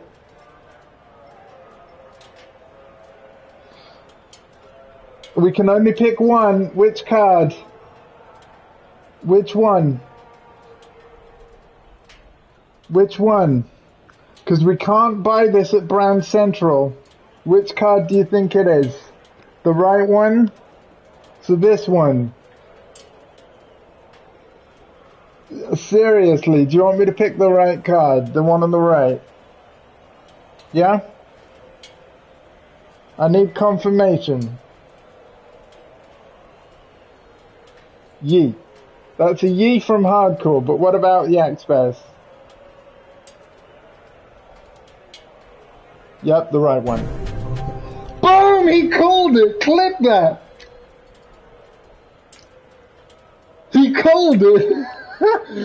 The wrong answers were a Chevy Camaro Z28 and a Ford Mustang. Now, Dondi was asking about, is there a Mustang? And again, we couldn't buy it because Brand Central's only got cars from 2001 and newer. But Dondi, I can confirm, there's a Mustang. You just got to get lucky, son. So yeah, you can win cars like this as well, which I think is really cool. Now, what I'd be curious about, Yax, because obviously you've seen that this is like the French Championship now. I'm wondering if you're going to get the same 3 cars show up after winning, and whether it's still going to be the right card. You know what I mean? Or whether the order of these, whether it's random every time. And yes, it's got the biggest performance points. I did notice that as well. So thank you, Yax. I'm going to consider this your car even in my garage. And actually, that is the color that I would have picked if I could have bought this car. It looks gorgeous in blue. It looks absolutely gorgeous in blue. But yes, increasing your car collector level also unlocks tracks, which I think is really cool. It's a good way of doing it. I still can't go to the Nürburgring, but that is one of my goals, is to unlock that. So let's see what the cafe's got for us now. Nice work, you finished the second. Yeah, I know, that's not first. You should now be able to access missions. Visit missions to try a hand at challenging and enjoyable race situations. I need a Dom Toretto car. In fact, missions will be the theme of the next menu I've prepared for you. Till then, it's like a circus tent. So yeah, do not make the mistake of backing out here and then doing a mission, because it won't count. You need to go to the menu book and you need to start the menu and then you can back out. Missions are now open. It's where you get a taste for racing in all sorts of different situations. For this menu, I'd like you to give one a try. Go to missions and select the Magic Mountain. To try your hand at Deep Forest, The Pass. Go to bronze or better and then come back to see me. I'll have a little reward waiting for you. It's family's car, yes. So you want me to have one of them big muscle cars, yeah? Like the black one that Dom Toretto drove? Is that what you're saying, Hardcore? Because I'm pretty sure I can't buy that in Brand Central. We can check the used dealership though and see if it shows up. Let's do that. Let's go to the used car, and just because every time you go in here, like, stuff's always changing in here. So, oh look. Oh, somebody bought the Pantera. So yeah, you have to be careful. Like, I really want to buy this NSX because you can't get this NSX in Brand Central, and it does say limited stock. But I also don't want to go into my the big bit of my money yet either. But you can see the red flags, right? What's really cool is you can add any car to your wish list, right? Which gives it a red flag. And then on the main screen, you'll basically see a red flag over any of the parts of the map if any one of your wish listed cars are available. So it could be that used cars will change someday and none of my wish list cars will show up. But then I log in at another time and then, oh wow, there's a flag there. One of my wish listed cars is there. So, yeah.